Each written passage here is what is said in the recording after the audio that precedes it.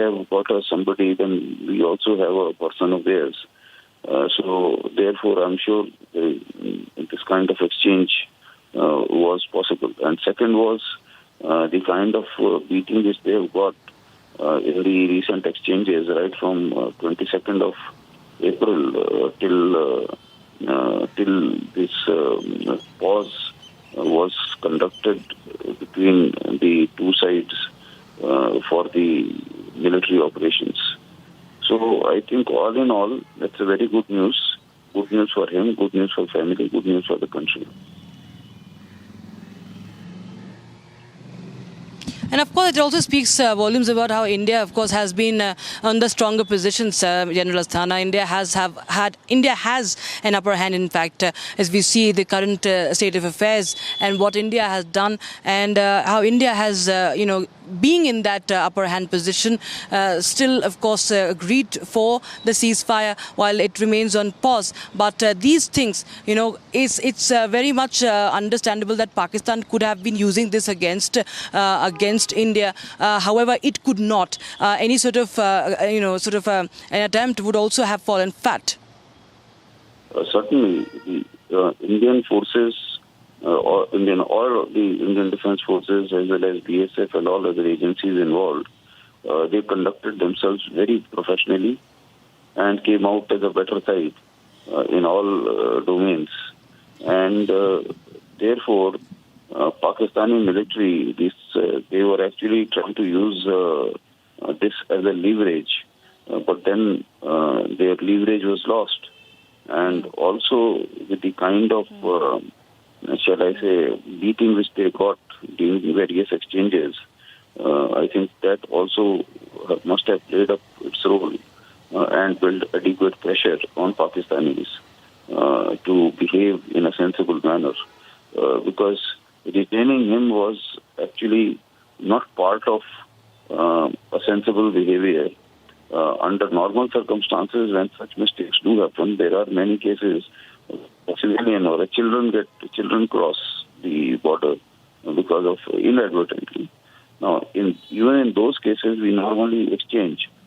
Similarly, there is a mechanism of the border meetings, and specifically for this, sometimes the cattle also cross inadvertently.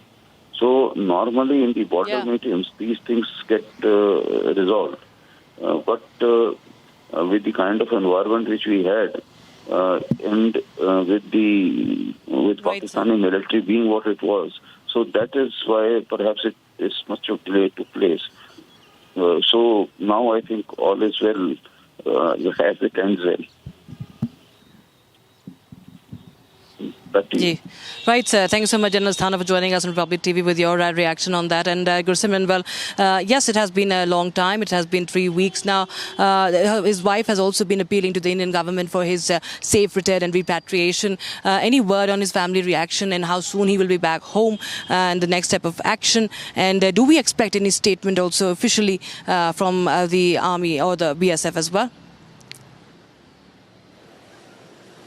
Sir, the BSF has already issued a statement in which they have said that today morning at around 10:30, the BSF Jawan Purnam Kumar Shaw, he was handed over back to the Indian authorities by the Pakistani Rangers. This was done at the joint checkpost of the which is also known as the integrated checkpoint, Attari, Wagha, by the Pakistani authorities to the Indian side. And this has happened in a flag meeting that was held by the senior commanders, on-ground commanders, the commandant level meeting that was done on the borders. This is a series of meetings. There have been more than half a dozen meetings that have taken place between the BSF and the Pakistani Rangers, but Pakistan that was trying to go on the negotiating terms for the return of the BSF Jawan P.K. Shaw, that has fallen flat after the Operation Sindhur that was carried out on the 7th, 8th, 9th and 10th, because these 4 days have totally changed the dynamics where we were operating. And now the BSF knew that Pakistan is under immense pressure, and they have succumbed to that pressure, and now they have released the BSF Jawan P.K. Shaw. We'll be rolling back right after this short break on Republic TV as BSF gets back its Jawan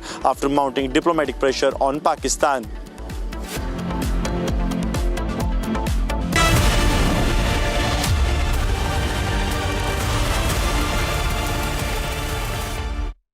यार market कैसा ऊपर नीचे होता है।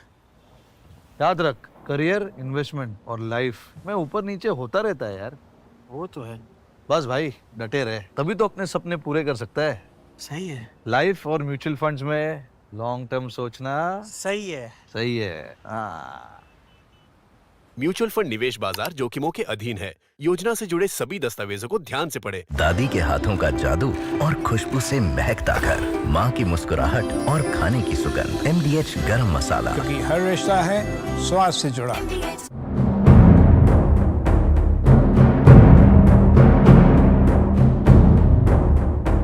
We can see that how army personnel are carrying out operation to defuse the shells from the Pakistan which didn't explode, and right now we can see that this is the shell in the hands of the army personnel which didn't explode at all.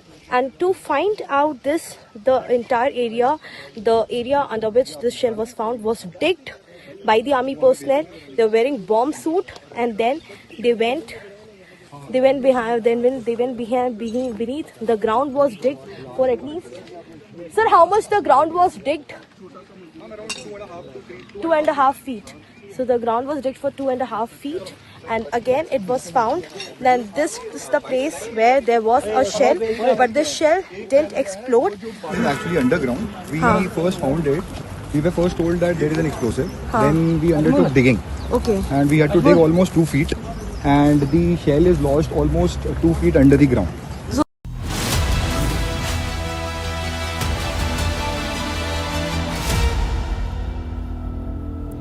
All right, viewers, getting in some more piece of breaking news now. A day after 3 terrorists were neutralized in Jammu and Kashmir Shopian district, a huge cache of arms and ammunition have been recovered from the encounter spot. Now, this is the latest piece of breaking news that we are getting in, and those are the visuals on your screens.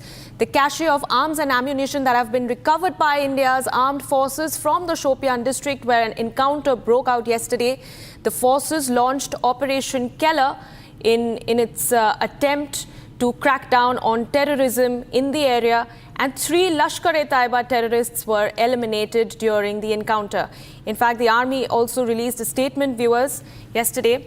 And the statement said that based on specific intelligence of a Rashtriya Rifles unit about the presence of terrorists in Shopian area, the Indian Army launched a search and destroy operation, during which the terrorists opened heavy fire and a fierce gunfight ensued, after which 3 Lashkar-e-Taiba terrorists were eliminated.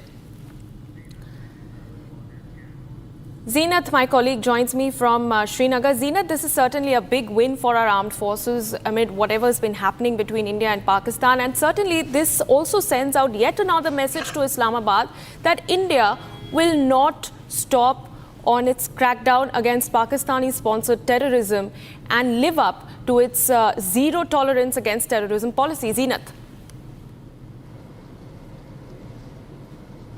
Of course, the government is living on its policy that zero tolerism towards the terrorism, and a crackdown on a terror in the Kashmir Valley continues. We've been seeing yesterday in an input that was received by the Indian Armed Force, the Rashtriya Rifles, about the presence of the terrorists in the Keller, Shopian, about the terrorist movement, and accordingly they swung into an action. In fact, the 3 terrorists that were neutralized were the local ones. One was from the Pulwama and the rest 2 were from the Shopian district itself, where the operation was reported. Now the visuals that we beam on screen are the recoveries that the Indian Army had made from these terrorists, from the slain terrorists. That includes the AK-47 rifles, the magazine, the grenades that you see on the screen, the wallet with the money, currency notes, watches, eatables, and all other detonators. In fact, the wireless communication sets were recovered, and also the explosive, the ID-related material was recovered by the Indian Army during this Operation Killer. This resulted into a killing of the 3 local terrorists. In fact, there was no collateral damage that was witnessed in this operation. So we say this was a swift, clean and clear operation, and we see the operation all out continues in the Kashmir and the Jammu itself. We've been seeing the operation started early morning after getting the credible leads. The terrorists hiding in the dense forest fired upon the army, triggering an encounter. The local boys of the LAT, the Lashkar-e-Taiba, the mouthpiece, That is one of the Pak-based terror outfit in the Kashmir Valley.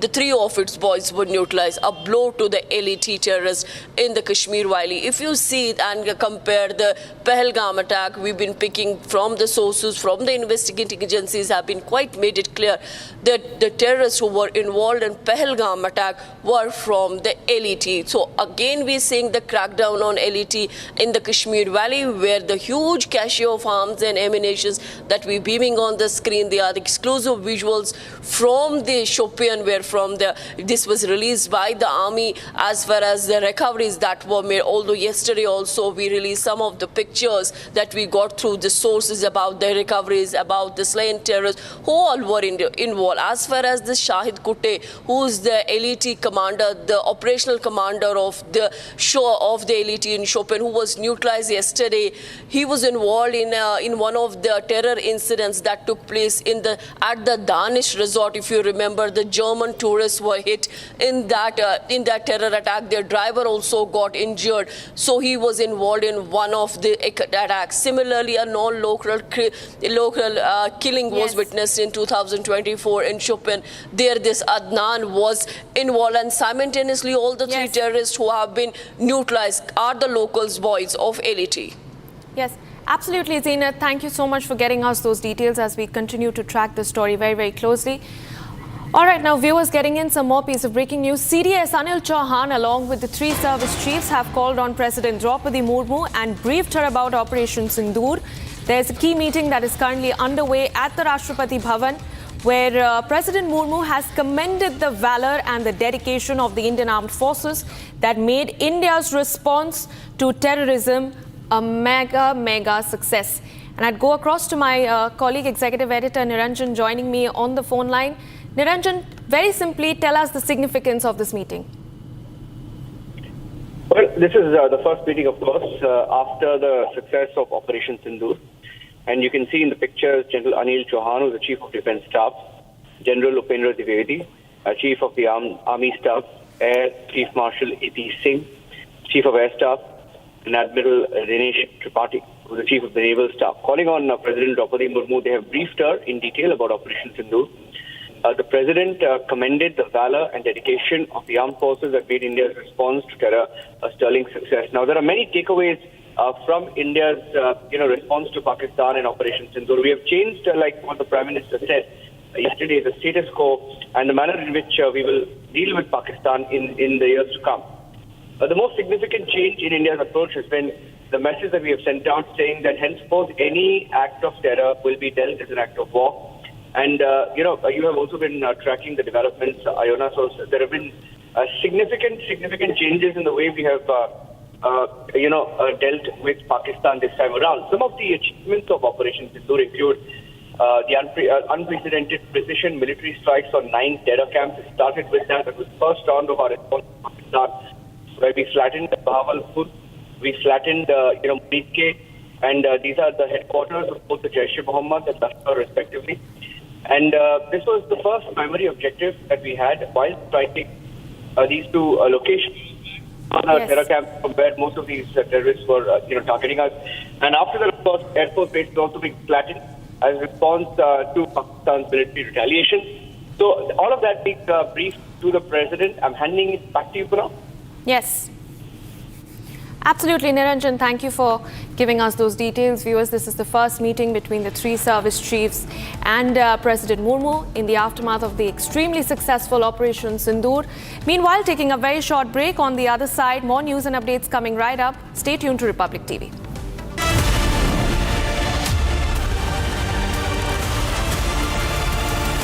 ये है secret recipe MDH का जीरा SIP जल जीरा मसाला।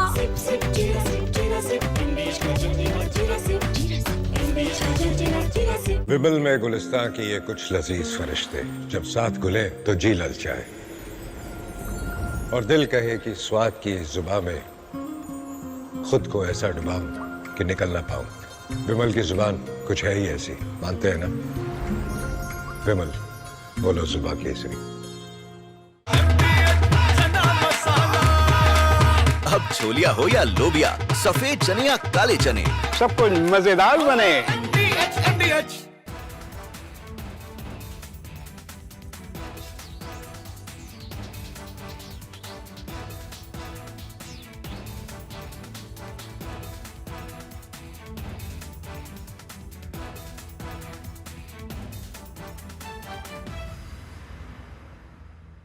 BrahMos is a most potent weapon in the inventory of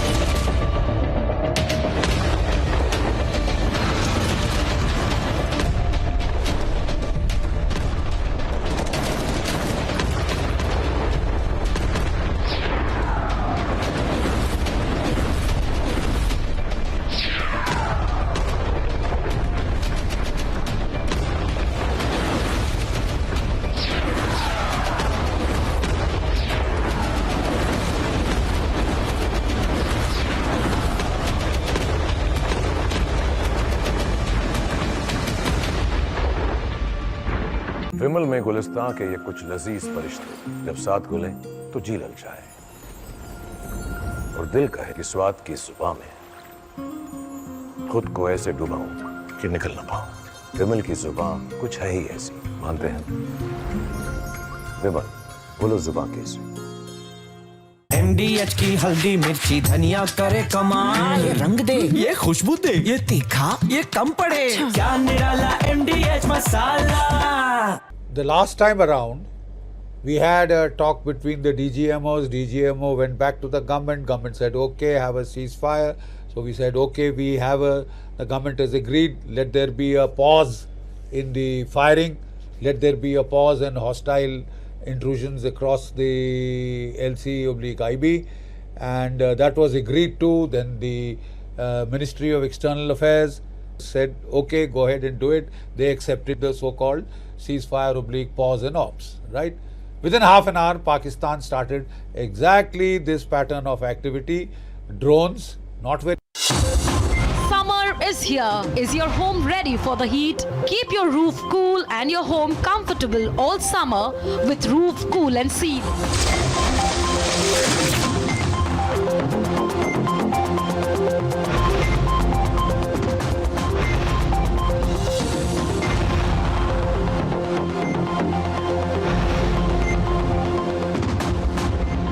पसीना मत बहाओ, Berger roof cool and seal लगाओ।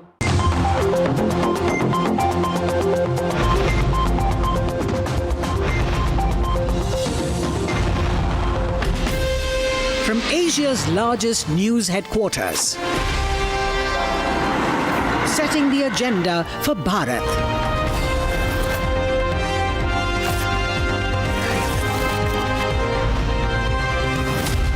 You're watching Republic.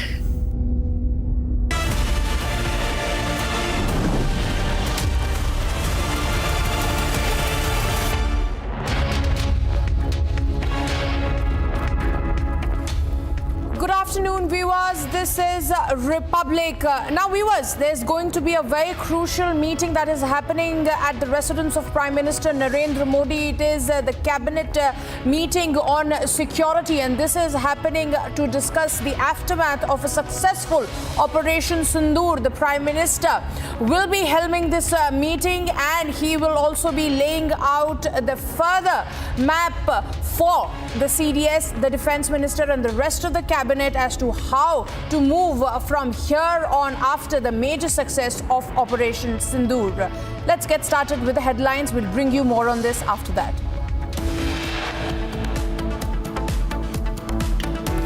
BSF Jawan handed over to India, who was in Pakistan's custody since April 23rd.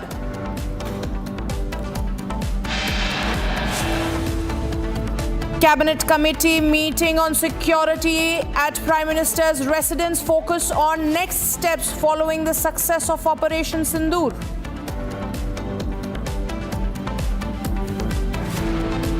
Pakistan अपनी हरकतों से बाज नहीं आया। आतंकवाद के विष बेल को पालने पोषने में योगदान दे रहे थे, उनके बीभत्स कृत्य की सजा दी गई।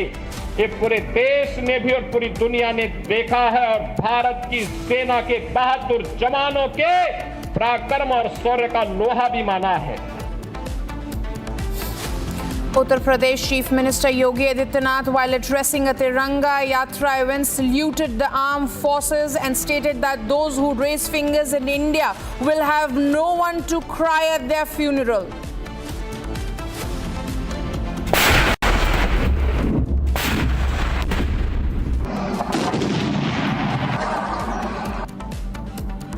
Republic has access to video evidence showing how 16 Pakistani posts were destroyed by Indian forces between May 6th and May 10th.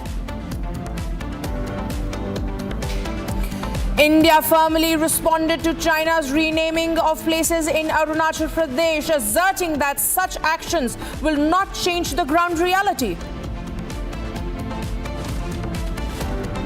Chinese mouthpiece account Global Times that peddled fake news on Operation Sindoor withheld in India.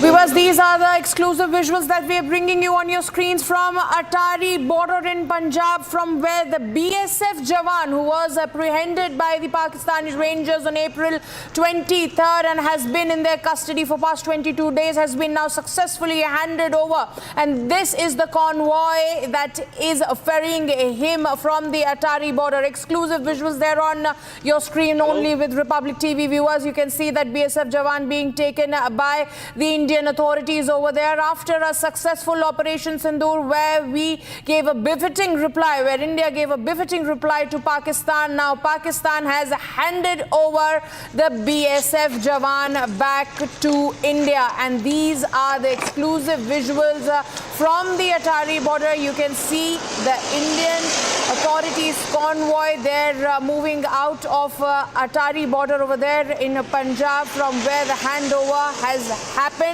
And these visuals remain on your screen, exclusive only on Republic TV viewers.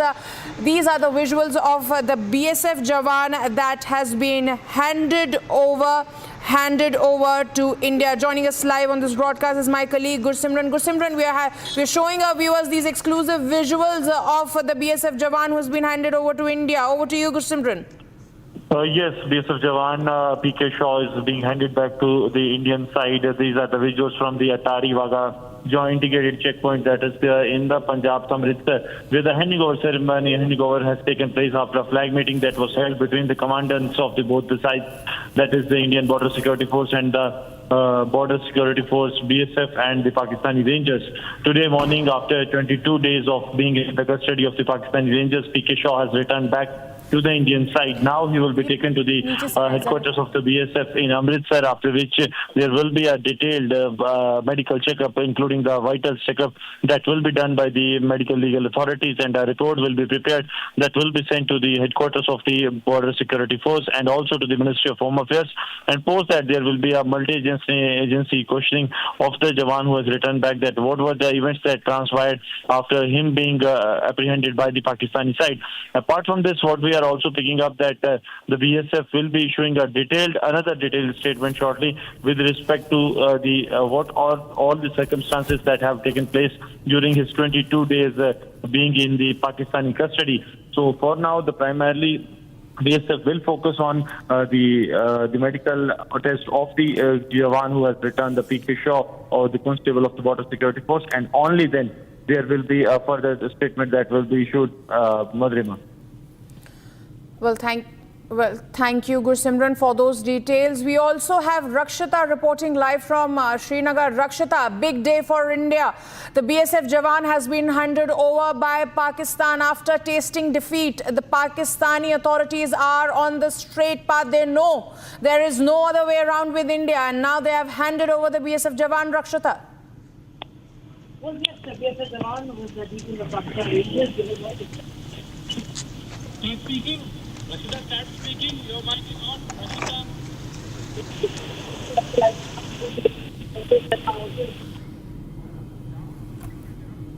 These are the visuals, viewers, after tasting defeat to the hands of India during Operation Sindoor. Now Pakistan is walking on the straight line because they know there is no question of misbehaving with India, and it knows that they have to get onto the straight path if they have to live prosperously. Rakshita, these are the exclusive visuals that we are bringing for viewers from Attari. The BSF Jawan has been handed over. Like I was saying, that Pakistan knows that they have to walk on the straight path if they have to live prosperously and with peace, because India is not going to tolerate any tantrum from Pakistan. Rakshita. Absolutely, he has been there since the 22nd of April. In fact, he had been across the border for more than 3 weeks, and the fact that it never takes so much of time. It's not the first time that any security personnel from either side has inadvertently entered the cross territory. But yes, this time we were expecting that the negotiations will happen, and this is much before the escalations. Yes, there was a diplomatic strike and the water strike that was the first step of action from India. But there were not much of tensions across on the border side. If you see that there were ceasefire violations, so the tensions were brewing day by day. But this detention of by the Pakistani Rangers of the Indian BSF Jawan was a matter of concern, because there were many flag meetings that were scheduled, and all we would learn is that they were delayed. There were some meetings that were happening, there were negotiations that were on, but there was no word from, there was no official word as to, there was no certainty that was expressed. And this, of course, raised an alarm that what is Pakistan trying to do? Is Pakistan trying to take advantage of the situation, the tension that have been escalating? But in the end, it doesn't matter for Pakistan, because India has an upper hand, and Pakistan cannot, in fact, arm twist India, with the Pakistani Rangers having our own Jawan in their detention. But yes, it took a long time. That also raises questions on Pakistan Rangers or the Pakistani intention as well. But as we have the good news that the Jawan has returned, we have to wait and watch as to what he says, because his statement will be recorded. And what does he describe? Was he treated right? Was he safe? Was he, how his vital parameters will also be tracked. His health will be, he'll undergo a medical checkup as well. So that will also make a lot of clarity as to how he was treated over there and what were the Pakistani intentions. Well, absolutely, Rakshita. Thank you for those details. Viewers, these were the exclusive visuals that we bring you from Attari. The BSF Jawan that was apprehended by the Pakistani Rangers has now been handed over. Moving on, viewers, more breaking news coming in. India is not going to withhold Chinese government mouthpiece Global Times and their news agency Xinhua has been blocked by India. Chinese mouthpiece account that peddled fake news on Operation Sindoor has been withheld in India. Now, this is the second strike after Global Times. Now, Chinese mouthpiece outlet X account of Xinhua has also been withheld by India. So this is a direct message, viewers, to the entire globe that India is not going to tolerate anything that is against the national interest. Joining us live on this broadcast is our executive editor Niranjan Narayan Swami. Niranjan, India is not withholding. Second Chinese media outlet has been withheld in India. Niranjan. Madhurima, it's about time, because, there was a feeling that such handles have, gone unchecked for a very long time, especially on the back of Operation Sindoor, when we are sharing critical information of the operation, etc. There was a deliberate attempt to spread propaganda, mostly pro-Pakistan, pro-Chinese propaganda and anti-India propaganda on social media to the Indian consumers. The Global Times especially has been a mouthpiece along with Xinhua, both mouthpieces of the Chinese government, paid for and taken care of with the Chinese government. They basically paid trolls of the Chinese government. And they have put out very controversial details, all fake news, fake propaganda, especially about shooting down our fighter jets. Now, Global Times is known for its so-called Chinese nationalistic tones. It's directly affiliated to the Chinese Communist Party. And that, along with Xinhua, have gone ahead and taken a pro-Pakistan Air Force stand, mostly propaganda. Because none of these, either Xinhua or Global Times spoke about us striking either the terror camps or the Air Force bases or flattening their, terror infrastructure. Instead, they focused on propaganda of our jets being shot down. Most of it was imaginary. They claimed that Pakistan Air Force had shot down an Indian fighter jet in retaliation, etc. Now, all of these fake claims were by citing unnamed Pakistani military sources. So essentially, they were being operated as and used as the Pakistan mouthpiece, except that the Chinese mouthpieces have a bigger reach, Xinhua and Global Times. So they were spreading lies by quoting Pakistani military sources which don't exist, because Pakistan itself has admitted that they've lost a few planes. And our, Air Force, Army and Navy and the joint briefing that has been held in the last few days have given out clear details of how many flights we've taken down, saying that though we don't count body bags, we have caused significant amount of casualties, including 35 to 40 personnel, by conservative estimates, in killing over 100 terrorists. Now, none of these were being, reported by the Chinese media. The Chinese media instead focused mainly on Indian jets being shot down, and that was because they want to promote their J-10 and their JF-17 fighter jets, and that was their limited motive. Back to you for now. I think we've done a great job by taking these handles down. Madhurima. Well, thank you, Niranjan, for those insights. Now, viewers, getting in more breaking news. We are sharing you that still, that particular moment when the handover happened. These are the first visuals only on Republic TV, viewers. As you can see that the BSF Jawan Purnam Kumar Shaw, who was in the custody of Pakistan Rangers since April 23rd, 2025 this year, and was handed over to India today at 10:30 a.m. through the joint check post at Attari border, Amritsar. The handover was conducted, that was what we are learning, peacefully and in accordance with the established protocols. So this is the exact visual when the handover happened. Exclusive visuals right there on your screens, only on Republic TV, viewers. As you can see that the handover is being taken place. We just a couple of minutes back we got you those exclusive visuals of that convoy getting out of the Attari border, and now after that we have this exact moment where our BSF Jawan was handed over to Indian authorities,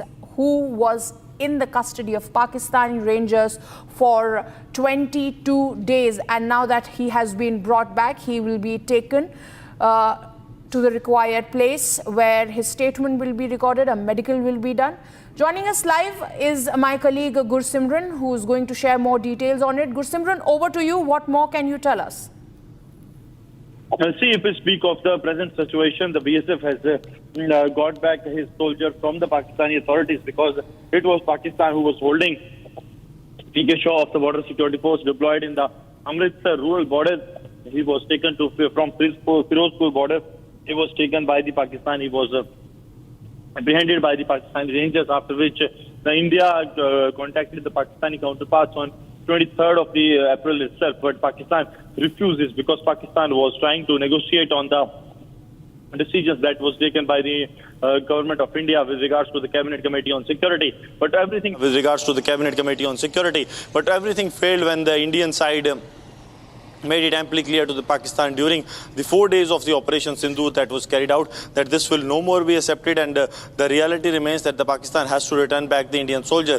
Now what we are learning from the sources in the BSF that very soon the BSF will also be issuing a statement with regards to the fate of the Pakistani ranger who crossed over to the Indian side and was in the custody of the BSF. That update will also be shared by the BSF National Capital. Apart from this, now a protocol will follow. The established SOP is there that once someone crosses over to the Pakistani side and returns back, first the vital medical checkup will be done. That includes a detailed checkup. That report will be sent to the Department of the Border Security Force, that is the DG's office, and also to the MHA. That will be shared by the DGBSF. Second is that the debriefing will be done by multiple agencies because he has been in Pakistan for over 22 days time. So there lies no probability that there could not be questioning. There will be questioning that where he was kept, what kind of behavior he was actually have gone through in last 22 days. Because see, he is not a prisoner of war or he has not crossed over to the Pakistan that poses threat to the sovereignty of the Pakistan. It was a mistaken crossing that has been made amply clear to the Pakistan. So the Pakistan response is also expected to be on the similar lines. Now it has to be seen what lies next. But yes, we are told that he has been now handed over back to the Indian authorities, and now his medical checkup and other legal formalities will follow. Well, thank you, Simran, for those details. We'll keep coming back to you as the BSF Jawan has now been handed over to Indian authorities. He was the Jawan who was with the Pakistani Rangers custody for past 22 days.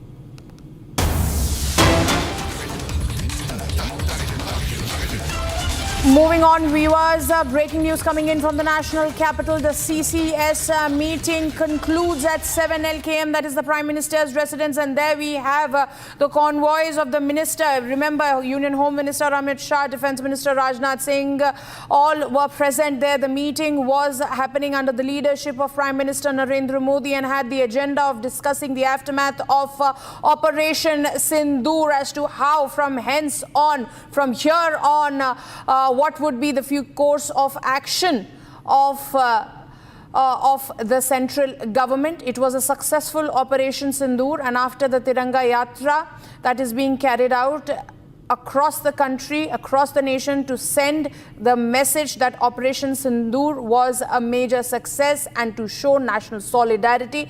We have the CCS meeting that has concluded. This was being held at Prime Minister's residence. There are those visuals over there on your screen, viewers, where you can see Prime Minister with his cabinet discussing the crucial issues. Joining us live on this, Riyanka, is my colleague Riyanka, live from outside Prime Minister's residence, 7 LKM. Riyanka, what were the agenda? As we know, the agenda was the aftermath of Operation Sindoor, but what are your sources telling you? What did the Prime Minister say to his cabinet on the security? Riyanka. Well, this was the third meeting of the Cabinet Committee on Security that took place today under the leadership of Prime Minister Narendra Modi at his residence. The meeting began roughly at around 11 a.m. As the leaders started arriving, and it went on till 11:40. Post 11:40, the Union Cabinet meeting began, where all the leaders of the Cabinet were, of course, told about the Operation Sindoor. That is what we understand from our sources. Also, the aftermath of Operation Sindoor is something that was a part of the deliberation and discussions between all the leaders who sat together. Now it looks like the cabinet meeting has also concluded, but as what I can see from the ground, that the convoy of the leaders are still awaiting outside the Prime Minister's residence. On the other hand, it is expected that there should be a cabinet briefing, because that is what we see, that there is the cabinet that comes forward and briefs the media regarding what decisions have been taken. But at this point in time, what we understood from internal sources, that there are discussions and deliberations which were on the agenda regarding the policy changes, regarding the sanctions against Pakistan in movement of a roadway forward, because we see that on one hand, with the Indus Water Treaty held in abeyance until and unless Pakistan continues its, or rather unconditionally stops its cross-border funding into terrorism, that particular treaty is going to be in abeyance. And looks like that few of the convoys of the leaders are currently moving out of the Prime Minister's residence, is what I can see. But yes, very key meeting, crucial meeting that was held at the Prime Minister's residence. Let us show you these visuals from outside 7 LKM. And on the other hand, we also understand, like I was mentioning, the sanctions against Pakistan at this point in time, the policy changes against Pakistan at this point in time could be one of the key, talks of this particular meeting that was held, and of course the reviewing of the security situation across the border areas. And we also know that Operation Sindoor has not concluded at the moment. We understand that if Pakistan retaliates, there will be a double retaliation from the side of the Indian military. That is an understanding which has been reached when the de-escalation was taken forward. But these meetings that have happened today, it shows that the government is very clear about its stance against zero tolerance into terrorism, as well as they are, of course, preparing the roadmap and strategies moving forward. Well, thank you, Riyanka, for those details. Indeed, viewers, that was a very crucial meeting. And like Riyanka pointed out, there were some very, very urgent decisions that were taken place in the aftermath of a successful Operation Sindoor. Now, moving on, viewers, more breaking news coming in. The Confederation of All India Traders has called for a boycott of travel to Turkey and Azerbaijan by traders and citizens. The apex body representing the traders across the country has called upon Indian traders and citizens to completely boycott travel to Turkey and Azerbaijan in response to their open support to Pakistan amidst current hostilities. So a major decision coming in from CAT, that is the Traders Association of India, and they have asked citizens and traders to call for a complete boycott of travel and trade from Turkey and Azerbaijan. Bharat Pakistan के इस युद्ध सरी की स्थिति में तुर्की और Azerbaijan ने खुलकर के पाकिस्तान का समर्थन किया है। दोनों देश ये भूल गए हैं कि उनकी अर्थव्यवस्था में भारतीयों का क्या योगदान है। लगभग 3 लाख भारतीय प्रतिवर्ष तुर्की जाते हैं और लगभग 2.5 लाख भारतीय प्रतिवर्ष लगभग अजरबैजान जाते हैं। वहाँ पर हमारे बहुत से लोग समारोह करते हैं, शादियाँ करते हैं, बहुत सारा राजस्व भारतीयों की वजह से तुर्की और अजरबैजान को मिलता है। हम अब क्योंकि उन्होंने पाकिस्तान का समर्थन किया है, तो कोई भी पाकिस्तान का समर्थन करेगा तो भारत के व्यापारियों का प्रेम उनके साथ नहीं हो सकता। इसलिए हमने पूरे देश के व्यापारियों से और लोगों से आग्रह किया है कि अब वो समय आ गया है जब इन दोनों देशों को सबक सिखाया जाए। Well, viewers, joining us live on the phone line is Mr. Praveen Khandelwal. He's a BJP MP from Chandni Chowk and also the president of the Traders Association of India. Sir, a very, very strict call that has been made by the Traders Association. What is the reason behind it? Because we know that they do have made their intention clear in support of Pakistan. How is it going to bode for these two countries? Well, in the current situation of hostility, both Turkey and Azerbaijan have come openly in support of Pakistan, and that too against India, which has helped a lot both these countries. Normally, every year, about 3 lakh Indian tourists visit Turkey. And almost 2.5 lakh tourists visit Azerbaijan. They are contributing significantly to the exchequer of both these two countries. But now, since these two countries have taken side of Pakistan openly, the Federation of All India Traders has today made an appeal to not only to the trading community but even the public in general to block any future journey to both these two countries. And we are also, we are also discussing the ways and means to stop any kind of trade with these two countries. Let me remember you that when China attacked Galwan, from that day, the Confederation of All India Traders had given a call for the boycott Chinese product, which is still going on. It has an impressive track record. Likewise, this time, Mr. Khandelwal, I would like to ask you, Mr. Khandelwal, I would like to ask you if you could reply quickly as to what kind of loss will Turkey and Azerbaijan will incur if they lose Indian tourists and Indian traders? Well, if we take Turkey as an example, the year Turkey received around 62.2 million foreign tourists, with approximately 3 lakh tourists only from. And if we compare from 2023, it is an increase of almost 21% of Indian tourists compared to 2023. Total tourism revenue of Turkey stood around $61.1 billion, where the Indian tourists spent around $300 million in Turkey. So when there will not be any tourist of Indian origin in Turkey is going to incur a loss of around $300 billion, and it is a small amount. And same is the situation with Azerbaijan.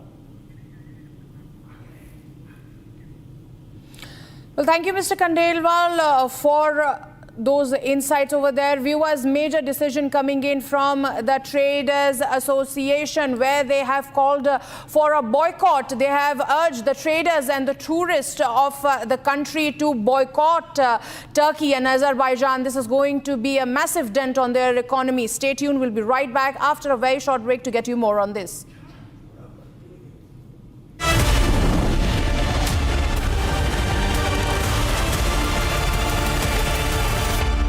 Amity has been ranked amongst the top 3% universities globally, a testimony to Amity's globally benchmarked quality. विमल में गुलिस्तां की ये कुछ लजीज फरिश्ते जब साथ गुले तो जी ललचाए और दिल कहे कि स्वाद की इस जुबां में खुद को ऐसा डुबाऊं कि निकल ना पाऊं। विमल की जुबान कुछ है ही ऐसी, मानते हैं ना? विमल, बोलो जुबां केसरी। MDH की हल्दी मिर्ची धनिया करे कमाल, ये रंग दे, ये खुशबू दे, ये तीखा, ये कम पड़े, क्या निराला MDH masala.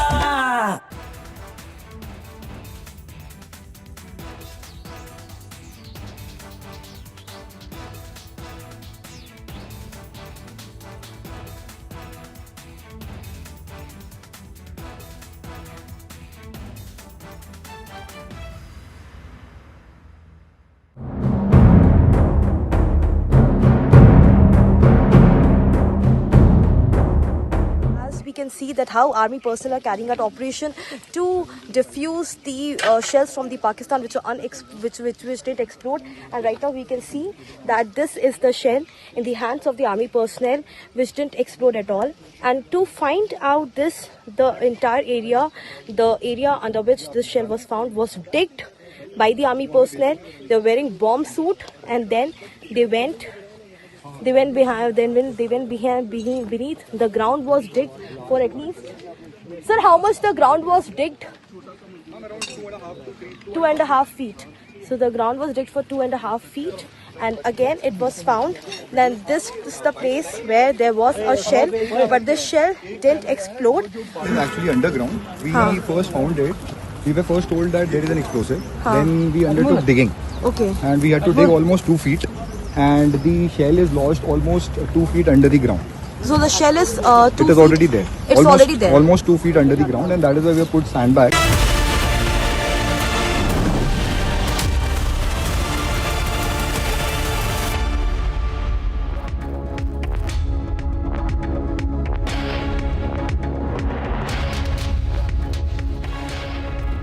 Welcome back, ladies and gentlemen. You're watching Live and Breaking with me, Krutat Patnaik, at 12:30 p.m. this Wednesday afternoon. The top story remains there's a massive action going on against international propaganda. First it was China, now perhaps it's Turkey. I'll bring you all the details on that story in just a moment. But as always, let's start this Live and Breaking bulletin with the headlines. Big diplomatic win for India. BSF Jawan, who was in Pakistan custody since April 23rd, handed over at the Attari border.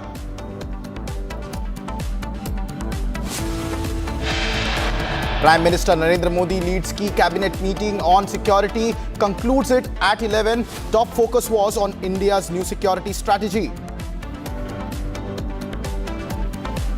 Chinese mouthpiece account Global Times and Xinhua have been peddling fake news on Operation Sindoor, now have been finally withheld in India.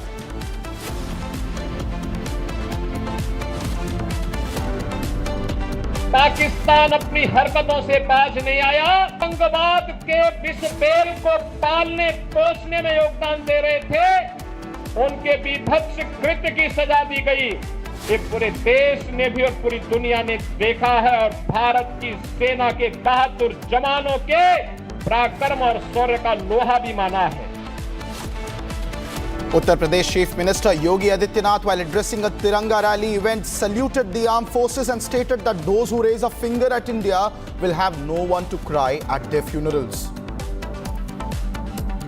Confederation of All India Traders calls for complete boycott of travel to Turkey and Azerbaijan by the traders and citizens over their support to Pakistan.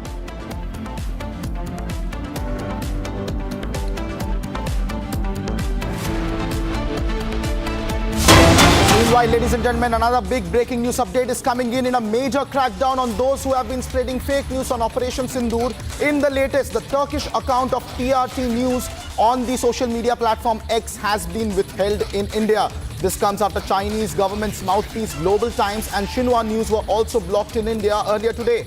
The Chinese mouthpiece account that peddled fake news on Operation Sindoor was withheld in India earlier today, after which Global Times, the second Chinese mouthpiece account of social media X, was also held in India. Now there is more action on TRT. I have my colleague, Senior Executive Editor Abhishek Kapoor joining us with more details on this story. Abhishek, do tell us about this action on Turkey and China and their mouthpieces. Well, Krutarth, you see, this is not fake news peddling. This is agenda peddling. This is propaganda peddling. In the case of both TRT World and Global News, Global Times. Remember, TRT News is the official broadcaster, national broadcaster of Turkey and Turkey, as they prefer to call themselves now. And of course, Global Times is a pamphlet and a broadsheet that peddles Chinese narrative and Chinese Communist Party narrative. You know, if you talk to the people in Beijing, they say, no, don't listen to Global Times, which is more tabloidy, listen to China Daily. But the fact of the matter is that Global Times very frequently, more honestly reflects the Chinese wolf warrior mindset than anything else. So for India to be taking this position is a clear message that we are, this time, a certain Rubicon has been crossed, a certain new normal is established, a certain red line is drawn. And remember, this is part of a larger campaign that India has carried out since the launch of Operation Sindoor. So while Operation Sindoor took care of the military objectives, parallel diplomatic offensive has been launched by way of a massive outreach, and then of course cleansing the social media platforms of all these handles and agencies that have been pushing subtly or otherwise Pakistani narrative or any narrative which is inimical to India's interests. Over 8,000 handles have been asked to be withheld or blocked, and now that long list also has Turkey's TRT World and China's Global Times.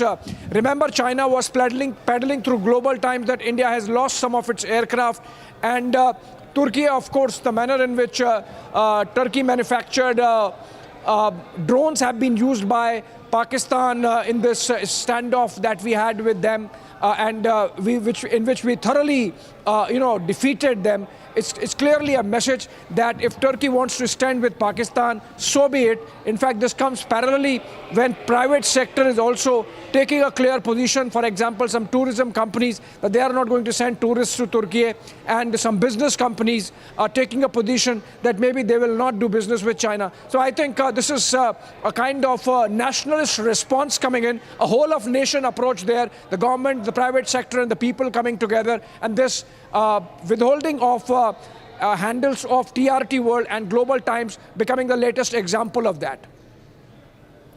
Thank you very much, Abhishek, for those updates. As we see a severe crackdown now on TRT and Chinese mouthpieces in India, we'll be bringing in more details on the information wars and the agenda peddling around Operation Sindoor and the crackdown by the government. Meanwhile, ladies and gentlemen, another big breaking news update is coming in, where celebrations have erupted after BSF Jawan, who was in Pakistan's custody, was handed back to the national nation. This is the big breaking news update. The BSF Jawan Purnam Kumar Shaw, who has been was in custody, in fact, of Pakistan Rangers since 23rd of April 2025, was officially handed over back to India at 10:30 this morning through the joint checkpost at Attari, Amritsar. This handover was conducted peacefully in accordance to well-established protocols, and another braveheart of India, who was captured by the Pakistani Rangers on 23rd of April, has finally returned back home. These are the visuals coming in from the Wagha Attari border, where he was handed over at around 10:30 a.m. this morning, following due protocol established between India and Pakistan. That's the big breaking news update. I have my colleague Gursimran also joining us with more details on that story. Gursimran, do tell us what's the latest.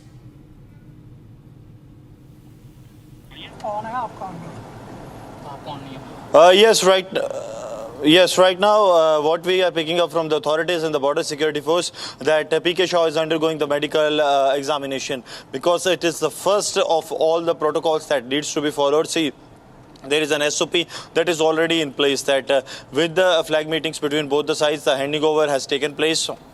The Indian BSF soldier, BSF Jawan, is back into the Indian Border Security Force, and now we are learning that he's undergoing a medical test, after which a detailed report will be made, and this report will be submitted to the DG of the Border Security Force, and he further will be submitted to the Ministry of Home Affairs, because it's very crucial that after 22 days in the custody of the Pakistan, and that too under the circumstances which we all have seen, that have seen the maximum escalation between both the sides post 1999, when both the countries were on the verge of the war and even used the ballistic missiles. So now his medical examination will be done, and post that there will be a debriefing that will be done, not only by the BSF, that is what we are getting to know, but also the sister intelligence agencies will be asking him several questions, because he has been in the enemy's territory for 22 days, and what all he has gone through, including the mental trauma that he has gone through. Pakistan was reluctant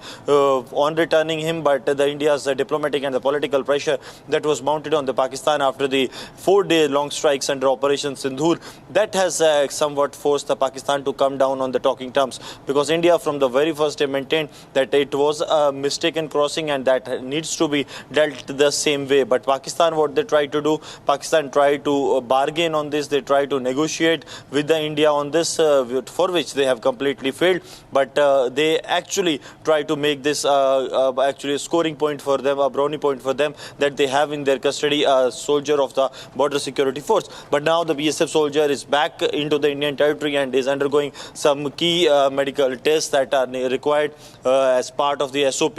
Also, what we are picking up, that there will be a statement that will be issued with regards to the fate of the Pakistani ranger that is in custody of the BSF that was apprehended in Rajasthan. That will be issued by the BSF, and there will be more clarity on this, because till the date there has not been any official statement that has come forth from the Border Security Force with regards to the Pakistani Rangers that they have captured in the Rajasthan frontier. Thank you very much, Gursimran, for those details. It's going to be a long day for Purnam Kumar Shaw as he goes to medical tests now, and followed by a debriefing by the agencies.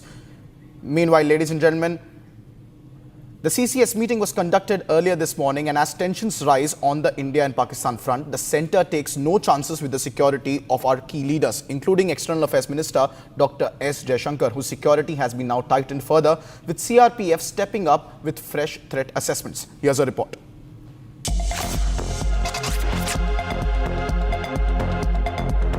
External Affairs Minister Dr. S. Jaishankar's security has been significantly upgraded amid rising regional tensions.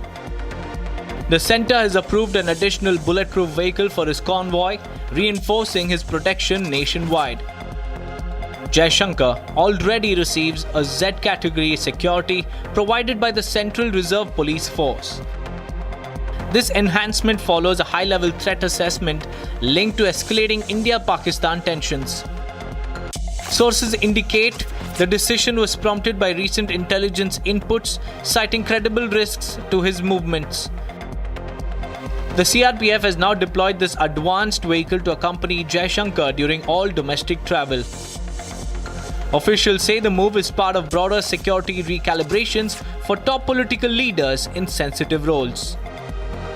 In the aftermath of the resounding Operation Sindoor, the safety of top political figures remains a top priority for the centre. Meanwhile, ladies and gentlemen, it's day 2 of the Tiranga Yatra that was kicked off with Chief Minister Yogi Adityanath of Uttar Pradesh leading the march in the capital city of Lucknow.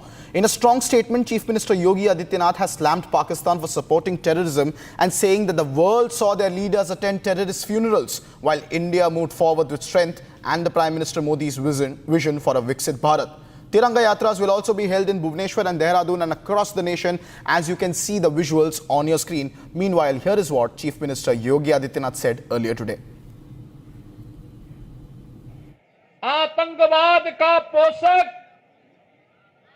Pakistan और उसके आका इस पूरी घटना में मौन बने रहे। स्वाभाविक रूप से भारत के आन मान शान की रक्षा करने के लिए प्रतिबद्ध हमारी सरकार ने जब ये सारे के सारे प्रमाण देने के बाद भी पाकिस्तान अपनी हरकतों से बाज नहीं आया, तो अंततः ऑपरेशन सिंदूर का एक अभियान चलाया गया और आपने देखा होगा कि पहले दिन ही 100 से अधिक आतंकियों को और उनके परिवार से जुड़े हुए उन लोगों को जो प्रत्यक्ष रूप से इस पूरे आतंकी घटनाक्रम पर आतंकवाद के विष बेल को पालने पोषने में योगदान दे रहे थे, उनको जिस तरीके से उनके बीभत्स कृत्य की सजा दी गई, ये पूरे देश ने भी और पूरी दुनिया ने देखा है और भारत की सेना के बहादुर जवानों के पराक्रम और शौर्य का लोहा भी माना है। पाकिस्तान के द्वारा की गई हिमाकत को जिस मजबूती के साथ भारत के बहादुर जवानों ने, चाहे वो वायुसेना रही हो, थल सेना रही हो या नौसेना रही हो, इन सभी जवानों ने जिस मजबूती के साथ उसका जवाब दिया, दुनिया को संदेश भी दिया कि हम छेड़ेंगे नहीं, लेकिन कोई छेड़ेगा तो फिर उसको छोड़ेंगे भी नहीं। और भारत ने वह करके दिखाया है, जिसके सम्मान में आज पूरे देश के अंदर भारतीय जनता पार्टी के द्वारा ये तिरंगा यात्रा प्रारंभ की गई है। Meanwhile, ladies and gentlemen, a diplomatic row is brewing between the United States and India. And this all stems from what President Trump said earlier. The Indian government has now categorically denied US President Donald Trump's claims that he brokered a ceasefire between India and Pakistan in exchange for trade concessions. The Ministry of External Affairs has clarified that there was never a discussion that has taken place between India and US with regard to trade during the recent military escalation. Here's a report. The US president might want to take credit for the ceasefire agreement between India and Pakistan. He might also claim that it was him who brokered the ceasefire deal in exchange for trade concessions. We helped a lot, and we helped also with trade. I said, come on, we're going to do a lot of trade with you guys. Let's stop it. Let's stop it. If you stop it, we're doing trade. If you don't stop it, we're not going to do any trade. People have never really used trade the way I used it, that I can tell you. And all of a sudden they said, I think we're going to stop. But that is all it is, a mere claim. MEA spokesperson, while addressing a press conference, did not mince his words while rebutting the bizarre statements of Trump. From the time of Operation Sindoor, commenced on 7th May, till the understanding on cessation of firing and military action on 10th May, there were conversations between Indian and US leaders on the evolving military situation. The issue of trade did not come up in any of these discussions. MEA emphasized that the ceasefire was a result of India's effective military action against the Pakistan Air Force bases. The specific date, time and wording of the understanding was worked out between the DGMOs of the two countries at their phone call on 10th May 2025, commencing at 15:35 hours. The Foreign Secretary had made a statement in this regard, as you would be aware. The MEA in fact stressed that India's dialogue with other nations remained consistent throughout the ordeal.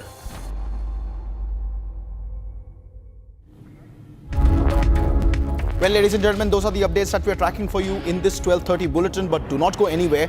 More crucial details emerging from the key CCS meeting that was held at Prime Minister Narendra Modi's residence earlier today. Stay tuned for the fastest updates on Republic TV. We'll be right back.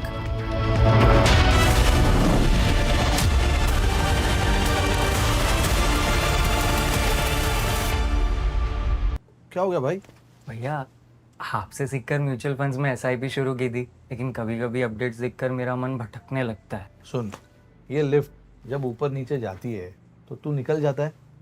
नहीं भैया, यही तो सही मंजिल तक ले जाती है। तो बस म्यूचुअल फंड्स का भी यही है, डटे रहेगा तो तू भी अपने सपनों के पास पहुंच सकता है। हाँ, बिल्कुल आपकी तरह। सही है।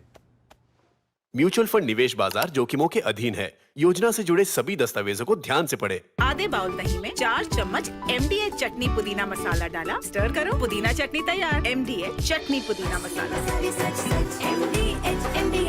BrahMos is a most potent weapon in the inventory of Indian Armed Forces. We have made a completely new weapon system, BrahMos, in the 2005 onwards, and this missile is a very, very credible missile. The range of this missile is 300 kilometer plus.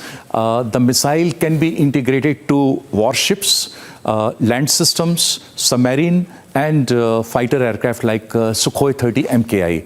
And this missile is having a weight of about 2.8 ton. The length around 10 meters, and we can have the range 300 and plus kilometers.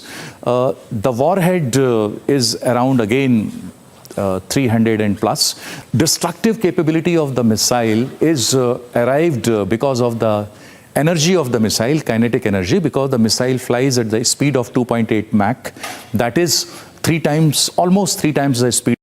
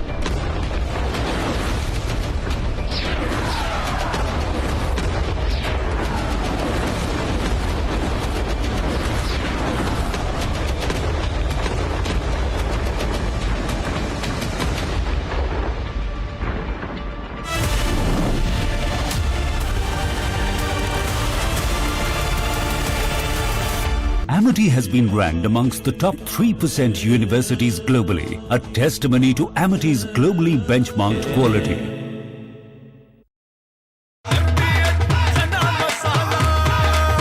अब छोलिया हो या लोबिया, सफेद चने या काले चने, सब कुछ मजेदार बने।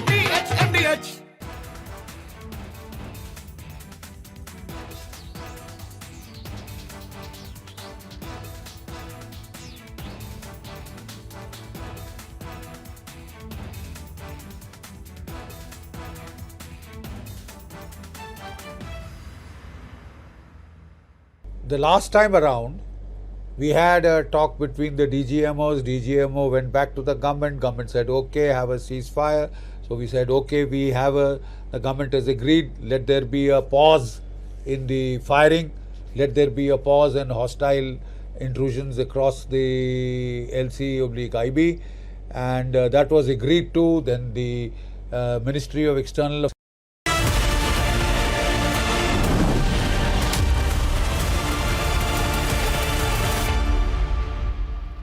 Welcome back, ladies and gentlemen. After last week, one thing is absolutely clear. Operation Sindoor is the new normal. India has sent a clear message to Pakistan that any aggression from across the border will be met with decisive retaliation. As Pakistan scrambles to cover up its failures from India's strike under Operation Sindoor, India has once again reaffirmed its stance. India does not seek escalation of the tension, but we will not hesitate to respond to terror. Here's a report. Ministry of External Affairs spokesperson Ranveer Jaiswal hailed the Indian Armed Forces for compelling Pakistan to seek a ceasefire.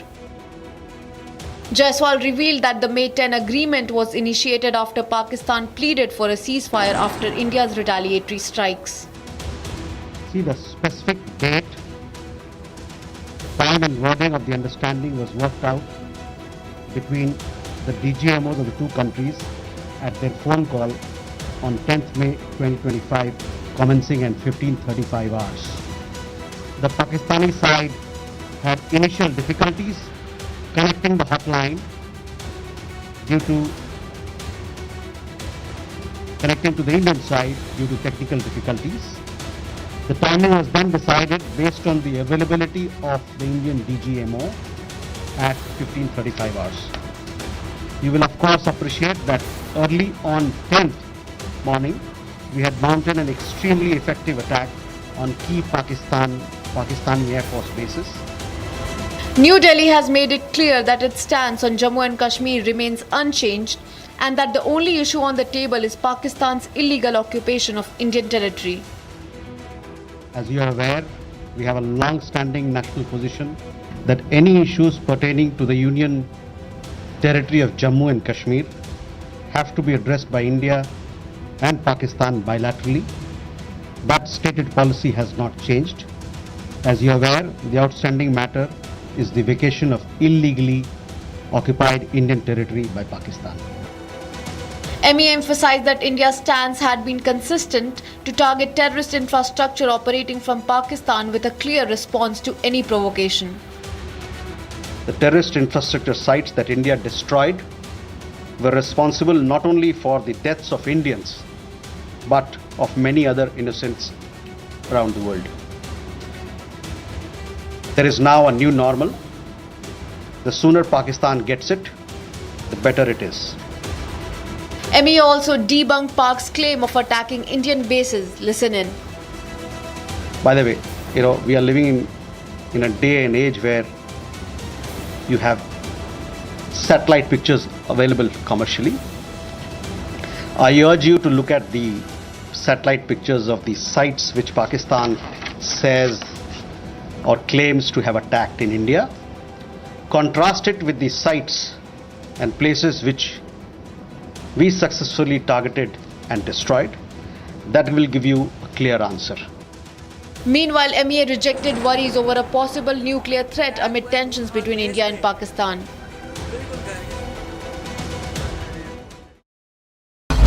Images come before my eyes, and in my own career, these images have influenced me, and I'm sure in your lives as citizens, these images have haunted you as well.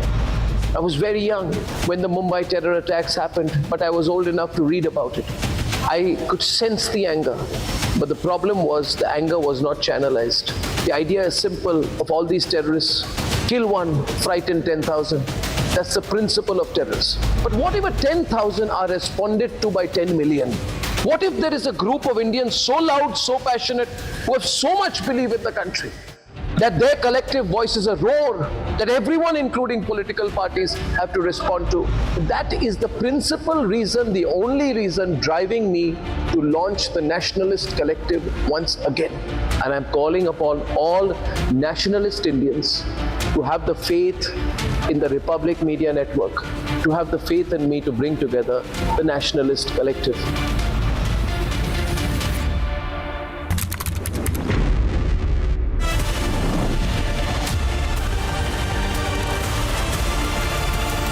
दादी के हाथों का जादू और खुशबू से महकता घर, माँ की मुस्कुराहट और खाने की सुगंध। MDH गरम मसाला, क्योंकि हर रिश्ता है स्वाद से जुड़ा। विमल में गुलिस्तां के ये कुछ लजीज फरिश्ते जब साथ घुले तो जी ललचाए और दिल कहे कि स्वाद की जुबान में खुद को ऐसे डुबाऊं कि निकल ना पाऊं। विमल की जुबान कुछ है ही ऐसी, मानते हैं? विमल, बोलो जुबान कैसी? MDH की देगी मिर्च, देगी मिर्च का तड़का, अंग अंग फड़का। MDH की देगी मिर्च।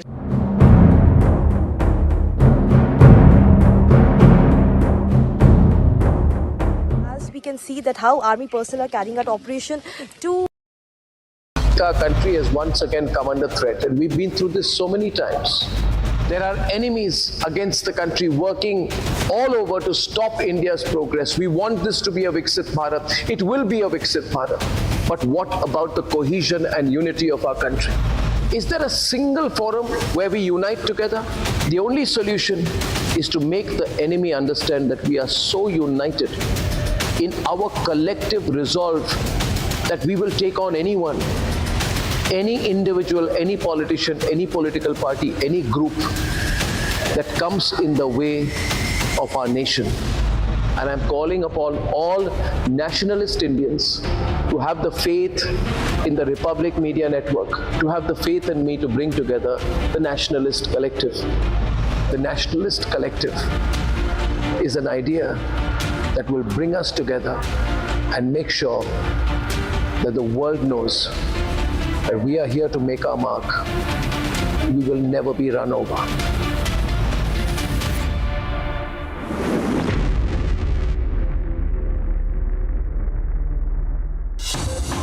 Summer is here. Is your home ready for the heat? Keep your roof cool and your home comfortable all summer with Roof Cool and Seal.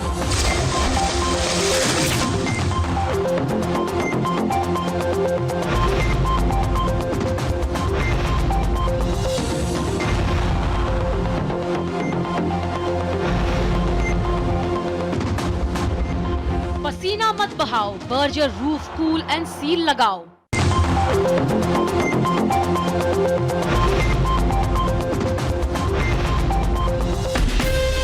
From Asia's largest news headquarters, setting the agenda for Bharat.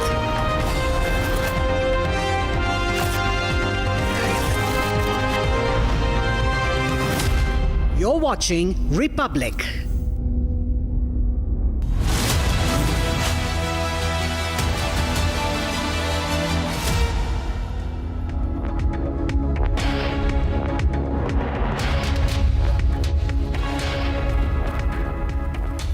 Hello and a very warm welcome. You're watching Republic TV. I'm Gesu Bharadwaj.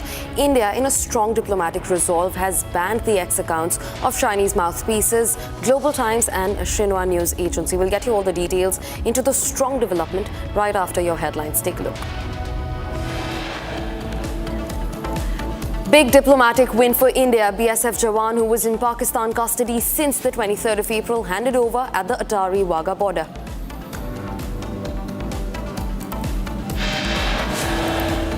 Prime Minister Narendra Modi led key cabinet committee on security meeting concludes top focus on India's next security strategy.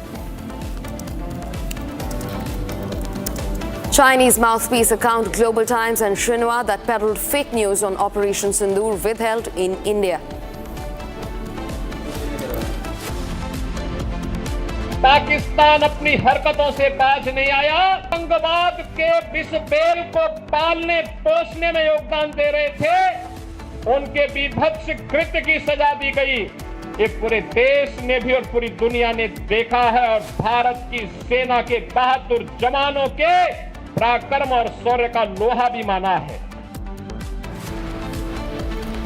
Uttar Pradesh Chief Minister Yogi Adityanath, while addressing a Tiranga Yatra event, saluted the Indian Armed Forces and stated that those who raise fingers at India will have no one to cry at their funeral. Confederation of All India Traders called for boycott of travel to Turkey and Azerbaijan by traders and citizens over their open support to Pakistan.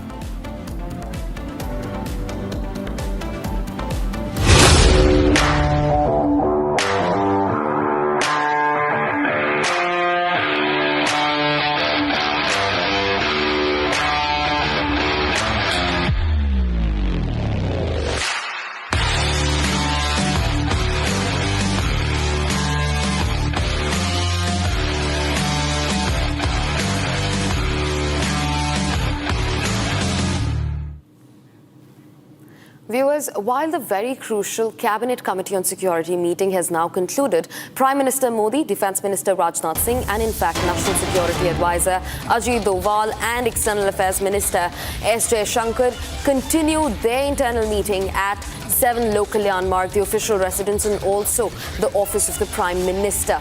This comes after the key CCS meet which was scheduled for 11 a.m. today has now concluded. However, the Prime Minister along with Defence Minister Rajnath Singh, National Security Advisor Ajit Doval and in fact External Affairs Minister S. Shankar are continuing their personal meeting at 7 Lok Kalyan Marg. Joining me on the broadcast is my colleague Riyanka to get us more updates into the matter. Riyanka, the CCS meeting is concluded. However, there is another meeting that's going on. Talk to us about it. What are you picking up?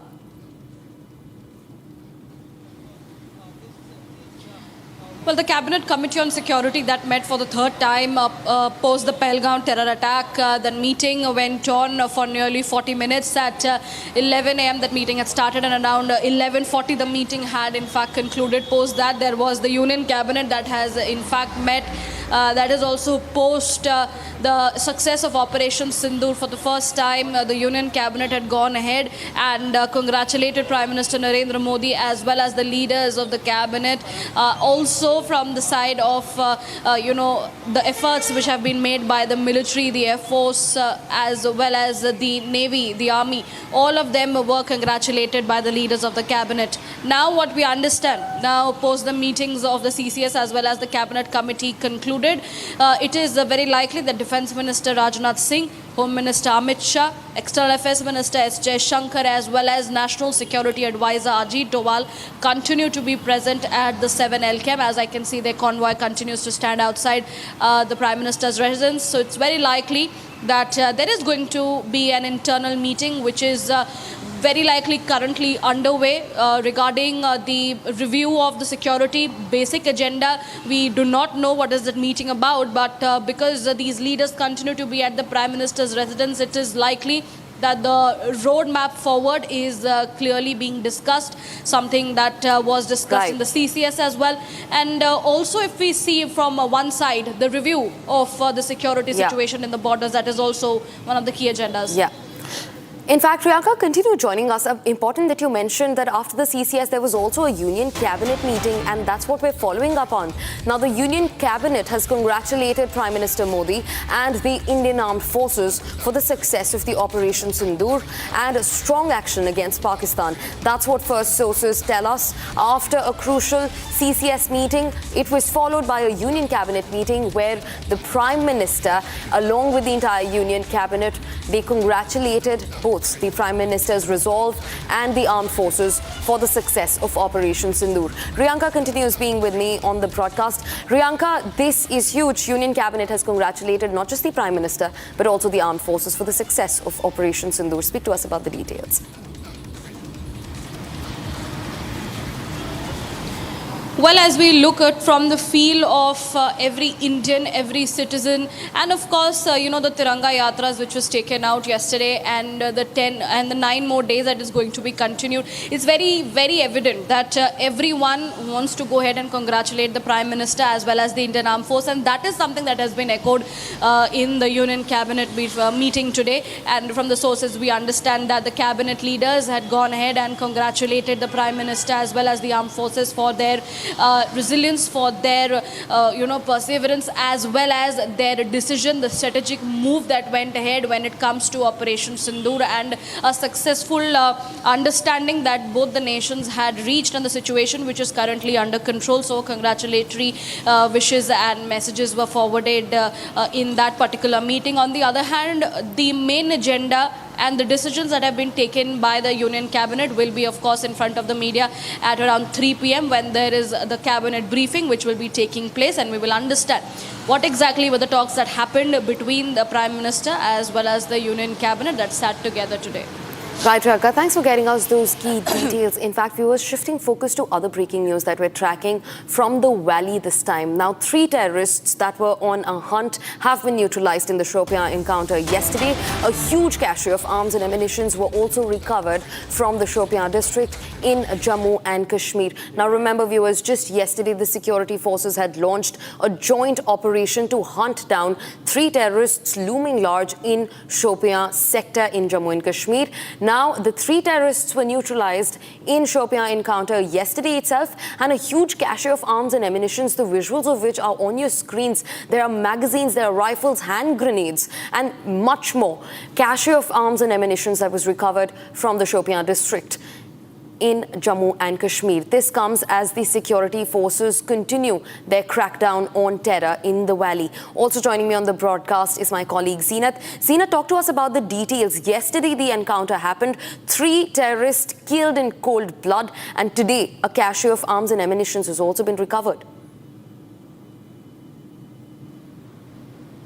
See, this is a recovery that was made by the army in the Shopian's killer operation. The operation was launched by Indian Army after getting the credible leads about the presence of terrorists in the upper forest belt in Keller, Shopian.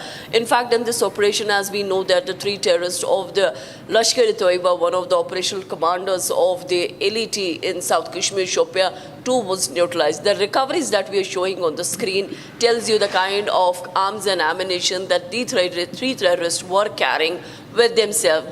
These recoveries were made after the terrorists were neutralized in the upper belt of Keller. As far as the recoveries are concerned, it includes AK-47 rifles, the magazine, grenades, detonators, explosive material, backpacks, their own eatables, the toothpaste, and the currency notes. In fact, the ID cards also confirm the ID that the terrorists who were neutralized in the operation are the local boys. The 3 local boys, 2 from Shopian and 1 from Pulwama. Meanwhile, if we see the terror history of these terrorists, as far as Shahid Kutte is concerned, he was involved in an attack. If you remember, recently there was an attack in Hirpura, Shopian, against the foreign terrorists in 2024 when they were in the resort having their dinner along with the driver, and Shahid Kutte along with his group tried to fire upon those foreign terrorists. 2 of them were injured, and also their local driver got injured.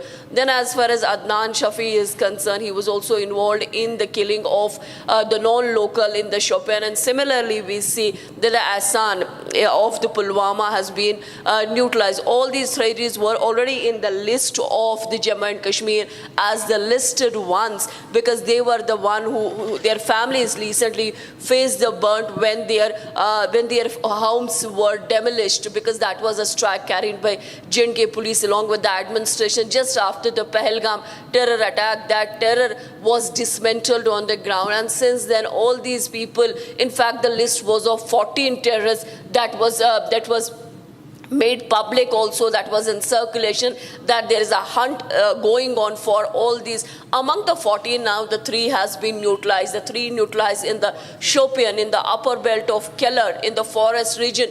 Yesterday, The operation was carried by the Indian Army. The armed forces carried this operation. There was no collateral damage, but a success to the forces. And this is the first operation, the successful operation where the dead bodies were retrieved. That took place in Shopian after the Pulwama, after the Pahalgam attack, I beg your pardon, the Pahalgam attack that saw the killing of around 26 people. Right, Zina, thanks for getting us those key details. In fact, Indian Army's Operation Keller in full force. In fact, viewers, shifting focus and getting you more news, this time from Uttar Pradesh. Now, Chief Minister Yogi Adityanath today led a spirited Tiranga Yatra in Lucknow, hailing the unmatched courage of the Indian Armed Forces and the resounding success of Operation Sindoor. In a fiery address, Yogi slammed Pakistan for silently supporting terrorism and declared that the world witnessed their leaders at a terrorist funeral, while India marched ahead with strength and the Prime Minister's vision of a Viksit Bharat. Take a look at this.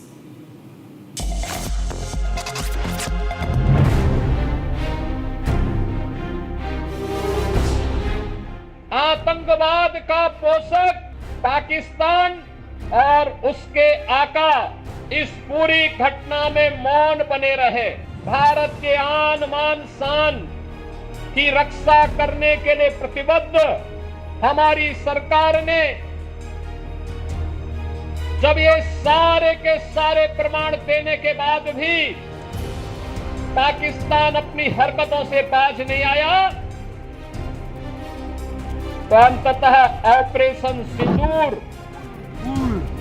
का एक अभियान चलाया गया और आपने देखा होगा कि पहले दिन ही 100 से अधिक आतंकियों को और उनके परिवार से जुड़े हुए उन लोगों को जो प्रत्यक्ष रूप से इस पूरे आतंकी घटनाक्रम पर आतंकवाद के विष बेल को पालने पोषने में योगदान दे रहे थे, उनको जिस तरीके से उनके बीभत्स कृत्य की सजा दी गई, ये पूरे देश ने भी और पूरी दुनिया ने देखा है और भारत की सेना के बहादुर जवानों के पराक्रम और शौर्य का लोहा भी माना है।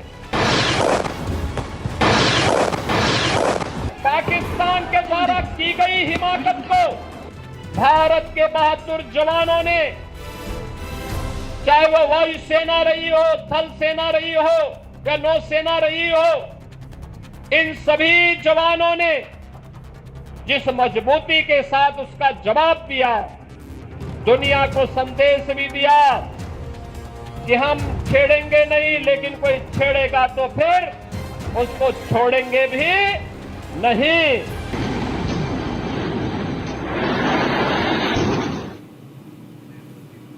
Viewers, Dr. Sudhir Kumar Mishra, the former CEO of BrahMos Aerospace, explains how India's next-gen supersonic cruise missile BrahMos NG is poised to revolutionize precision warfare.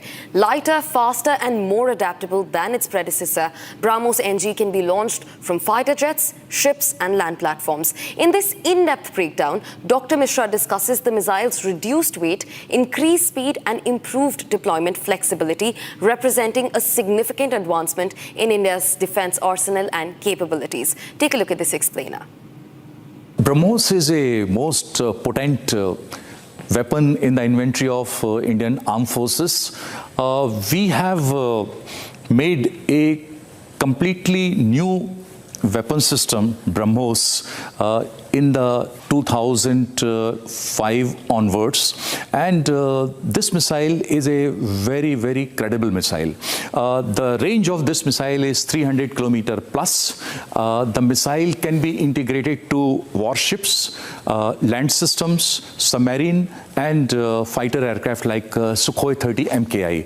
And this missile is having a weight of about 2.8 ton. The length around 10 meters, and we can have the range 300 and plus kilometers. The warhead is around again 300 and plus.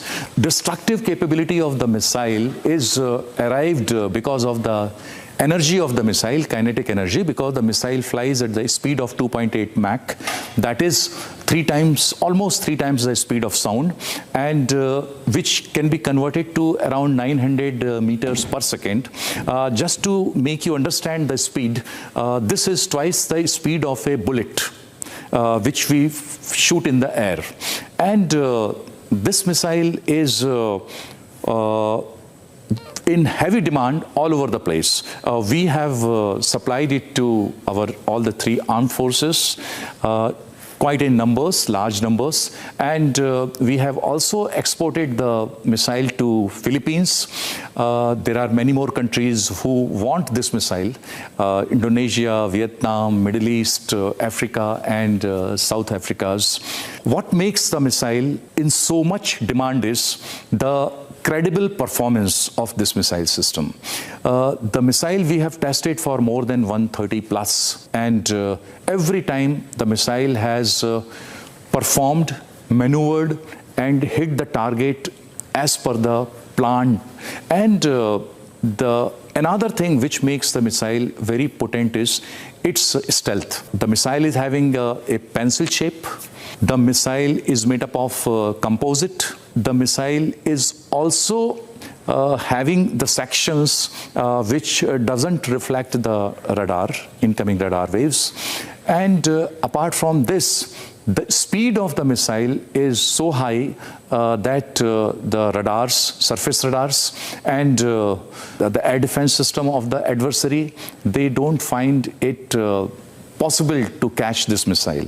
That is why this missile is indefeatable and in great demand all over the place. I would like to share one more important thing about this missile is the missile can have variety of trajectories. It is like a pilotless aircraft. You can fly it up to 14 kilometers altitude. You can fly it up to the 10 meters altitude over surface of water. Because of the variety of trajectories, again, it becomes very difficult for adversary to detect it. Another thing about this missile is, this is a universal missile. The universal missile, it means it is replaceable to any of the platforms of the missile. So the maintenance becomes much easier. Availability of the components becomes much easier. And that's how we have inducted the system into all the three services. And this missile has created huge fear and helplessness in the minds of our adversary. The BrahMos missile has been delivered to the users in the operational stage. What it means is that our users, Indian Army, Indian Navy, and Indian Air Force, can deploy, and within days they can start using it. And we are very proud that all the three services, they are using it to meet their various operational requirements. Yesterday, Defense Minister of India and Chief Minister of Uttar Pradesh, they have inaugurated a new facility of BrahMos aerospace at Lucknow. We already had integration and manufacturing facilities at Hyderabad, Thiruvananthapuram, Nagpur, and Pilani. This new facility at Lucknow would meet the increased demand of Indian armed forces and export. Apart from this, we also have undertaken the design, development, manufacturing of BrahMos NG. NG stands for New Generation. The missile BrahMos NG would be much lighter in the weight. It would be about 1,200 kilograms. And the range is going to be similar, that is up to 300 kilometers. Again, we are making the new BrahMos NG universal so that it can be used by Indian Army, Navy, and Air Force and can be exported to any friendly nation. This missile, BrahMos NG, would be using state-of-the-art technologies and miniaturized version of main BrahMos. We are looking forward in the time duration of 12 to 18 months to come up with the first prototype of this missile, which we will be testing, and we will be then going to the users to buy it in numbers. So another hugely strong, and a deterrent missile would be in the inventory of our armed forces quite soon. Thank you. Viewers, quickly cutting across to some fresh breaking news that we're getting at this hour. Now, Home Minister Amit Shah, Defence Minister Rajnath Singh have left from Prime Minister Modi's residence, the 7 Lok Kalyan Marg in the national capital. Now, this comes after a crucial CCS meeting was convened, which after it was concluded, a Union Cabinet meeting was convened, and after that, Prime Minister Modi, Defence Minister Rajnath Singh, and National Security Advisor Ajit Doval, along with the External Affairs Minister S. Jaishankar, continued the meeting at the 7 Lok Kalyan Marg, the official residence of the Prime Minister. Riyanka continues joining me on the broadcast to get us updates. Riyanka, the meeting has concluded. The internal committee has now left 7 LKM. What are you picking up? Well, all the meetings at the Prime Minister's residence have now concluded for the day. It started with the CCS, the Cabinet Committee on Security, followed by the Cabinet meeting. And then we saw Defence Minister Rajnath Singh, External Affairs Minister S. Jaishankar, Home Minister Amit Shah, as well as NSA Ajit Doval, who stayed back. And it looked like an internal security meeting that went on between the Prime Minister and these leaders. The roadmap forward is something which is rather being discussed. We have no clarity on that, but what we can very clearly say that there is going to be a cabinet briefing at 3 p.m. today, so we can understand what exactly went between the Prime Minister as well as the cabinet leaders, what were discussed. We also know that the cabinet leaders had gone ahead and congratulated the Prime Minister as well as the military as the armed forces of our nation for the successful Operation Sindoor, as well as the understanding reached between India and Pakistan for de-escalation. Yeah. So this is the latest development that we are tracking from the ground. All the meetings currently conclude at the Prime Minister's residence for the day. Right, Priyanka, thanks for getting us those key details. And of course, we'll closely keep tracking the debrief that follows this internal committee's meeting at 7 Lok Kalyan Marg. Viewers, shifting focus. Now, in a powerful show of patriotism, Uttarakhand Chief Minister Pushkar Singh Dhami today led a Tiranga Yatra in Dehradun, saluting the Indian Armed Forces and celebrating the resounding success of Operation Sindoor. Here's a quick report on that. Take a look.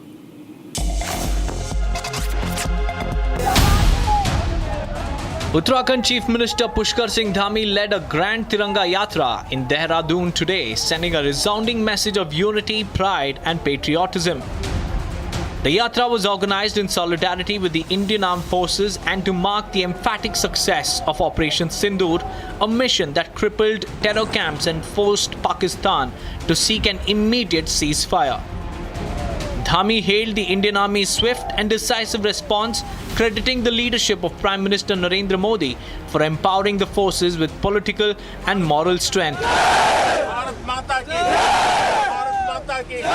प्रधानमंत्री श्री नरेंद्र मोदी जी के नेतृत्व में हमारी सेनाओं ने अभूतपूर्व साहस का परिचय देते हुए ऑपरेशन सिंदूर को अंजाम दिया और हर आतंकी और उनके आकाओं को यह स्पष्ट रूप से समझा दिया कि भारत की बेटियों के सिंदूर के और आंख उठाने का क्या परिणाम होता है। भाइयों बहनों, हमारे सशस्त्र बलों ने ऑपरेशन सिंदूर के अंतर्गत पाकिस्तान में चल रहे आतंकी ठिकानों को, उनकी प्रयोगशालाओं को सटीक रणनीति के साथ उन्हीं की सीमा में और उन्हीं के घस में जाकर निशाना बनाते हुए एक एक आतंकी ठिकाने को नष्ट करने का काम किया। The streets of Dehradun were drenched in patriotic fervor as thousands marched with the tricolour, chanting slogans and saluting the bravery of Indian soldiers.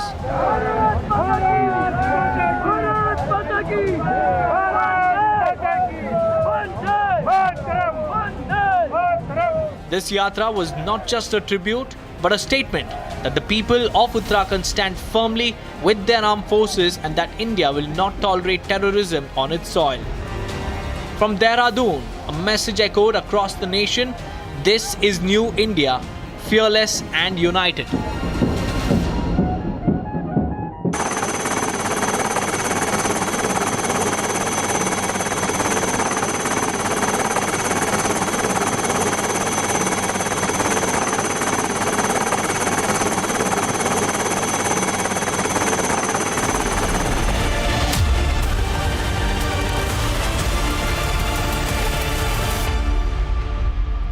Amity has been ranked amongst the top 3% universities globally, a testimony to Amity's globally benchmarked quality.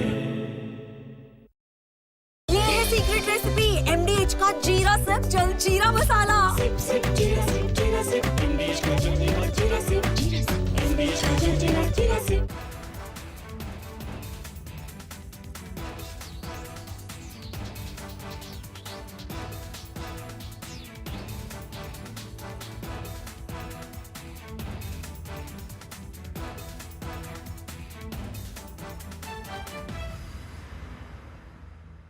BrahMos is a most potent weapon in the inventory of Indian Armed Forces. We have made a completely new weapon system, BrahMos, in the 2005 onwards, and this missile is a very, very credible missile. The range of this missile is 300 kilometer plus. The missile can be integrated to warships. Summer is here. Is your home ready for the heat? Keep your roof cool and your home comfortable all summer with Roof Cool and Seal.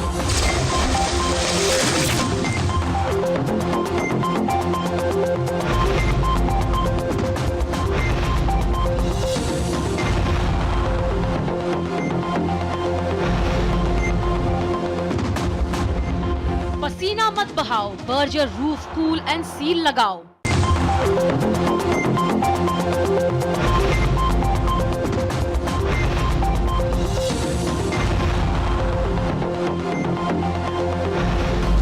Images come before my eyes, and in my own career, these images have influenced me, and I'm sure in your lives as citizens, these images have haunted you as well.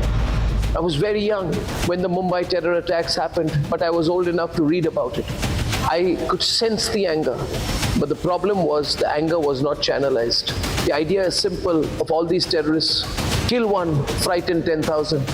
That's the principle of terrorists. But what if 10,000 are responded to by 10 million? What if there is a group of Indians so loud, so passionate, who have so much belief in the country, that their collective voice is a roar that everyone, including political parties, have to respond to? That is the principal reason, the only reason driving me to launch the nationalist collective once again. And I'm calling upon all nationalist Indians to have the faith in the Republic Media Network, to have the faith in me to bring together the nationalist collective.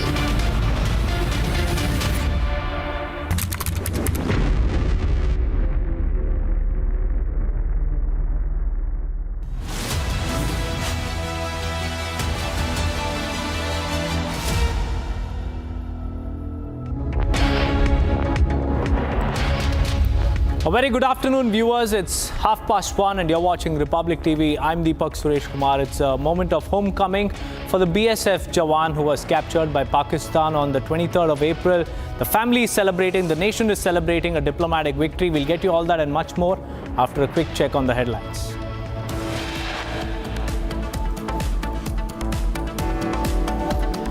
After CCS meeting, Prime Minister Narendra Modi holds second meeting with top cabinet leaders. Cabinet congratulates Prime Minister Modi and armed forces on the success of Operation Sindoor.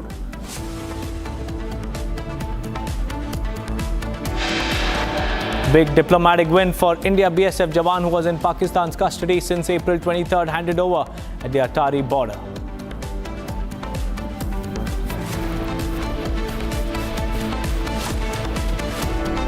Chinese mouthpiece account Global Times and Xinhua that peddled fake news on Operation Sindoor withheld in India.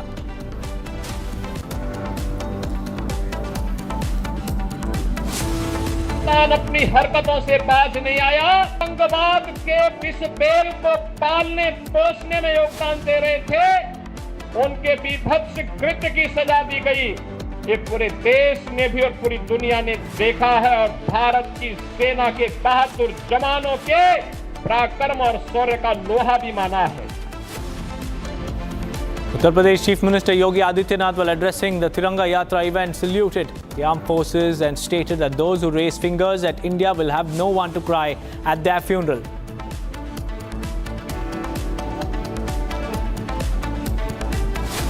CDS Anil Chauhan and 3 service chiefs call on President Murmu, President Lord's valor of the armed forces.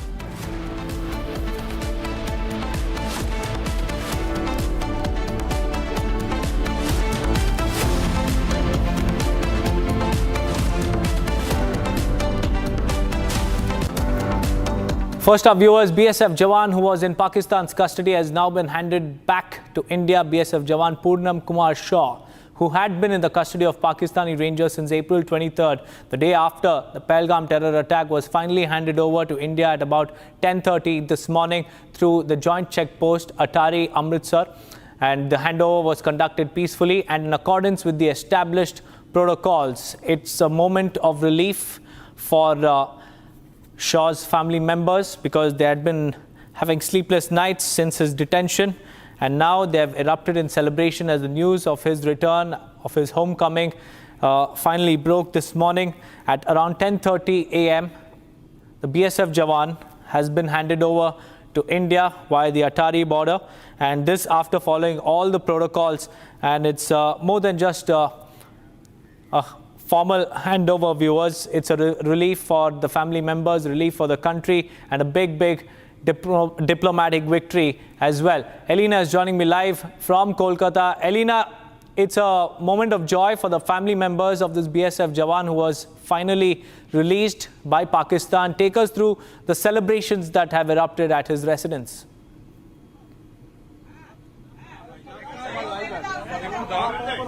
বসে যাও তুমি ওখানে বসো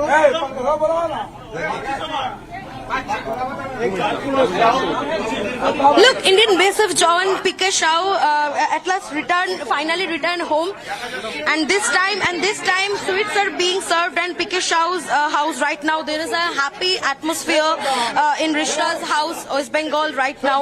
The father of PK Shaw, Bholanath Shaw, said that Pakistan will not be able to raise its head against India anymore. It needs to be taught a lesson. I will send my son again in the war. He will fight for the country. We are not afraid. This time, look, sweets are being served at PK Shaw's house, Rishta in the West Bengal. There is a happy atmosphere, happy moments in Rishta's house right now. PK Shaw, BSF Jawan, finally returning home from Pakistan today 10:30 a.m. India border.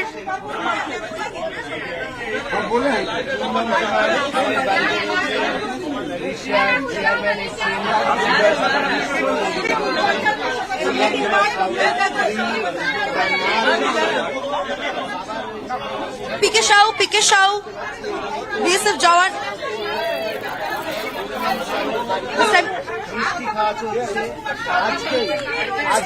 There you see, viewers, sweets are being distributed by the family members of PK Shaw.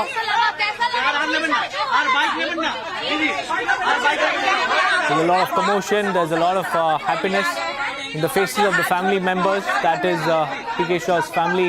They're expressing a massive relief after their family member was released from detention.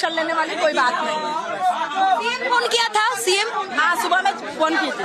वो बोले आपके husband को हम लोग सही सलामत ला दिए हैं, टेंशन वाली बात नहीं है, ज्यादा रोना धोना मत कीजिए, बस यही बोले और कुछ नहीं. क्या बोलना चाहेंगे? हम तो बोले हैं, आप क्या बोलेंगे? हम तो आपको बोल चुके हैं, आप क्या बोलेंगे? वहाँ पर तो ली है ना, आप क्या बोलेंगे? खुशी की बात है, हमारे पूर्णम लड़का आ गया घर में, बहुत खुशी की बात है. आनंद है, बहुत खुशी की बात है. Look, PK Shaw's wife.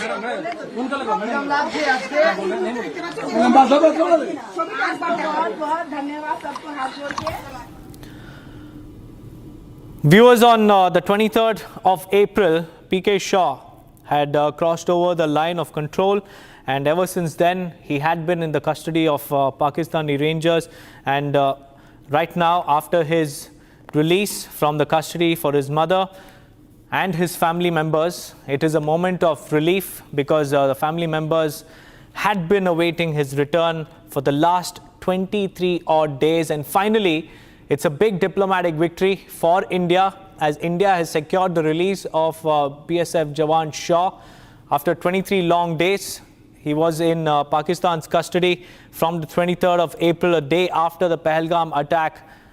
And now what we see in Hooghly is scenes of celebrations in his family and in the neighborhood.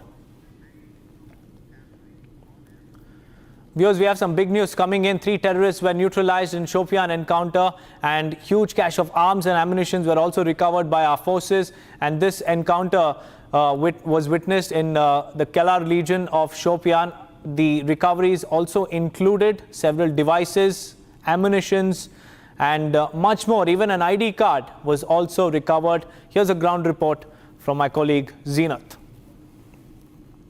Right now we are reporting from the Shopian and the recoveries that were made by the Indian Army during this Operation Kelar, in which the 3 LAT terrorists, the local terrorists, were neutralized, and one of them was the operational commander of LAT in the Shopian, Shahid Kutte. My VJ Mubashir is showing you the visuals, the recoveries that were made by the forces in this operation. The AK-47 that you can see on your screens, it has the marking as well.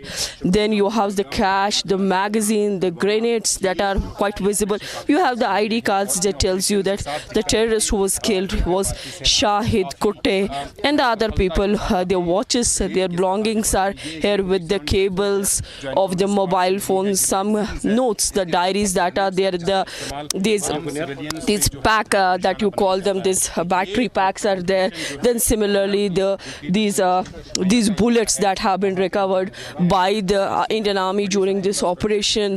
This is one of the important operations after Pahalgam attack. In fact, the first operation that was carried by the Indian Army against the terrorists on ground, the bags, the backpacks. Then you have these some eatables are there, the tobacco, and there's some lighters. These are the biscuit packs that you see that have been recovered by the Indian Army as far as the Operation Kelar is concerned. In this operation, the 3 local boys of LAT were neutralized. This tells you a clear message that the terrorists and the terror infrastructure cannot be tolerated. With Vijay Mubashir Hussain, I'm Zeenat Zishan Fazil for Republic in Shopian. Viewers, we have some big breaking news coming in. The news has been tightened on the fake news mafia. Major crackdown on those who have been spreading fake news on Operation Sindoor. In the latest Turkish account, TRT News' X account has now been withheld in India, and this comes after the Chinese government's mouthpiece Global Times News and Xinhua News also were blocked in India. The Chinese mouthpiece account that peddled fake news, a fake narrative of propaganda against India on Operation Sindoor, has been withheld in India, and after Global Times' second mouthpiece media outlet X account was withheld, the Xinhua account has also been held, and all these channels which are involved in fake news mongering have now been banned in India, and India has sent out a clear and a very, very strong message out there that enough is enough. First, it was China's Global Times, then Xinhua, and now Turkish TRT News, all withheld, blocked, silenced on the digital platform X. And this unchecked misinformation was being peddled by these channels. And now, finally, Indian government has cracked the whip and it has banned all these channels. 2 of Chinese channels have been blocked and 1 Turkish media account has also been blocked. Chinese propaganda has no more space in India's digital landscape, and neither does Turkish media account, because both of these accounts have been involved in spreading a false narrative. The crackdown over fake news has begun. Indian Embassy has warned Chinese Global Times on the coverage of Operation Sindoor, and despite the warning, the mouthpiece peddled pro-Pakistan accounts, and these pro-Pakistan narratives were fact-checked by PIB, and they were actively flagged as misinformation. And finally, the government has now banned all these news platforms for spreading nothing but fakery online. This is not just a digital cleanup, but it's also a big message that India has sent that no fake narratives will have space in India.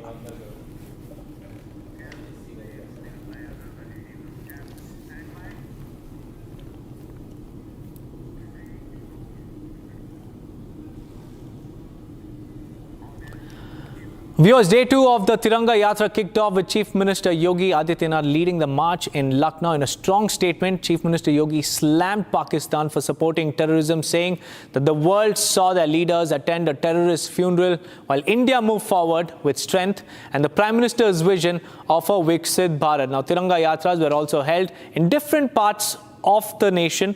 There you can see on your screens Lucknow, Bhubaneswar, Dehradun, Panchkula, Ahmedabad, New Delhi. All these regions have seen massive turnouts for the Tiranga Yatra. It's a big message of unity that India is sending out. Let's listen in to Uttar Pradesh Chief Minister Yogi Adityanath.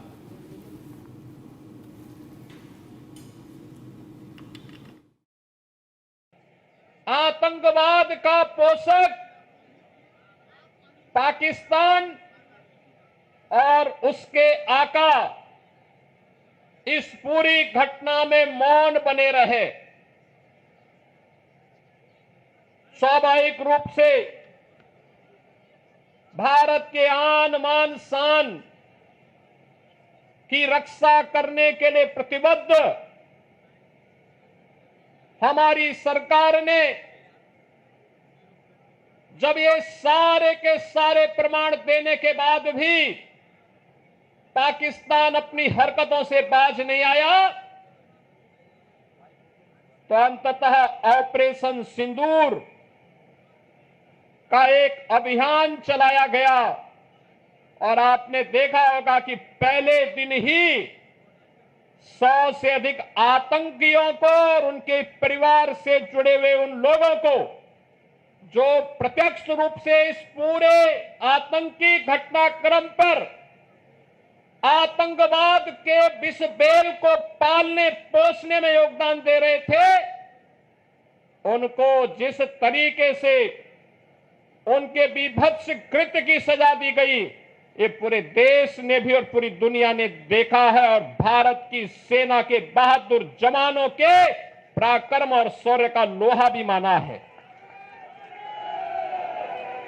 Pakistan के द्वारा की गई हिमाकत को जिस मजबूती के साथ भारत के बहादुर जवानों ने, चाहे वो वायुसेना रही हो, थल सेना रही हो या नौसेना रही हो, इन सभी जवानों ने जिस मजबूती के साथ उसका जवाब दिया, दुनिया को संदेश भी दिया कि हम छेड़ेंगे नहीं, लेकिन कोई छेड़ेगा तो फिर उसको छोड़ेंगे भी नहीं।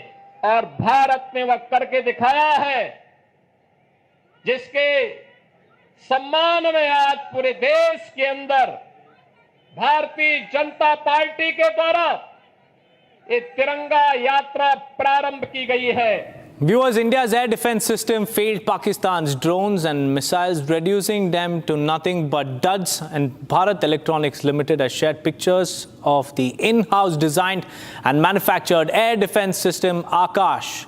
Bharat Electronics Limited said that Akash Tir proved its mettle in the war field and emphasized how ground-based defense systems integrated with Akash Tir has made it hell for Pakistan's air misadventures. The integrated drone detection and interdiction system manufactured by BEL has proven to be a game changer for India's air defense, and the laser-based anti-drone system destroyed several low RCS drones of Pakistan during Operation Sindoor. Well, these are the pictures of the elite Akash Tir air defense system, which is also called as India's Iron Dome, which precisely located, targeted and neutralized Pakistani drones and missiles. Any projectile that was fired from Pakistani side was identified and completely neutralized by Akash Tir air defense system. It goes on to show air supremacy of India, and nothing can penetrate Indian airspace with Akash and other air defense systems deployed on the line.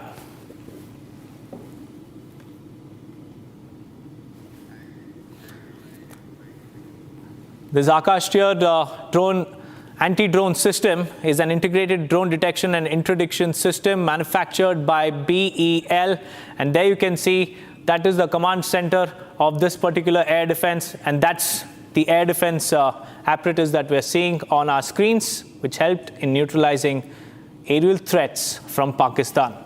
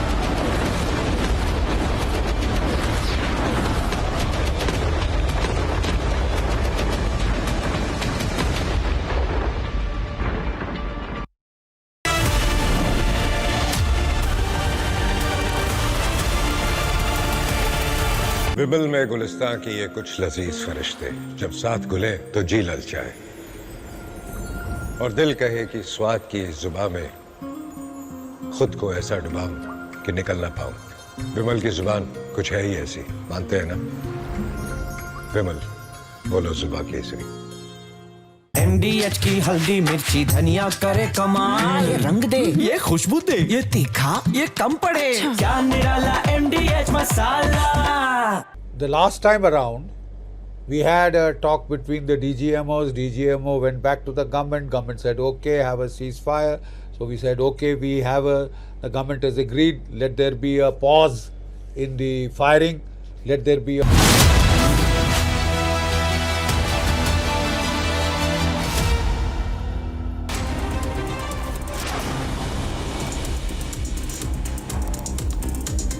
Uttar Pradesh Chief Minister Yogi Adityanath led a spirited Tiranga Yatra in Lucknow, hailing the unmatched courage of the Indian Armed Forces and the resounding success of Operation Sindoor. In a fiery address, Yogi slammed Pakistan for silently supporting terrorism and declared the world witnessed their leaders at a terrorist's funeral, while India marched ahead with strength and the Prime Minister's vision of Viksit Bharat.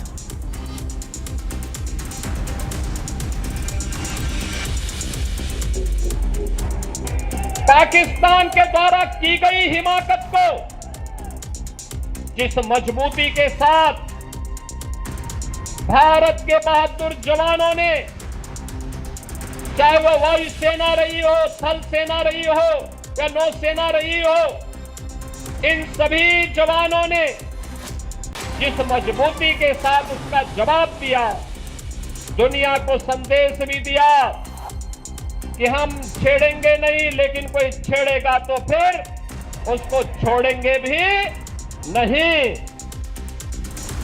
Uttarakhand Chief Minister Pushkar Singh Dhami led a grand Tiranga Yatra in Dehradun today, sending a resounding message of unity, pride and patriotism. The Yatra was organized in solidarity with the Indian Armed Forces and to mark the emphatic success of Operation Sindoor, a mission that crippled terror camps and forced Pakistan to seek an immediate ceasefire. Dhami hailed Indian Army's swift and decisive response, crediting the leadership of Prime Minister Narendra Modi for empowering the forces with political and moral strength.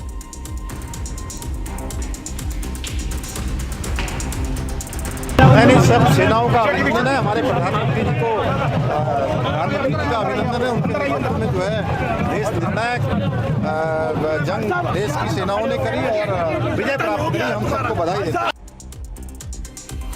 In a significant security development from Jammu and Kashmir, alert security forces successfully retrieved and defused a suspicious projectile discovered in a field in the Rajouri district. The device, believed to be of a military-grade origin, was located by local residents who immediately alerted authorities. Acting swiftly, a BDS was rushed to the spot. The area was cordoned off and civilians were evacuated from nearby houses as a precautionary measure.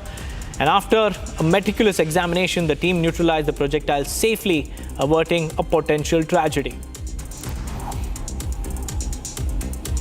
All gates of the Bagliar hydroelectric power project dam built on the Chenab River in Ramban have been closed. Earlier on May 8, 2 gates of the Bagliar dam were opened. Water was released from the dam due to heavy rainfall in Jammu and Kashmir, which could cause flooding.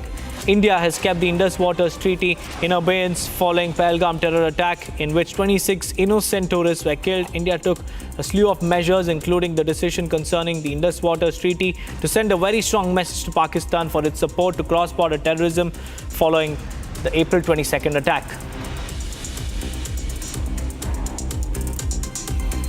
Poonch limps back to normalcy as calm prevails across the city despite ongoing tensions across parts of line of control. No drone sightings, firing or shelling were reported overnight.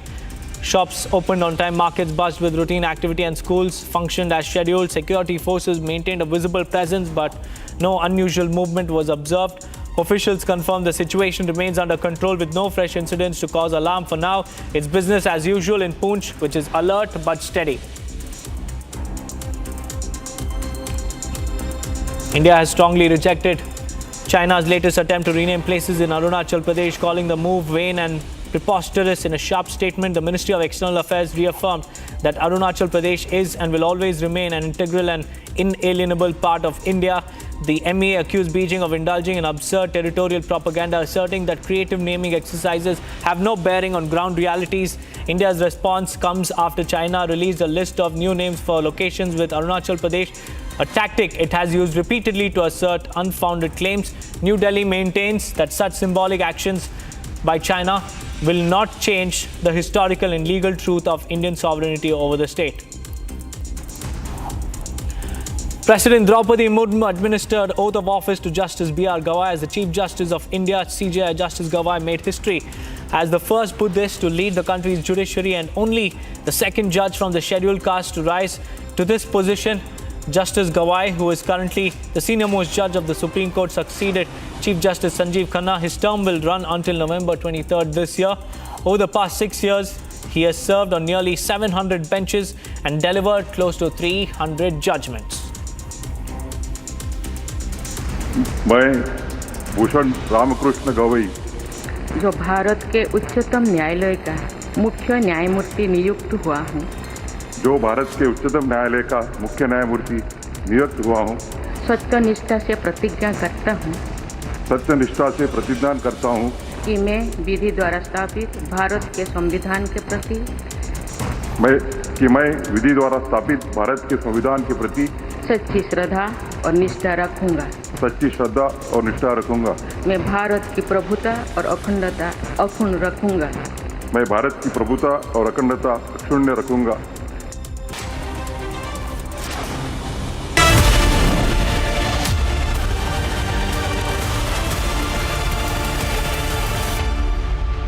क्या हो गया भाई?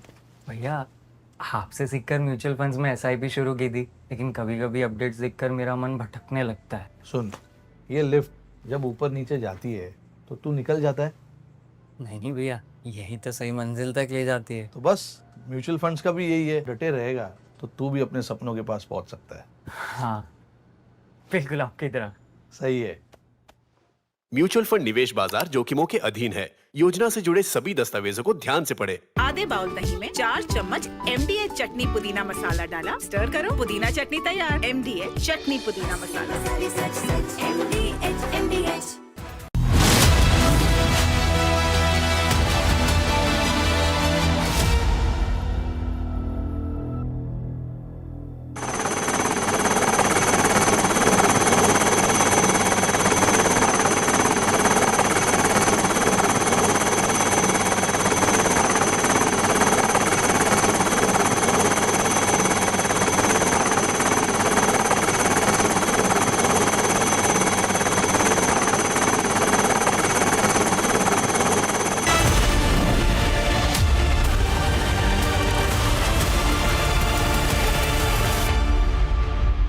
विमल में गुलिस्तां के ये कुछ लजीज फरिश्ते जब साथ घुले तो जी लग जाए और दिल कहे कि स्वाद की जुबान में खुद को ऐसे डुबाऊं कि निकल ना पाऊं। विमल की जुबान कुछ है ही ऐसी, मानते हैं? विमल, बोलो जुबान कैसी?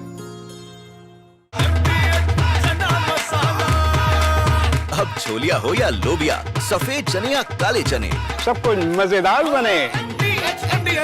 BrahMos is a most potent weapon in the inventory of Indian Armed Forces. We have made a completely new weapon system, BrahMos, in the 2005 onwards, and this missile is a very, very credible missile. The range of this missile is 300 kilometer plus.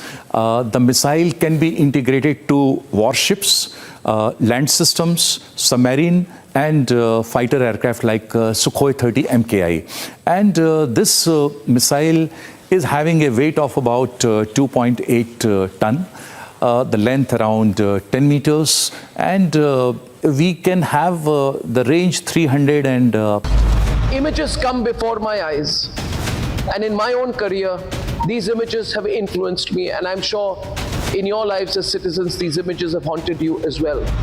I was very young when the Mumbai terror attacks happened, but I was old enough to read about it. I could sense the anger, but the problem was the anger was not channelized. The idea is simple of all these terrorists: kill one, frighten 10,000. That's the principle of terrorists. But what if 10,000 are responded to by 10 million? What if there is a group of Indians so loud, so passionate, who have so much belief in the country, that their collective voice is a roar that everyone, including political parties, have to respond to? That is the principal reason, the only reason driving me to launch the Nationalist Collective once again. And I'm calling upon all nationalist Indians to have the faith in the Republic Media Network, to have the faith in me to bring together the Nationalist Collective.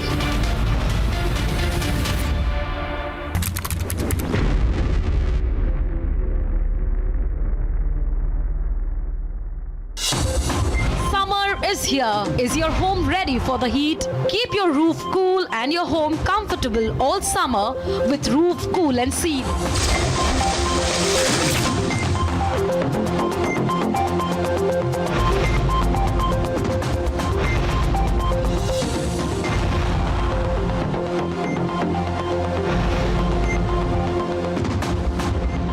पसीना मत बहाओ, Berger roof cool and seal लगाओ।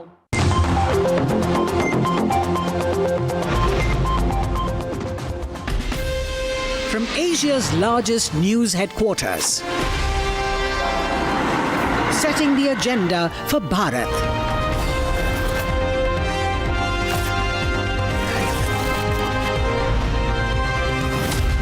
You're watching Republic.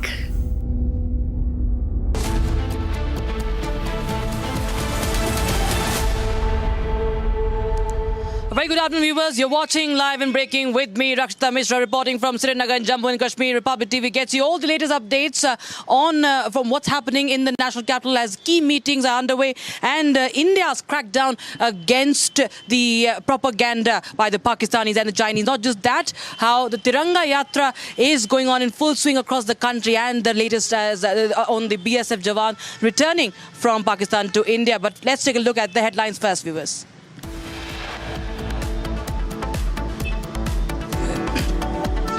After CCS meeting, Prime Minister Modi holds a second meeting with the top cabinet leaders.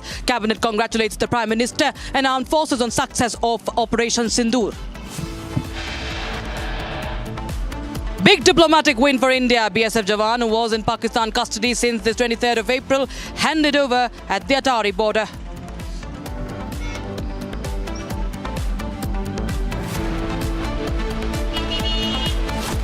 Chinese mouthpiece account Global Times and Xinhua that peddled fake news on Operation Sindoor withheld in India. Pakistan अपनी हरकतों से बाज नहीं आया। आतंकवाद के इस bell को पालने पोसने में योगदान दे रहे थे, उनके बीभत्स कृत्य की सजा दी गई। ये पूरे देश ने भी और पूरी दुनिया ने देखा है और भारत की सेना के बहादुर जवानों के पराक्रम और शौर्य का लोहा भी माना है। Uttar Pradesh Chief Minister Yogi Adityanath, while addressing a Tiranga Yatra event, salutes the armed forces, saying that those who raise fingers at India will have no one to cry at their funeral.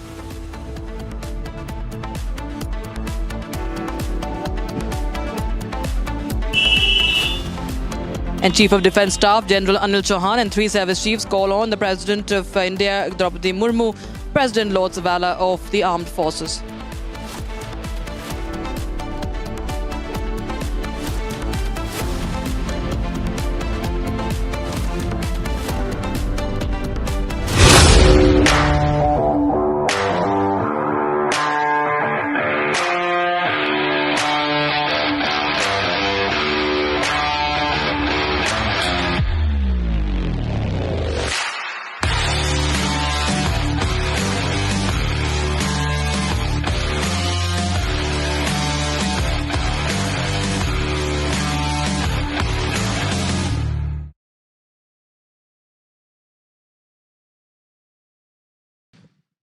All right, viewers, we start with breaking news coming in right now. The security agencies in India have denied permission to the disembarkation of at least 21 Pakistani crew members because of the security concerns. And this is the escalating tensions. The escalating tensions, of course, causing this as the security agencies to deny the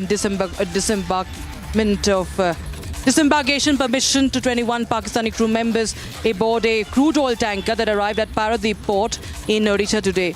So viewers, the Hong Kong flagged vessel MT Siren II carried 196,580 metric tons of unrefined oil, and the cargo was destined for the Indian Oil Corporation Limited refinery in Paradip. Now, multiple security agencies, including the Marine Police, the Coast Guard, the CISF and the Customs authorities have been placed on high alert. The agencies have also conducted thorough vessel searches and document verification of all the crew members. This is the breaking news that we have right now.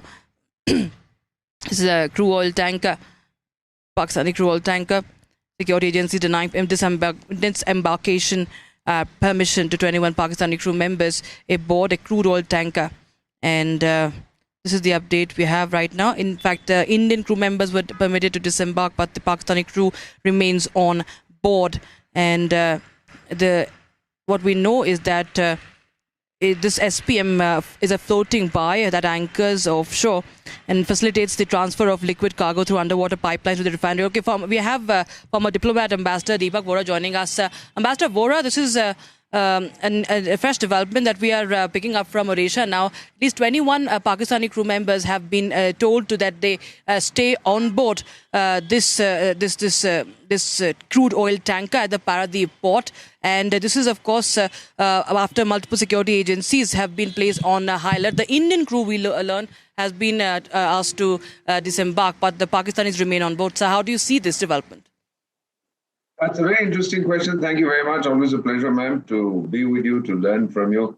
This is what we would say in terms of international relations when we talk of maritime relations. We would have declared the Pakistani sailors on board the tanker as hostile people. And then within international law, the ship is within our territorial waters. That means 18 kilometers from the coastline. So we've declared them hostile. We have every right under the United Nations Conference on the Law of the Sea, UNCLOS, you may have heard that term, to tell these guys, you stay right there, we don't want you. So we are exercising our right. We're sending yet another message, except that those idiots don't learn, that we have not only broken off all diplomatic and commercial contacts with you, all political contacts, but now even in seafaring, I'm afraid you keep your guys at home, don't send them to me. Although I dare say that if the Pakistani sailors were allowed to disembark, they'd probably disappear looking for a much better life in India. But we're not going to let that happen. You never know what games these fellows are up to, whether they are Navy chaps or Army chaps from Pakistan. But one thing about Pakistan, ma'am, and I say this both with sorrow and with a sense of achievement for India, that the first is that they tell lies, they are compulsive liars. And the achievement is we're able to call out their lies. So we won't let them in. There's no question about it. When we are terminating all kind of contacts with them, then this is another one. In information, we've done it politically, militarily, etc., etc. Now, as I said, as told one of my Pakistani colleagues, he said, I'd like to run into you. I said, sure, when you are walking and I'm riding a tank, happy to run into you at that point. But this is it. This is perfectly normal. Right, sir. Ambassador Bora, I request you to please stay on with us. We have some more breaking news coming in, and this is, of course, viewers, again, in a bid to crack down on the misinformation campaign by China, by Pakistan, and this in the latest. In fact, Turkey is also now in the line of fire. TRT News, the social media account of the TRT News has also been blocked in India. It's a major crackdown, viewers. Turkish account has been withheld, at least what we know, in India. And this comes after the Chinese government mouthpiece Global Times News and Xinhua News was blocked in India. And in fact, the mouthpiece of China was continuing to peddle fake news on Operation Sindoor. And so two Chinese outlets, and now we have the TRT World as well. TRT, remember, is a Turkish media house and a media outlet. And now the Turkish news handle has been blocked. The account has been withheld on the social media platform X. Ambassador Vora, I would go across to you on this. It's very important because we've seen time and again the sort of hegemony these so-called international news outlets have been enjoying for decades now. India, is rising, not just against, of course, it has been militarily strong. It is proving to be powerful in terms of in the battlefield, but the battle across the waves is also very important, across the airwaves is also very important. And now we are fighting the Chinese propaganda tooth and nail, and even Turkey. We will not stop anywhere. India has made that clear that enough is enough. You're so right. I'm not quite sure whether you are banned in China or not, but the kind of nationalist underpinning of Republic Television and of your amazing managing editor, it's really heartwarming to see that someone is putting across the truth, the Indian point of view. Now, China, of course, likes to shape the narrative because their own chaps, their own people, the people within the country have no access. They don't have Google, they don't have this, they have their own nonsense. And they will not allow their own people to know what the truth is. So the poor jokers are condemned to believe I call it the Goebbels Times. You call it the Global Times. Goebbels was Hitler's propaganda minister, the joker who said, tell a lie often enough and people will think it's the truth. What we are doing now, ma'am, is even the last attempt that these people have made to try and influence public opinion in India, we are blocking that. Let me also tell you, ma'am, that there are, we'll deal with the external enemies, but we have a lot of these jokers within the country who tend to pick up and believe and repackage and peddle whatever the Chinese say and whatever the Turks say. That also we are hitting them very hard. We are going to stop. You're probably aware that flights to Turkey or Indian passengers going to Turkey, and we spend a lot of money there, our tourists, because we have a lot of money to spend. They are cancelling it. So this is an all of people approach. The people of India, as we did with that Muzu Puzdu fellow of the Maldives, he came to his knees in 10 minutes. We said we're cancelling our visits to that place because they make a lot of money out of us. Tourism is their lifeblood. So it is with Turkey. The economy otherwise is in a mess. So therefore, if we are doing this, we are stopping false propaganda, just propaganda against India. We have every right to do so. Our people have every, shall I say, entitlement to know the truth. We don't want lies. And I think the Chinese are going to hurt very badly that we have done this because they can't say anything because, they don't allow so many international media channels in their own country, which may be a good thing because those channels also lie. But, and similarly in Turkey, they've banned a number of channels. I know that because I've served in that area. They, again, try and not control the narrative, but invent the truth. Whereas we report the truth, you report the truth as it is, they create the truth and it always invariably land up by inventing or trying to camouflage a lie, a blatant lie, the untruth, trying to present it as truth. So what we've done is absolutely right. And the people of India will support this wholeheartedly. Nobody in any case depends on the Chinese and the Turkish fellows for news. We go to other sources. We have Republic. There will be a handful who will get upset. Well, too bad for them. I mean, they can emigrate to wherever they want. But Bharat is not going to take this nonsense from anybody. We're too big. We're too strong. We're too powerful, man. We're hitting them where it hurts.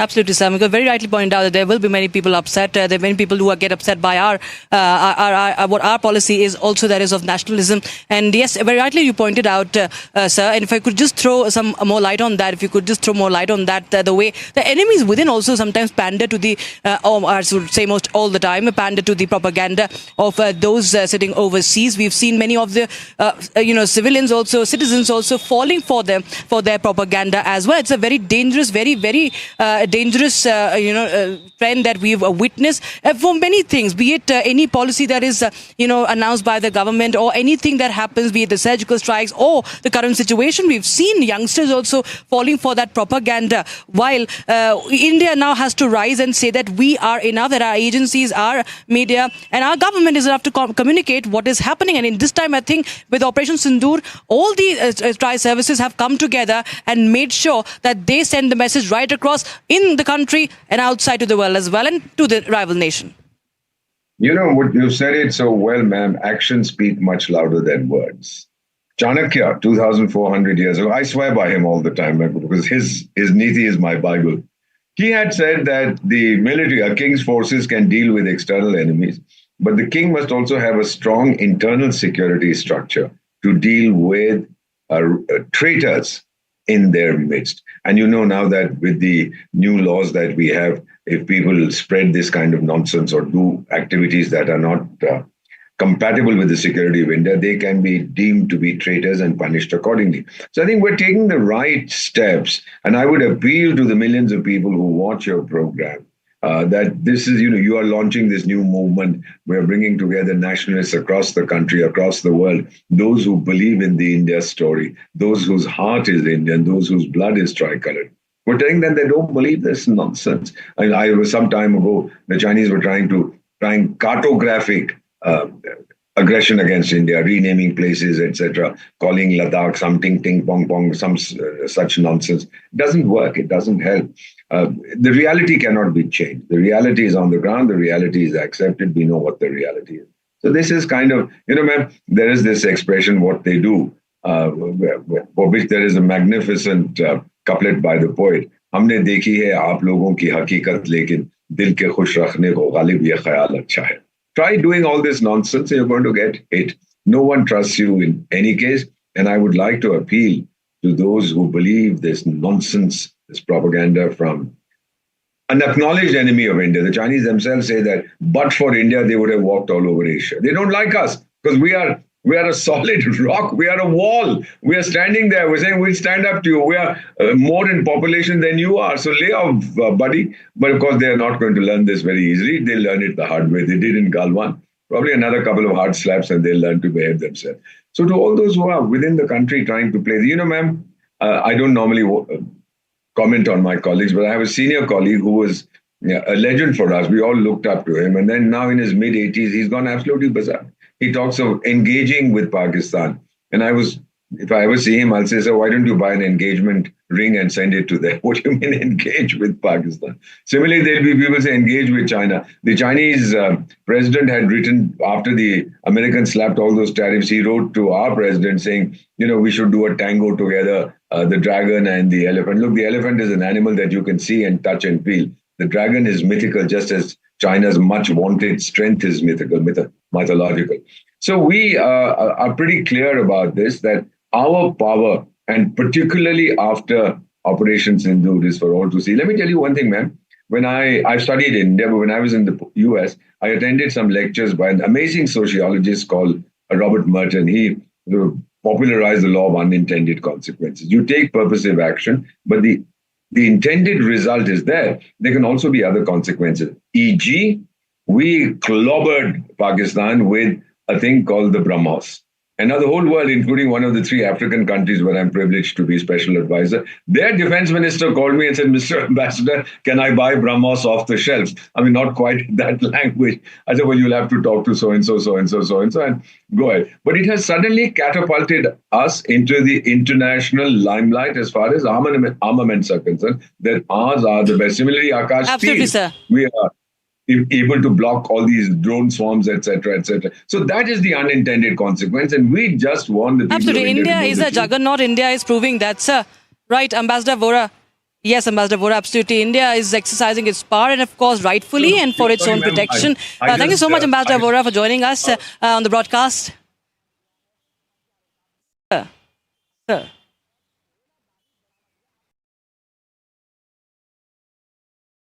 Right, yes, so I think I've lost that connection. But thank you so much, Ambassador Vora.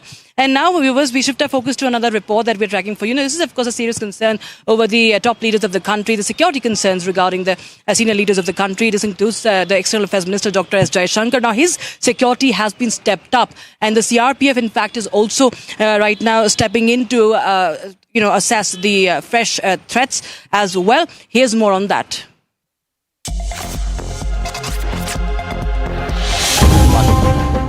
External Affairs Minister Dr. S. Jaishankar's security has been significantly upgraded amid rising regional tensions.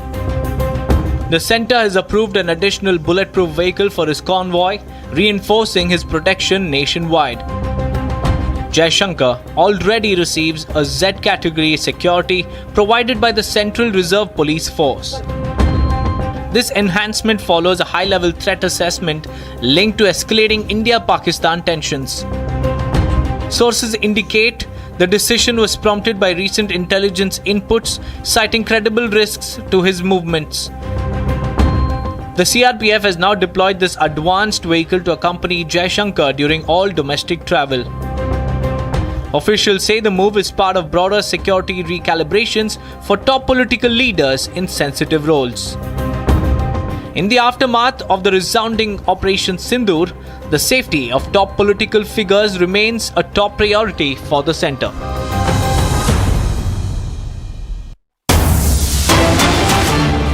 Hyderabad.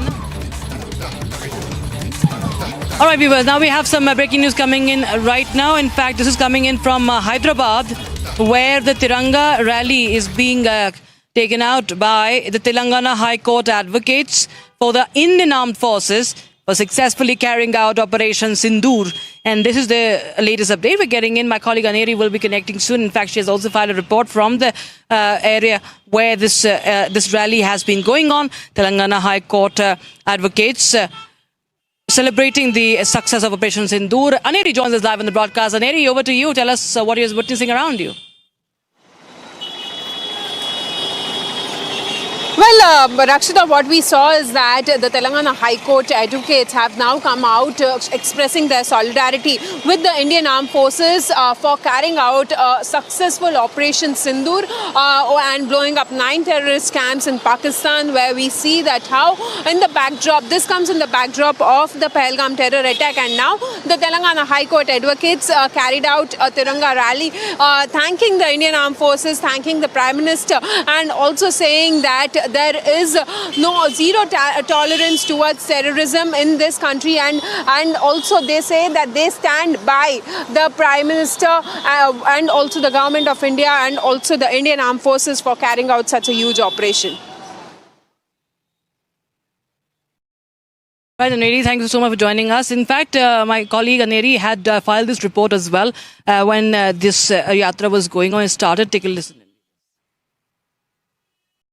Well, amid the ongoing situation between India and Pakistan, well, now we see that how the Indian Armed Forces had carried out Operation Sindoor after the Pahalgam terror attack, and now we see that there is a Tiranga solidarity rally which is being held here in Hyderabad by the Telangana High Court advocates, and also expressing their solidarity with the Indian Armed Forces and for carrying out the successful Operation Sindoor here, where we see that the advocates here are congratulating, thanking the Indian Armed Forces for carrying such a huge operation. And not only that, we'll just try and get a word from So आप क्या कहना चाहेंगे? Rally निकाल रहे हैं। नहीं, ये तो श्रद्धांजलि है। जो भी हुआ है ऑपरेशन सिंदूर में, जो भी हस्बैंड्स खोए हुए हैं उनके लिए श्रद्धांजलि व्यक्त करने के लिए हम लोग यहाँ पे आए हैं, सपोर्ट करने के लिए पूरी तेलंगाना हाई कोर्ट एडवोकेट्स यहाँ पे आए हैं। ये बहुत बड़ा रैली है और हम जो भी हिंदुस्तान गवर्नमेंट जो भी कदम उठाए वो बहुत बड़ी कदम है। और आप सब लोगों को मालूम है जो भी टेररिस्ट कंट्री है वर्ल्ड में बोले तो पाकिस्तान है बोल के आज प्रूव हो गया और उसी के हिसाब से मुंह तोड़ जवाब दिया गया है। और जैसा ही हमारा प्राइम मिनिस्टर बोला है कि ये जस्ट पॉज है, रुका हुआ है, एक कदम भी अगर आगे बढ़े टेररिस्ट 100% वो कंट्री नामो निशान से उड़ जाएगा। Thank you. There's a lot of talk about the spice bomb as well, you viewers. SPICE, spice bomb of Israel now. Now, it's considered one of the smartest weapons in modern warfare because we are talking about this warlike condition and we're talking about the warfare and modern warfare. The drones come in and also now this spice bomb is much talked about. We show you this explainer which helps you understand what is the significance of the spice bomb. Take a look.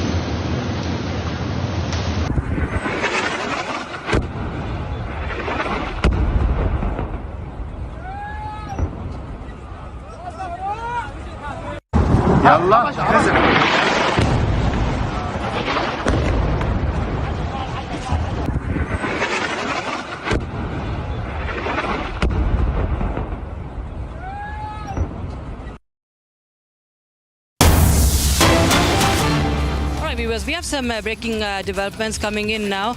This is a low-grade counter-drone system that is going on, that is being exercised, I would say. Low-grade counter-drone system exercise going on right now. Here are the updates we have coming in, and we just try and understand the significance of this drone system, that is the low-grade counter-drone system. And these are visuals from Odisha. In fact, it's a counter-drone exercise happening in Odisha. And this is, of course, a very significant air defense. A new low-cost counter-drone system in hard-kill mode, that's called the Bhargavastra, has been designed and developed by Solar Defense and Aerospace Limited, signifying a substantial leap in countering the escalating threat of drone swarms. The micro-rockets used in this counter-drone system underwent rigorous testing at the seaward firing range, Gopalpur, achieving all the designated objectives. The 3 trials, remember, have been conducted on the 13th of May, that is today, in Gopalpur, in presence of senior officials of the Indian Army. And 2 trials were conducted by firing 1 rocket each. 1 trial was conducted by firing 2 rockets in salvo mode with 2 seconds. And all 4 rockets have performed as expected and achieved the required launch parameters, underscoring its pioneering technology in mitigating large-scale drone attacks. This is as per the Solar Defense and Aerospace Limited. And video on your screens right now.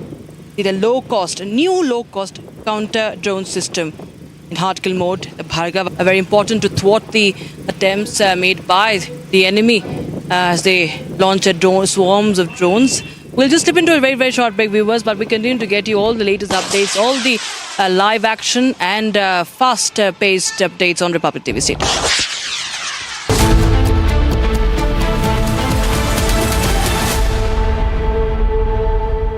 विमल में गुलिस्तां की ये कुछ लजीज फरिश्ते जब साथ घुले तो जी ललचाए और दिल कहे कि स्वाद की इस जुबान में खुद को ऐसा डुबाऊं कि निकल ना पाऊं। विमल की जुबान कुछ है ही ऐसी, मानते हैं ना? विमल, बोलो जुबान केसरी। दादी के हाथों का जादू और खुशबू से महकता घर, माँ की मुस्कुराहट और खाने की सुगंध। MDH गरम मसाला, क्योंकि हर रिश्ता है स्वाद से जुड़ा।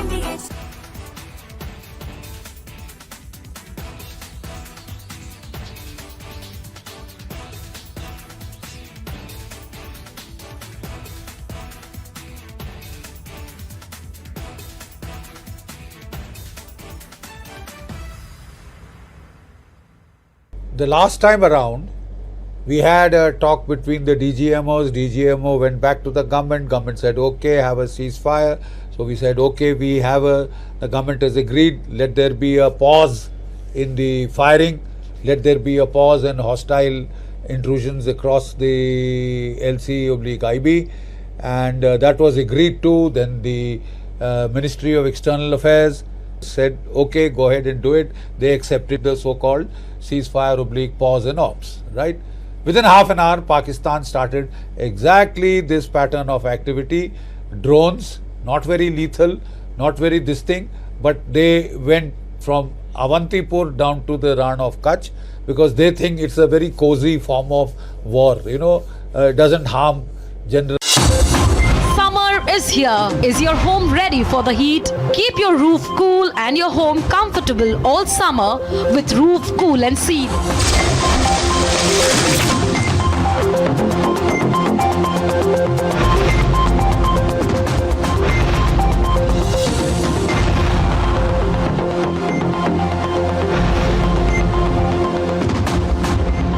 पसीना मत बहाओ, Berger roof cool and seal लगाओ।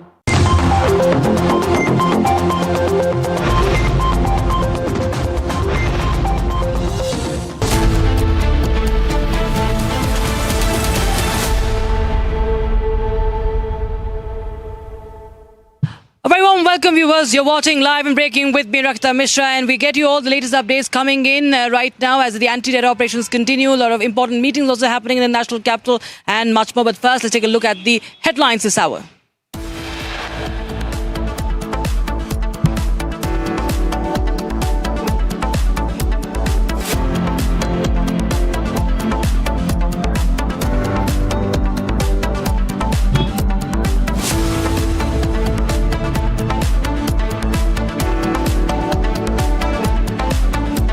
Pakistani crew on oil tanker denied disembarkation permission at Paradip port in Odisha.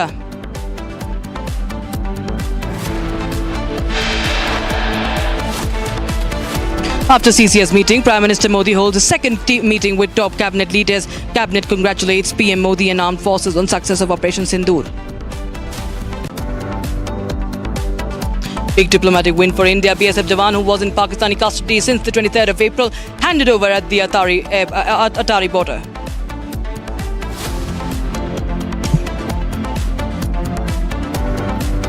Chinese mouthpiece account Global Times and Xinhua that peddled fake news in Operation Sindoor withheld in India.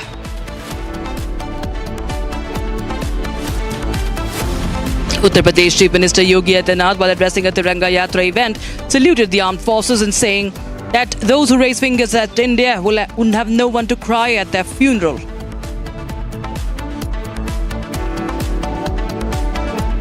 And Chief of Defence Staff General Anil Chauhan and 3 service chiefs call on President Murmu, President Lord the valour of the armed forces.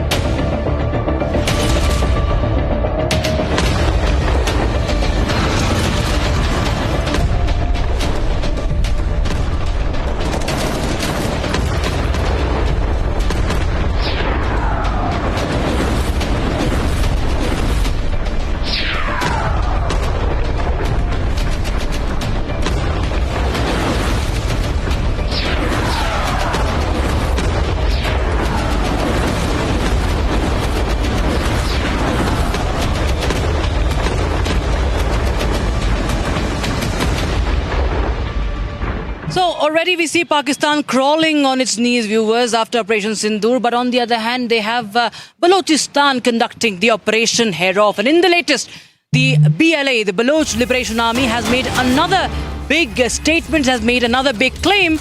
It says that it has hit Arnach, Panjgur, Kalat, Noshki and Sibi in continuation of Operation Herof.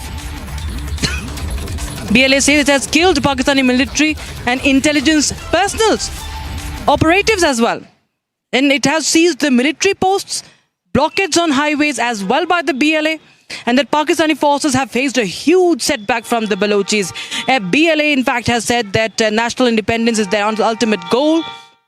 And it has claimed responsibility now for 7 more attacks. Already, viewers, it has hit at least 52 locations. Gursimran joins us on the broadcast for more. Gursimran, tell us more about this fresh wave of attacks by the Balochistanis, because we see that Pakistan has been literally pounded from every area on both sides. Yes, the trouble is mounting for the Pakistan, because the Operation Herof 2, that is the second part of Herof that was launched in 2024 when Pakistan army crumbled before the Balochistan Liberation Army, and now once again the BLA has intensified the operations. Important to mention that it is not the BLA only, it's also the Balochistan Liberation Front and the Balochistan National Army that are also part of these operations, because these are the joint operations that are being conducted by the Baloch rebel groups against the Pakistan. And now the cities, the big actually assets for the Pakistan, where the Pakistani army has their assets like Noshki, they have been targeted by the BLA and BLN along with the Balochistan National Army, that is BNA. Now what they are doing, they are carrying out the attack at the post, they are carrying out attacks at the locations of the Pakistani, and they have seized several locations. So the Pakistan's flip-flop continues, that they don't accept the casualties that have taken place, but reality remains that there are many border outposts that are there in the border districts of Balochistan that have now been conquered by the Baloch rebels, and now Pakistan is trying to launch offenses on them. But the way these Balochs, despite the several warnings that have been given by the Pakistani administration and the Pakistani rulers, they have gone ahead and carried out this intensity of attack that has left many of the Pakistani posts in control of the Baloch, and also many of the Pakistani military personnel getting killed in these attacks. Also, we are told that there has been a large-scale ammunition that has been reached by the that has now been recovered and has been seized by the Baloch rebels as part of the operations Herof 2 that they are carrying out in Balochistan. Right, Gursimran. In fact, this is a big, it's really bad news for Pakistan, and it has been pummeled by India. And now the Baloch is also targeting their military posts as well. This is a huge setback for Pakistan. Thank you so much, Gursimran, for joining us. Now we have another big information. We have more information coming in, viewers, from Shopia in South Kashmir, where yesterday we saw how the encounter resulted in the elimination of 3 terrorists. And now in the latest, we have the army now recovering a huge cache of arms and ammunition now. My colleague Zeenat, in fact, is on ground zero. After the encounter, the huge cache of arms and ammunition that has been recovered. She walks you through the entire situation. Take a look. Right now we are reporting from the Shopian and the recoveries that were made by the Indian Army during this Operation Killer, in which the 3 LAT terrorists, the local terrorists, were neutralized, and one of them was the operational commander of LAT in the Shopian, Shahid Kutte. My VJ Mubashir is showing you the visuals, the recoveries that were made by the forces in this operation. The AK-47 that you can see on your screens, it has the marking as well. Then you have the cash, the magazine, the grenades that are quite visible. You have the ID cards that tells you that the terrorist who was killed was Shahid Kutte, and the other people, their watches, their belongings are here with the cables of the mobile phones, some notes, the diaries that are there, these pack that you call them, these battery packs are there. Then similarly these bullets that have been recovered recovered by the Indian Army during this operation. This is one of the important operations after Pahalgam attack. In fact, the first operation that was carried by the Indian Army against the terrorists on ground, the bags, the backpacks, then you have these, some eatables are there, the tobacco, and there's some lighters. These are the biscuit packs that you see that have been recovered by the Indian Army as far as the Operation Keller is concerned. In this operation, the 3 local boys of LET were neutralized. This tells you a clear message that the terrorists and the terror infrastructure cannot be tolerated. With Vijay Mubashir Hussain, I'm Zina Zishan Fazil for Republic in Shopian. Now the next report, the next video that we're going to show you viewers is going to, of course, hurt the Pakistanis even more. Now this is a video proof once again of how India has also demolished the Pakistani posts. These are visuals coming in from the forward areas. India has decimated at least 16 Pakistani posts from the 6th of May to 10th of May in forward posts in Rajouri, in Poonch, Naushera, Krishna Ghati sector and in Salotri sector as well. Republic accessing another video there. India hammering Pakistan after the ceasefire violations. And in this video that you are seeing right now, India has decimated those Pakistani posts. 16 Pakistani posts in Rajouri, Poonch of Jammu, Naushera, Krishna Ghati and Salotri sector.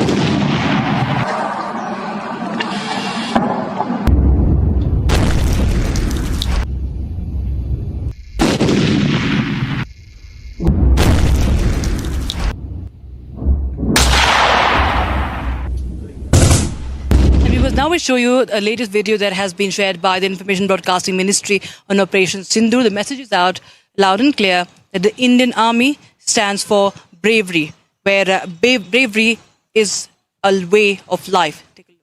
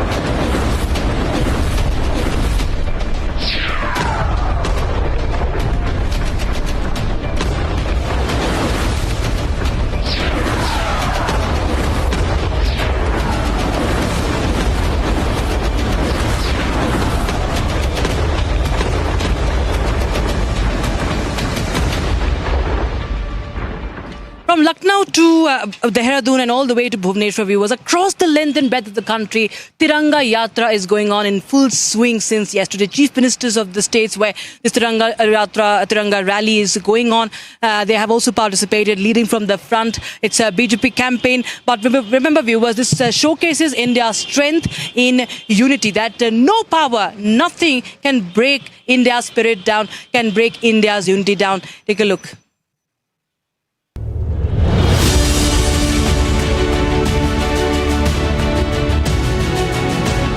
from the beating heart of Lucknow to the proud streets of Dehradun and all the way to Bhubaneswar and beyond.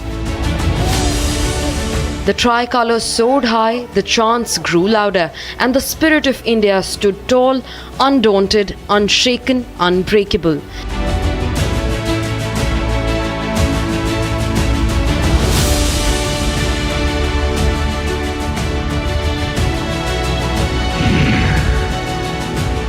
In Lucknow, Uttar Pradesh Chief Minister Yogi Adityanath led with fire in his voice and the Tiranga in his hand, a warrior of words warning enemies, igniting patriots.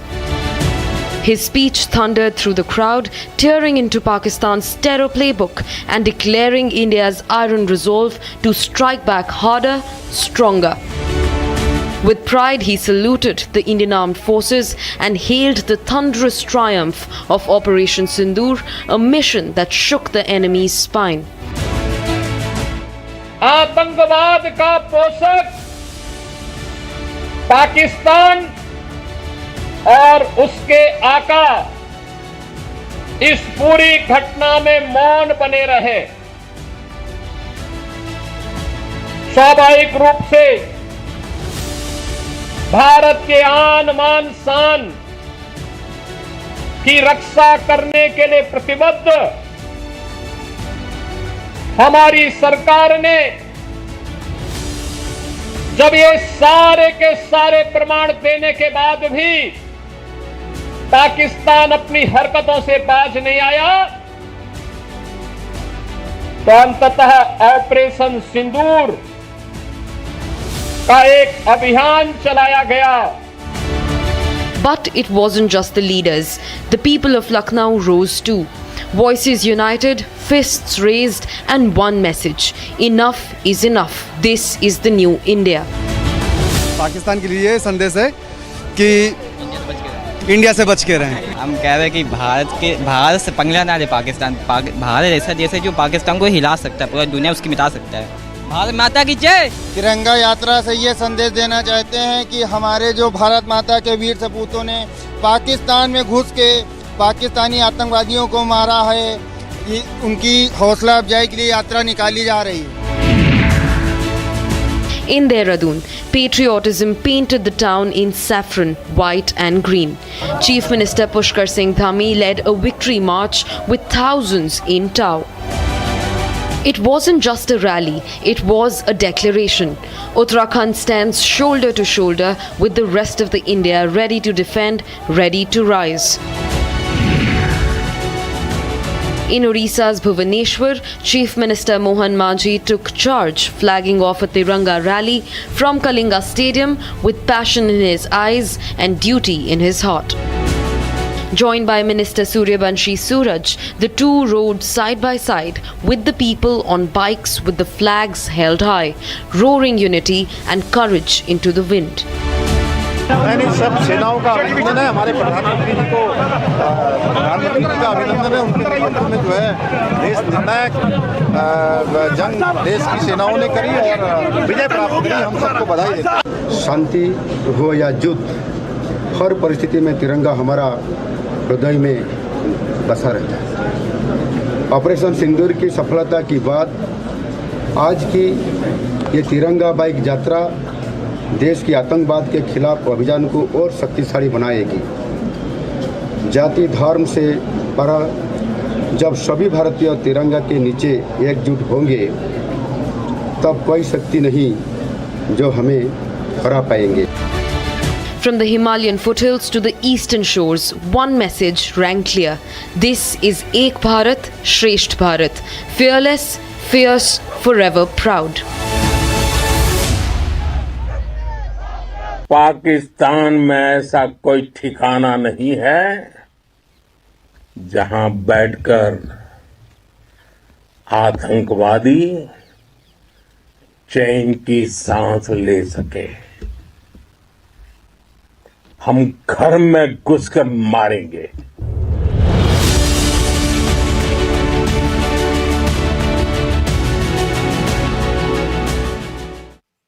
The former CEO of BrahMos Aerospace, Dr. Sudhir Kumar Mishra, is explaining to our viewers how the next-gen supersonic missile BrahMos NG is poised to revolutionize the warfare, the modern warfare, how BrahMos NG is lighter and how it differs in its speed and how fruitful it could prove to be. Here's an explainer. BrahMos is a most potent weapon in the inventory of Indian Armed Forces.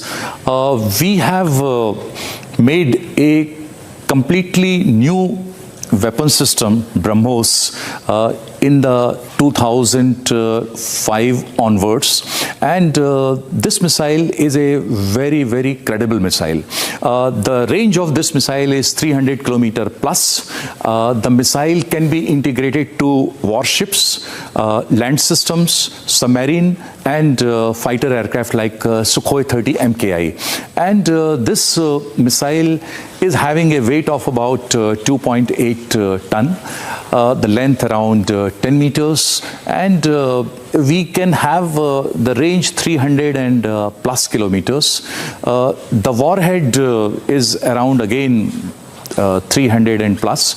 Destructive capability of the missile is arrived because of the energy of the missile, kinetic energy, because the missile flies at the speed of 2.8 Mach. That is almost three times the speed of sound, and which can be converted to around 900 meters per second. Just to make you understand the speed, this is twice the speed of a bullet, which we shoot in the air. And this missile is in heavy demand all over the place. We have supplied it to all the three armed forces, quite in numbers, large numbers, and we have also exported the missile to Philippines. There are many more countries who want this missile: Indonesia, Vietnam, Middle East, Africa, and South Africa's. What makes the missile in so much demand is the credible performance of this missile system. The missile we have tested for more than 130 plus, and every time the missile has performed, maneuvered and hit the target as per the plan. And another thing which makes the missile very potent is its stealth. The missile is having a pencil shape. The missile is made up of composite. The missile is also having the sections which doesn't reflect the incoming radar waves. And apart from this, the speed of the missile is so high that the surface radars and the air defense system of the adversary, they don't find it possible to catch this missile. That is why this missile is indefeatable and in great demand all over the place. I would like to share one more important thing about this missile is the missile can have variety of trajectories. It is like a pilotless aircraft. You can fly it up to 14 kilometers altitude. You can fly it up to the 10 meters altitude over surface of water. Because of the variety of trajectories, again, it becomes very difficult for adversary to detect it. Another thing about this missile is, this is a universal missile. The universal missile, it means it is replaceable to any of the platforms of the missile. So the maintenance becomes much easier. Availability of the components becomes much easier. And that's how we have inducted the system into all the three services. And this missile has created huge fear and helplessness in the minds of our adversary. The BrahMos missile has been delivered to the users in the operational stage. What it means is that our users, Indian Army, Indian Navy and Indian Air Force, can deploy, and within days they can start using it. And we are very proud that all the three services, they are using it to meet their various operational requirements. Yesterday, Defense Minister of India and Chief Minister of Uttar Pradesh, they have inaugurated new facility of BrahMos Aerospace at Lucknow. We already had integration and manufacturing facilities at Hyderabad, Thiruvananthapuram, Nagpur and Pilani. This new facility at Lucknow would meet the increased demand of Indian armed forces and export. Apart from this, we also have undertaken the design, development, manufacturing of BrahMos NG. NG stands for New Generation. The missile BrahMos NG would be much lighter in the weight. It would be about 1,200 kilograms, and the range is going to be similar, that is up to 300 kilometers. Again, we are making the new BrahMos NG universal so that it can be used by Indian Army, Navy and Air Force and can be exported to any friendly nation. This missile, BrahMos NG, would be using state-of-the-art technologies and miniaturized version of main BrahMos. We are looking forward in the time duration of 12 to 18 months to come up with the first prototype of this missile, which we will be testing, and we will be then going to the users to buy it in numbers. So another hugely strong and a deterrent missile would be in the inventory of our armed forces quite soon. Thank you. I'm Ambassador Deepak Vohra, 74 years young, 52 years in diplomacy and counting. I'm not Indian because I live in India. I'm Indian because India lives in me. We call her mother. Mother has many children. Children have only one mother. I'm reaching out to all of you. If 1.4 billion Indians can join the Nationalist Collective, imagine the huge power that we will have. Bigger than any nuclear bomb, bigger than any tsunami. Come on, join the Nationalist Collective. Let your voice be heard. Let the world know we are Indians. We are the best. The others are the rest. Come, join us. We are waiting. Mother India is waiting.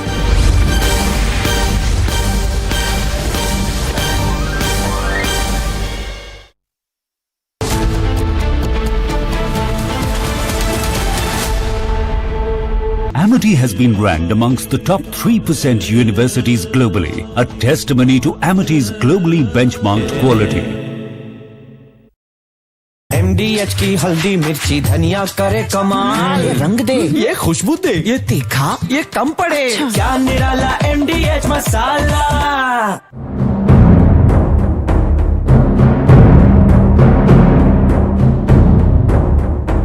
We can see that how army personnel are carrying out operation to defuse the shells from the Pakistan which didn't explode, and right now we can see that this is the shell in the hands of the army personnel which didn't explode at all. And to find out this, the entire area, the area under which this shell was found was digged by the army personnel. They were wearing bomb suit, and then they went behind.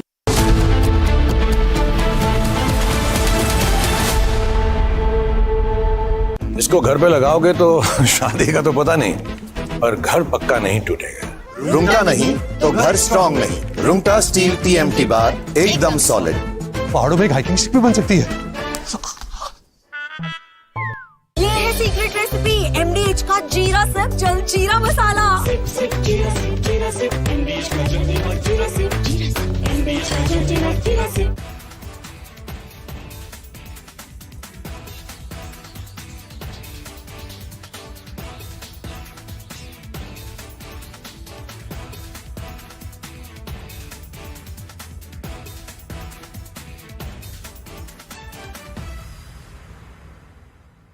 BrahMos is a most potent weapon in the inventory of Indian Armed Forces. We have made a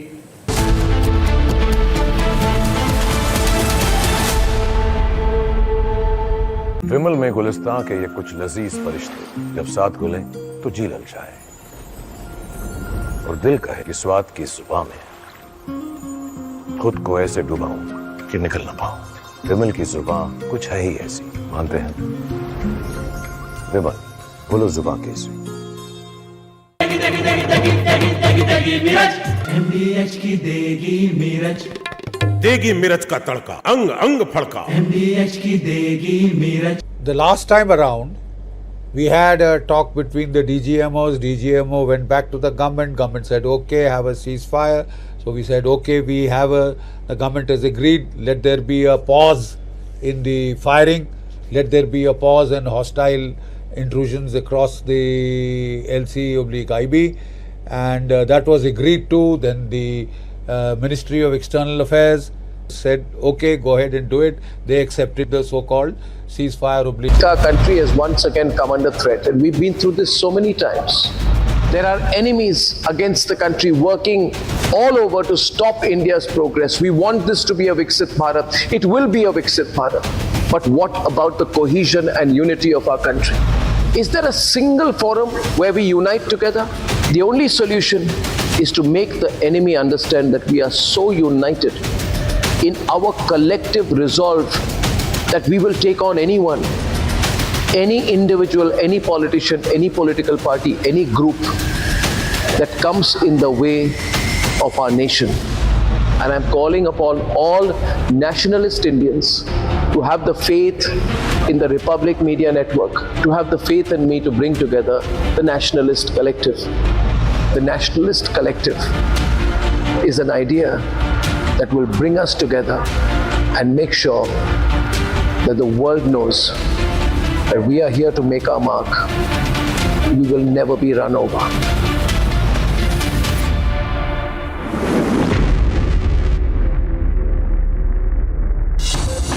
Summer is here. Is your home ready for the heat? Keep your roof cool and your home comfortable all summer with Roof Cool and Seal.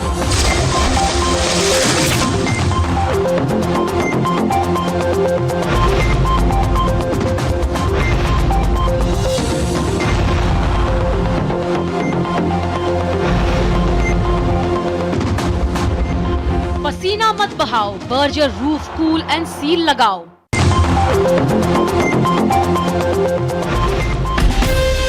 From Asia's largest news headquarters, setting the agenda for Bharat.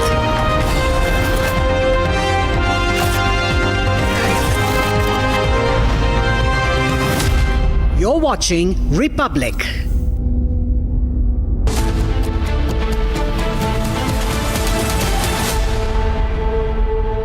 Very good afternoon, viewers. You're watching Live and Breaking with me, Rakshita Mishra, reporting from Srinagar right now. And we continue to get you more ground reports where the crackdown against Attari continues and much more that is happening in the national capital. But first, the headlines.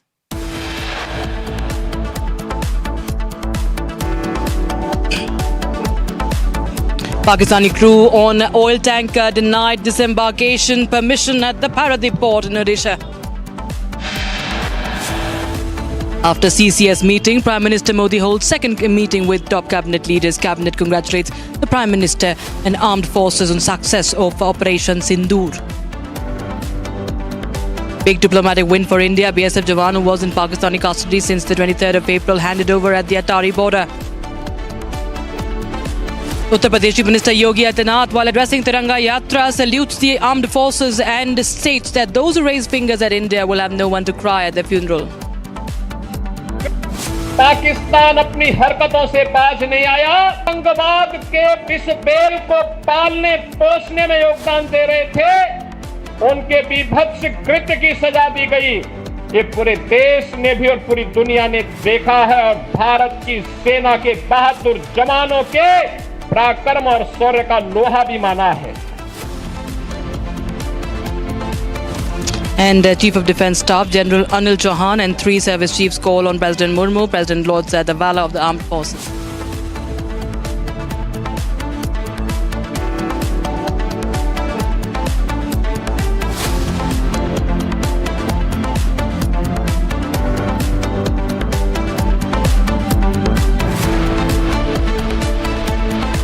From Lucknow to Bhubaneswar, viewers, and to Delhi and Dehradun, there has been a Tiranga Yatra. Even in Hyderabad, entire country, the citizens of the country, the Indians have risen with pride, taking the tricolour in their hand, taking out the rally. Chief ministers across states led this massive Tiranga Yatras, echoing the spirit of unity, spirit of valour and vengeance. And as nation celebrates the triumph of Operation Sindoor, a new message roars across the heartland. India will not bend, India will not break.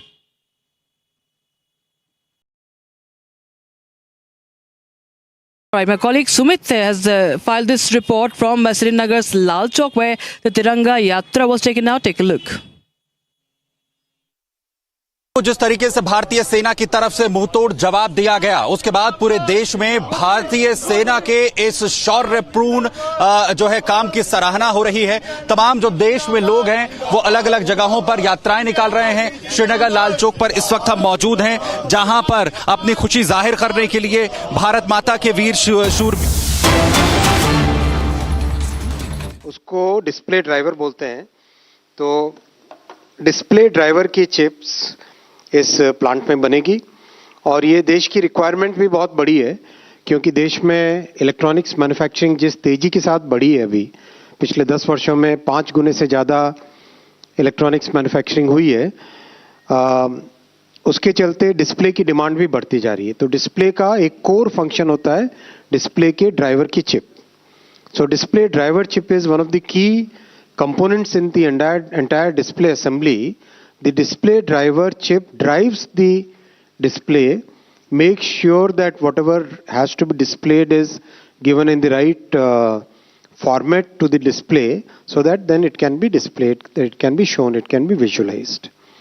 ये plant लगेगा, इसमें 20,000 wafer per month की capacity होगी और जो chips इससे बन के निकलेगी उसकी कैपेसिटी है 36 million chips per month, which is 3.5 crore rupees 3.6 crore chips per month. ये रहेगा इसका 36 crore, I am sorry 3.6 crore 36 million chips per month का इसका रहेगा। और अच्छा प्लांट है, बहुत ही एडवांस टेक्नोलॉजी। इसमें वेफर लेवल पैकेजिंग का एक टेक्नोलॉजी होता है, वो इसमें लगेगा, विच मीन्स एंटायर वेफर के साथ सबस्ट्रेट को जोड़कर कंप्लीट उसकी एडवांस्ड पैकेजिंग का। 2022 में जब से प्रधानमंत्री जी ने सेमीकंडक्टर मिशन लॉन्च किया 1 जनवरी 2022, उसके बाद से अब तक का ये 6th प्रोजेक्ट है। और साथ ही साथ one very important thing that we need to know about semiconductor mission is, आपको ध्यान होगा टैलेंट डेवलपमेंट पे बहुत बड़ा focus. That was Union Minister Ashwini Vaishnav addressing the media right now after the Union Cabinet meeting, and now we shift our focus to the Tiranga Yatra that has been taken out in Srinagar's Lal Chowk as well, where my colleague Sumit is reporting from.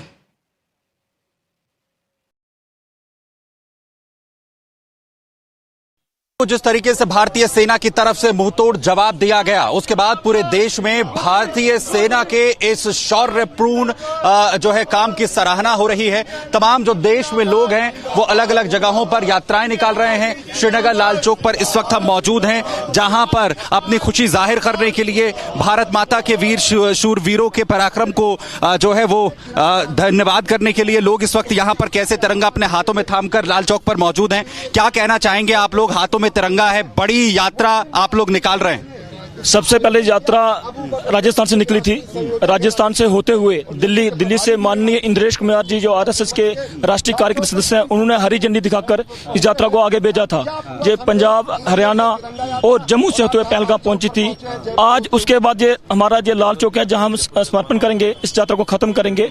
इस यात्रा का जो नाम दिया वो भारत यात्रा। भारतीय सैनिकों का जो धन्यवाद करने के लिए, जिस तरह पहलगाम दुर्घटना के बाद, जो दरिंदगी के बाद भारतीय सेना ने पाकिस्तान को जवाब दिया है, ये भारतीय सेना के जीत के लिए हमारा अब यही कहना है, इसको सिर्फ राजनीतिकरण न किया जाए। ये भारतीय जनता पार्टी की जीत नहीं है, ये भारत सरकार की जीत है।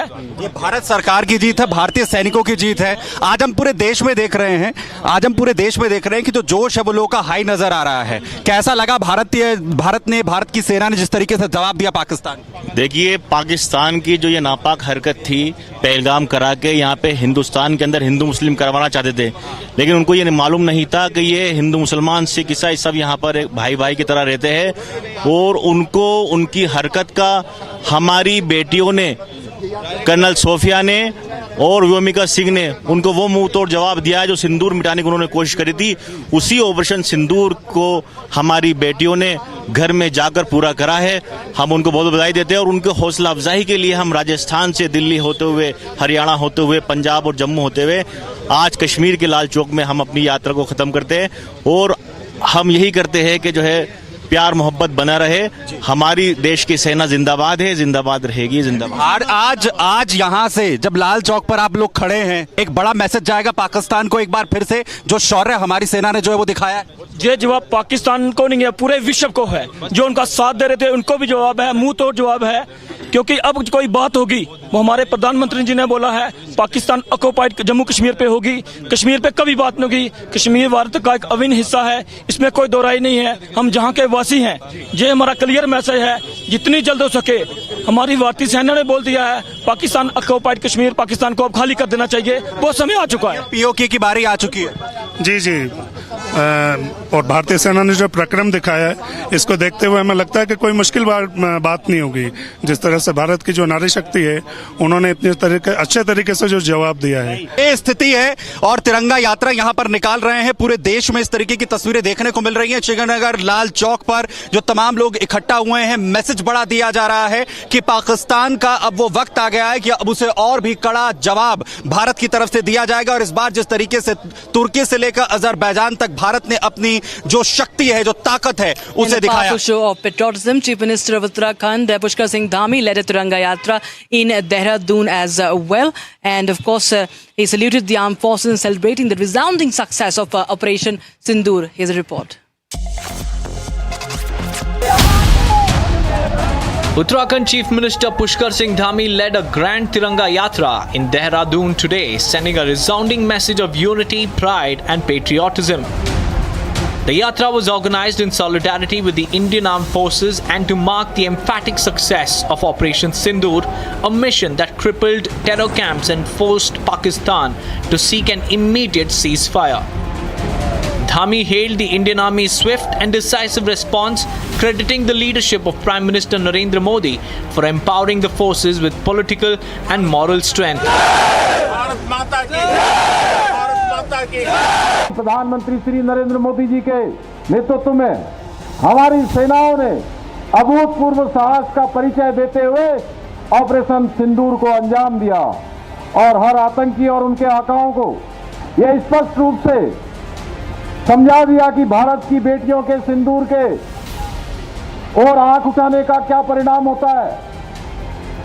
भाइयों बहनों, हमारे सशस्त्र बलों ने ऑपरेशन सिंदूर के अंतर्गत पाकिस्तान में चल रहे आतंकी ठिकानों को, उनकी प्रयोगशालाओं को सटीक रणनीति के साथ उन्हीं की सीमा में और उन्हीं के घस में जाकर निशाना बनाते हुए एक एक आतंकी ठिकाने को नष्ट करने का काम किया।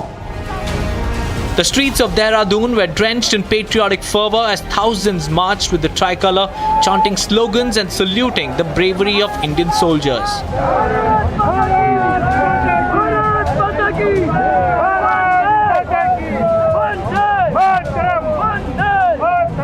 This yatra was not just a tribute, but a statement that the people of Uttarakhand stand firmly with their armed forces and that India will not tolerate terrorism on its soil. From Dehradun, a message echoed across the nation: this is New India, fearless and united.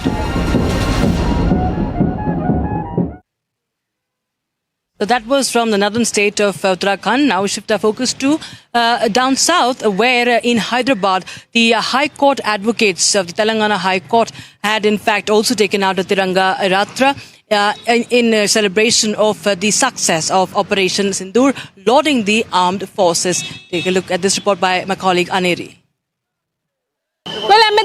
ongoing situation between India and Pakistan. Well, now we see that how the Indian Armed Forces had carried out Operation Sindoor after the Pahalgam terror attack, and now we see that there is a Tiranga solidarity rally which is being held here in Hyderabad by the Telangana High Court advocates, and also expressing their solidarity with the Indian Armed Forces and for carrying out the successful Operation Sindoor here, where we see that the advocates here are congratulating, thanking the Indian Armed Forces for carrying such a huge operation. And not only that, we'll just try and get a word from sir आप क्या कहना चाहेंगे? Rally निकाल रहे हैं। नहीं, ये तो श्रद्धांजलि है जो भी हुआ है ऑपरेशन सिंदूर में, जो भी हस्बैंड्स खोए हुए हैं उनके लिए श्रद्धांजलि व्यक्त करने के लिए हम लोग यहाँ पे आए हैं, सपोर्ट करने के लिए पूरी तेलंगाना हाई कोर्ट एडवोकेट्स यहाँ पे आए हैं। ये बहुत बड़ा रैली है और हम जो भी हिंदुस्तान गवर्नमेंट जो भी कदम उठाए है वो बहुत बड़ी कदम है। और आप सब लोगों को मालूम है जो भी टेररिस्ट कंट्री है वर्ल्ड में बोले तो पाकिस्तान है बोल के आज प्रूव हो गया, और उसी के हिसाब से मुंह तोड़ जवाब दिया गया है। और जैसा ही हमारा प्राइम मिनिस्टर बोला है कि ये जस्ट पॉज है, रुका हुआ है, एक कदम भी अगर आगे बढ़े टेररिस्ट 100% वो कंट्री नामो निशान से उड़ जाए। Viewers, this patriotism is swelling on the ground. We've seen from several cities, even in Lucknow. My colleague Ajay Dubey has tried to get a sense of how the people are feeling, the citizens of the country are feeling as they witness the Tiranga Yatra, as they participate in the Tiranga Yatra and laud the efforts of our forces. शौर्य का परिचय सेना ने दिया है, क्या उसको लेकर? Sir मैं अभी फ़िलहाल अपने तिरंगा यात्रा के लिए निकलना चाह रहा हूं, इसलिए हम लोग बहुत खुश हैं कि अब हम लोगों की सरकार कुछ कर रही है। आपका यही कहना रहेगा हमारा। आप बताएं सर, बच्चे आप लोग लेकर तमाम स्कूलों से पहुंचे यहाँ पे, क्या चर्चा ये आपस में कर रहे हैं? तिरंगा यात्रा आज पहुंची है, क्या भाव? ये हमारी सेना का शौर्य जो है उसी को दर्शाने के लिए और उसको बताने के लिए यहाँ पे हम लोग आए हैं कि हमारी सेना ने जो अविश्वसनीय कार्य किया है उसको दिखाने के लिए। देखिए, तो हम बच्चों से भी बात कर रहे हैं। आप बताएं सर, तिरंगा लेकर आगे खड़े हैं आप, क्या मन में भाव चल रहा है जो शौर्य का? सर राष्ट्र हित का है, हम लोग राष्ट्र से जुड़े हुए हैं, हम राष्ट्र के हित में सेना के साथ हैं। हमारा तिरंगा जो है आन बान शान है देश की, इसलिए हम लोग राष्ट्र में अपनी सेना के साथ हैं। हम दिखाना चाहते हैं कि हम सेना के साथ हैं और हम हमेशा सदैव तत्पर हैं, सेना के साथ में लड़ने के लिए भी तैयार हैं। पाकिस्तान के लिए क्या संदेश दीजिएगा? सर पाकिस्तान तो गद्दार देश है और उससे कुछ कहना बेकार है। हम लोग जो वो एकदम गलत कार्य करता रहता है हमेशा। और तो ये जो भीड़ निकली है, ये जो उद्घोष है यहाँ पे, तिरंगा की इतनी लंबी कड़ी है, क्या पाकिस्तान को क्या समझना चाहिए? जो ये समझना चाहिए देश का बच्चा राष्ट्रहित में देश के साथ है और हम लोग लड़ने मरने के लिए भी तैयार हैं। तैयार है, और भी लोग हैं तमाम, उनसे हम बात करते हैं। आप भी तिरंगा लेकर पहुंचे हैं, क्या मन के भाव है? अपना देश ठीक रहे। आप लोग क्या चर्चा कर रहे हैं? तिरंगा यात्रा लेकर पहुंचे हैं, क्या चर्चा आपस में कर रहे हैं आप लोग? पाकिस्तान के लिए संदेश है कि इंडिया से बच के रहें। हम कह रहे हैं कि भारत से पंगा ना ले पाकिस्तान। भारत ऐसा देश है जो पाकिस्तान को हिला सकता है, पूरी दुनिया उसकी मिटा सकता है। भारत माता की जय। तिरंगा यात्रा से ये संदेश देना चाहते हैं कि हमारे जो भारत माता के वीर सपूतों ने पाकिस्तान में घुस के पाकिस्तानी आतंकवादियों को मारा है, उनकी हौसला अफजाई के लिए यात्रा निकाली जा रही है। ये संदेश पाकिस्तान को डायरेक्ट पहुंचना चाहिए कि योगी जी स्वयं मैदान में आ चुके हैं, उनको डरना चाहिए योगी जी के आने से। बता तो रहे हैं कि अभी अपने देश में बैठे हैं प्रधानमंत्री नरेंद्र मोदी जी हैं, अगर बाबा जी अपने आ गए तो समझिए नेस्तनाबूद पाकिस्तान की जो है कुछ कहाँ जाएगा। कराची में चाय नाश्ता होगा सुबह का बाबा जी के आने के बाद। And viewers, now shifting focus to Operation Keller that has taken place in South Kashmir's Shopian. Now, the Indian Army has issued a statement on Operation Keller, saying that based on inputs by intel agencies about the presence of terrorists in Keller forest of Shopian district, a joint operation was launched by the Army and CRPF on the 13th of May, resulting in neutralization of 3 hardcore terrorists, including the local commander of Lashkar-e-Taiba, after an intense encounter. Now, the 3 were actively involved in recent terror terror activities in the region. Recoveries from the operation include AK series rifles, large quantity of ammunition, grenades and other warlike stores. My colleague Arava joins us live on the broadcast from Uri. Arava, tell us more updates about this. The army has issued a statement now on the success of Operation Killer. Yes, absolutely, Rakshita. This is the big win for the forces, as we have seen that the 3 highly trained terrorists have been neutralized by the joint security forces in yesterday's operation in the South Kashmir. And we have seen that the Indian Army has released the statement in which they have said that the highly trained Lashkar terrorists killed in the South Kashmir Shopian. The same operation was launched after the security agencies received the intelligence-based input about the presence of some terrorists in the area. Then after we have seen the record and search operation was launched in the entire area. All the entry and exit points were seized. During the operation, we have seen that a large quantity of the arms and ammunition have been recovered by the joint security forces. Also, we have seen during the recoveries that the steel bullets were also used. It indicates that the terrorists are having the steel bullets which can burst the bulletproof vest of the forces. But we have seen this is the big win for the forces. All right, viewers, we have breaking news coming in right now. Ashwini Vaishnav, the Union Minister, has right now made a big statement on Operation Sindoor. Now, Ashwini Vaishnav has said that there has been an excellent use of technology which led to the success of the Operation Sindoor. Latest reaction now from the government. This is the first time we see Ashwini Vaishnav making a statement on camera. In Operation Sindoor, he says that there has been excellent use of technology which led to the success of the operation. And we'll get you more updates as to what more has he said. And in fact, take a listen to what Ashwini Vaishnav had said. और जैसा science technology का उपयोग आपने operation सिंदूर में भी देखा, किस तरह से टेक्नोलॉजी का उपयोग करके भारत को एक बड़ी ताकत मिलती है और भविष्य के लिए एक बहुत बड़ी फाउंडेशन ले होती है. तो उसी कड़ी में जितने स्टेप्स लिए गए हैं, बहुत बड़े बड़े स्टेप्स लिए गए. कुल मिला के 1,25,000 करोड़ के स्टेप्स प्रधानमंत्री जी की इस ऐतिहासिक थर्ड टर्म में लिए गए. उसका एक डिटेल आपके सामने. धन्यवाद साथियों. I take questions.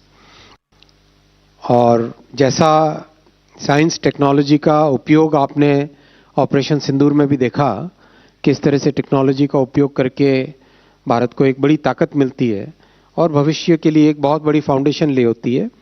तो उसी कड़ी में जितने स्टेप्स लिए गए हैं, बहुत बड़े बड़े स्टेप्स लिए गए. कुल मिला के 1,25,000 करोड़ के स्टेप्स प्रधानमंत्री जी की इस ऐतिहासिक थर्ड टर्म में लिए गए. उसका एक डिटेल आपके सामने. धन्यवाद साथियों. I take questions. And now, viewers, Republic is bringing to you another video that it has accessed of how India has hammered the Pakistanis. Now, this is a video from the 10th of May. India targeting the Pakistani posts, pummeling the Pakistani posts in the forward areas of I beg your pardon, in Rajouri, Poonch, Naushera, Krishna Ghati and Salotri sector. India decimating 16 Pakistani posts from the 6th of May to the 10th of May. In fact, this is a 4-day period that we're talking about. The 6th of May to the 10th of May in the forward posts of Rajouri, Poonch, Naushera, Krishna Ghati and Salotri sector. Remember, there have been multiple ceasefire violations, consecutive. The ceasefire violations continued for more than 10 days, viewers. And these were the areas that were targeted, and now the forward posts were also removed, were decimated.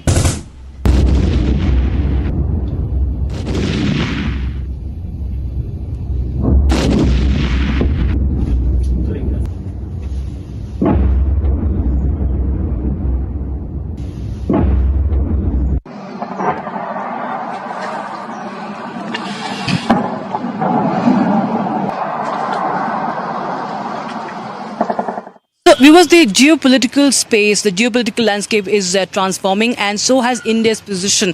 India is now becoming the leader of the global south. It's emerging as the undisputed leader of the global south. We see how it's becoming a voice of strength, a voice of stability, and a voice of strategic vision as well. We have former Ambassador Deepak Vora also breaking down for you as to what really it means for India and what this transformation means for the developing world as well. Here's more. My name is Deepak Vora. I'm an ambassador of India and special advisor in 3 African countries as well as in Kargil and Leh. Today we're talking about this concept of the Global South. The Global South consists of 120 countries, all of which are developing nations, and all of which, and I say this with great pleasure and determination and with a sense of verification, that all of them consider India as their leader. There's something about leadership. Leadership cannot be imposed. It has to be accepted. They accept India as their leader. We have a voice of the Global South. We have virtual meetings every year hosted by the Indian Prime Minister.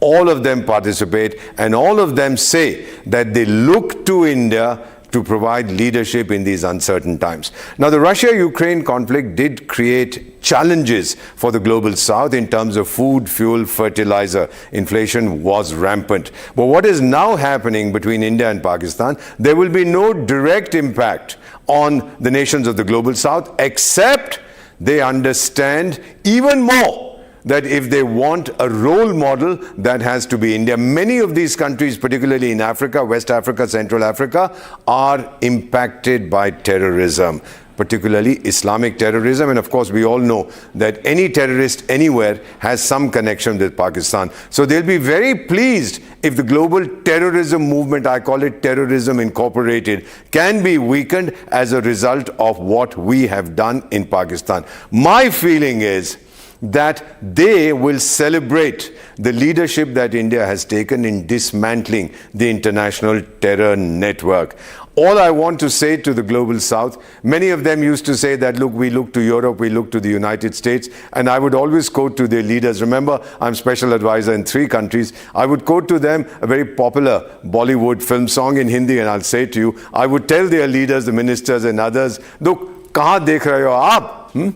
तेरा ध्यान किधर है तेरा hero इधर है look at India, look at what we've done. We've not caused you any distress. We have limited our action to the hub, the terror central, a country that used to be known as Pakistan. I don't know what it's called now. We haven't hurt you in any way. But when it comes to terror that is hurting most of you, India is right there leading from the front. So, my dear colleagues from the Global South, India is here, and now indecisive India has become Bharat Bahadur. May I conclude with something which I always enjoy saying? I'm not Indian because I live in India. I'm Indian because India lives in me. Thank you very much.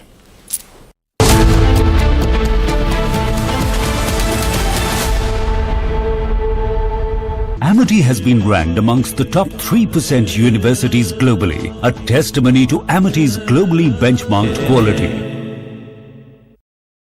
आधे bowl दही में 4 चम्मच MDH चटनी पुदीना मसाला डाला, stir करो, पुदीना चटनी तैयार। MDH चटनी पुदीना मसाला।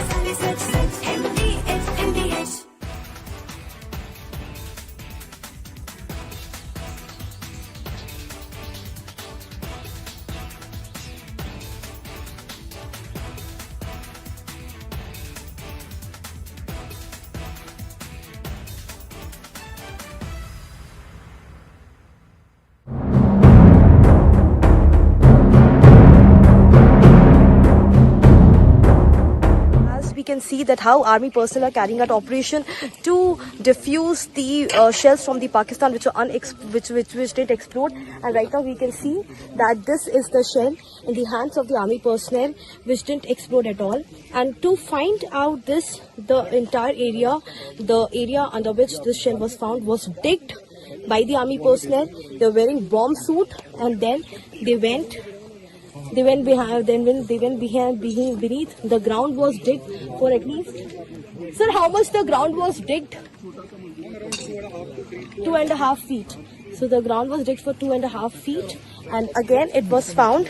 Then this is the place where there was a shell, but the shell didn't explode. Actually underground. We first found it. We were first told that there is an explosive. Then we undertook digging. Okay. And we had to dig almost 2 feet. And the shell is lodged almost.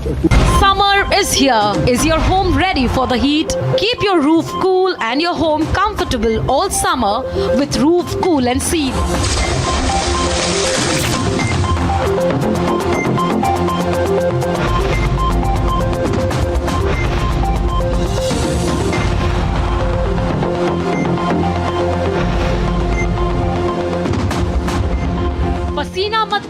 Berger roof cool and seal lagao.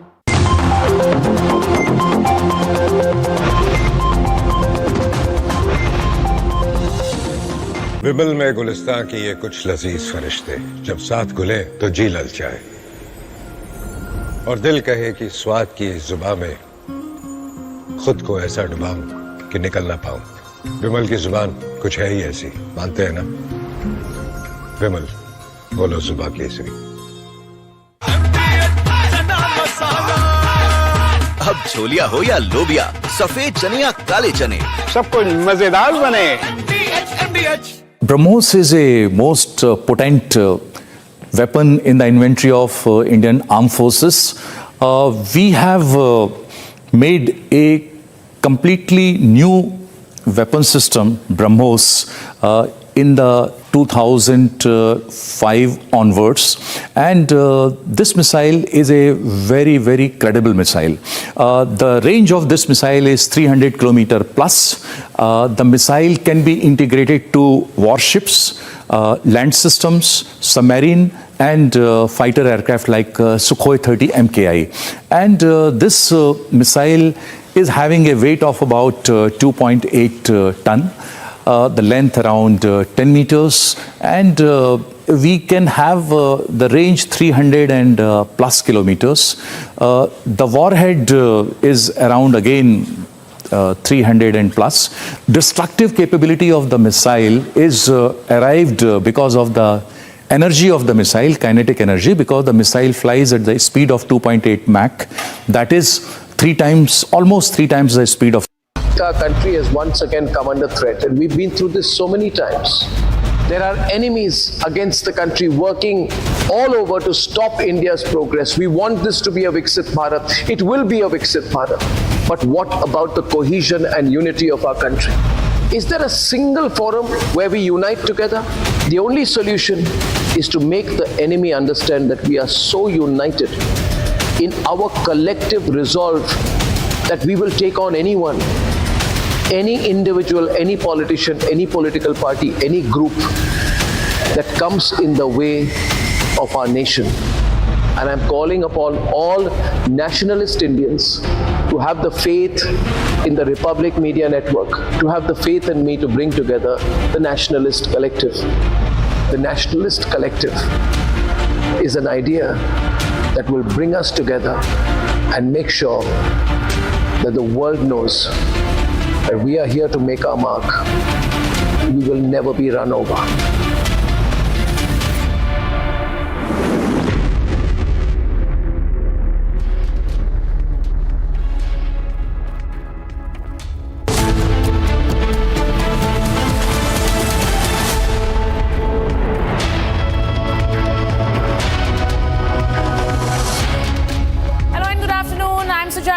You're watching Republic TV. After 20 days, BSF Jawan Purnam handed over to Indian authorities. He walks down through the Attari border. This and more in this bulletin. But first, have a look at the headlines. Pakistani crew on oil tanker denied disembarkation permission at Paradip port in Odisha. After CCS meeting, Prime Minister Modi holds second meeting with top cabinet leaders. Cabinet congratulates PM Modi and armed forces on success of Operation Sindoor. Big statement by IT Minister Ashwini Vaishnav. New tech played a key role in the success of Operation Sindoor.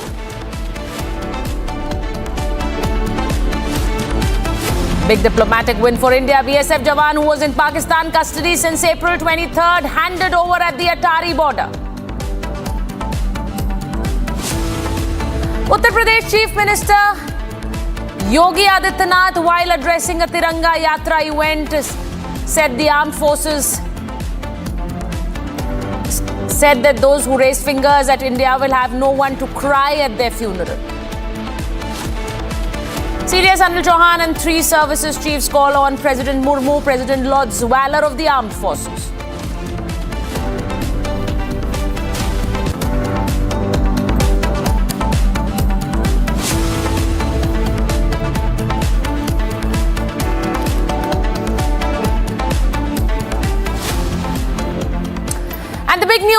security force Constable Purnam Kumar Shaw, who was detained by the Pakistani authorities since April 23rd, was sent back to India. With the consistent efforts of the BSF through regular flag meetings with Pakistani Rangers and through other communication channels, the repatriation of BSF Constable became possible. खुशी के बात बा सबके मुंह मीठा करावता नहीं हम लड़का आगे रोड से भाग का बा खुशी का बा हम लोग आज 20-21-22 दिन से हम लोग खैले बानी जा लड़का के चलते आज तो थोड़ा मन में खुशी मिला इतना दिन के बाद खुशी के बात बा सबके मुंह मीठा करावता नहीं हम लड़का आगे रोड से भाग का बा खुशी का बा हम लोग आज 20-21-22 दिन से हम लोग खैले बानी जा लड़का के चलते आज तो थोड़ा मन में खुशी मिला इतना दिन के बाद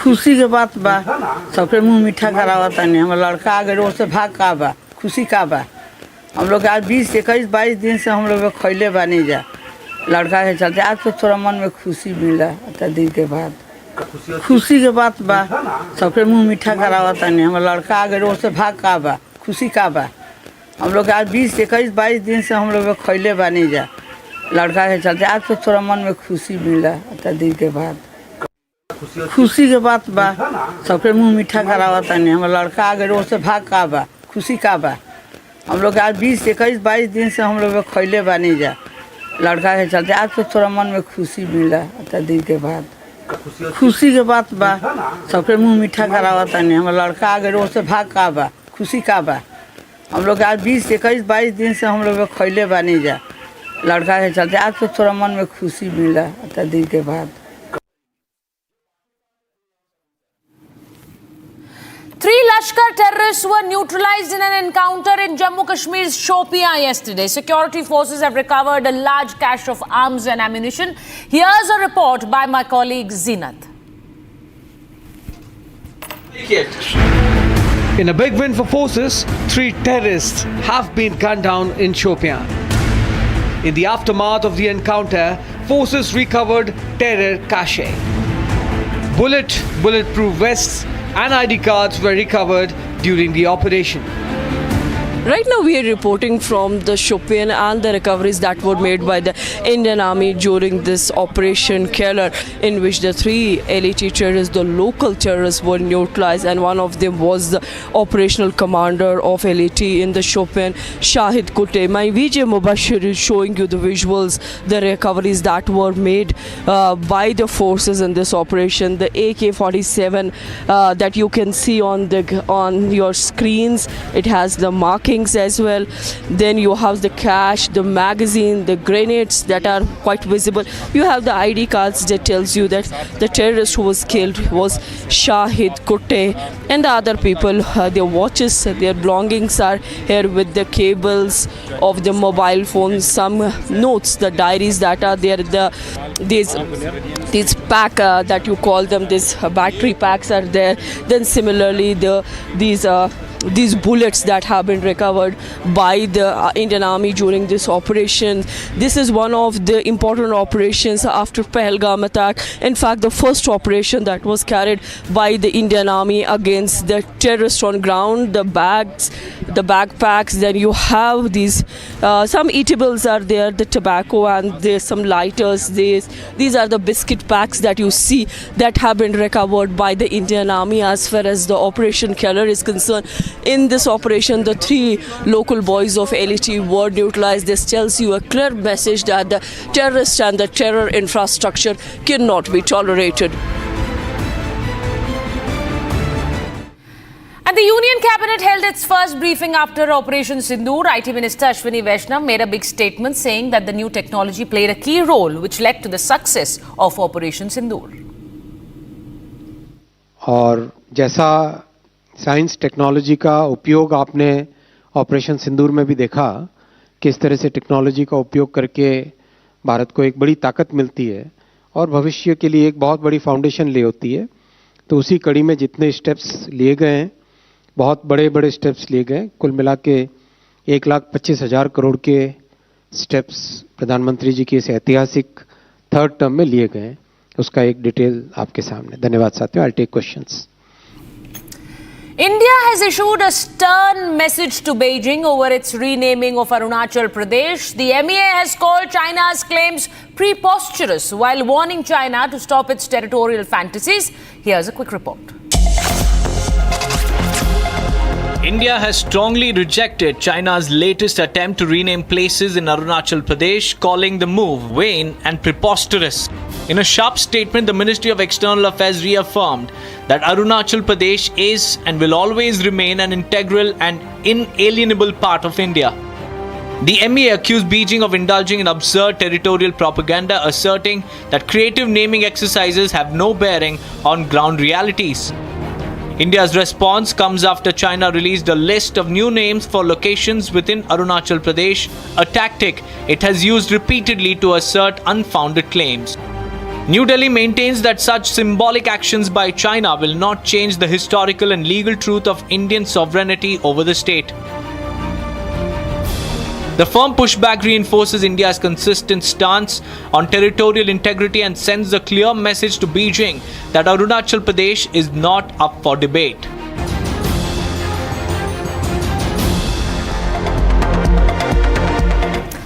Dr. Sudhir Kumar Mishra, the former CEO of BrahMos Aerospace, explains how India's next-gen supersonic cruise missile, BrahMos NG, is poised to revolutionize precision warfare, lighter, faster and more adaptable than its predecessor.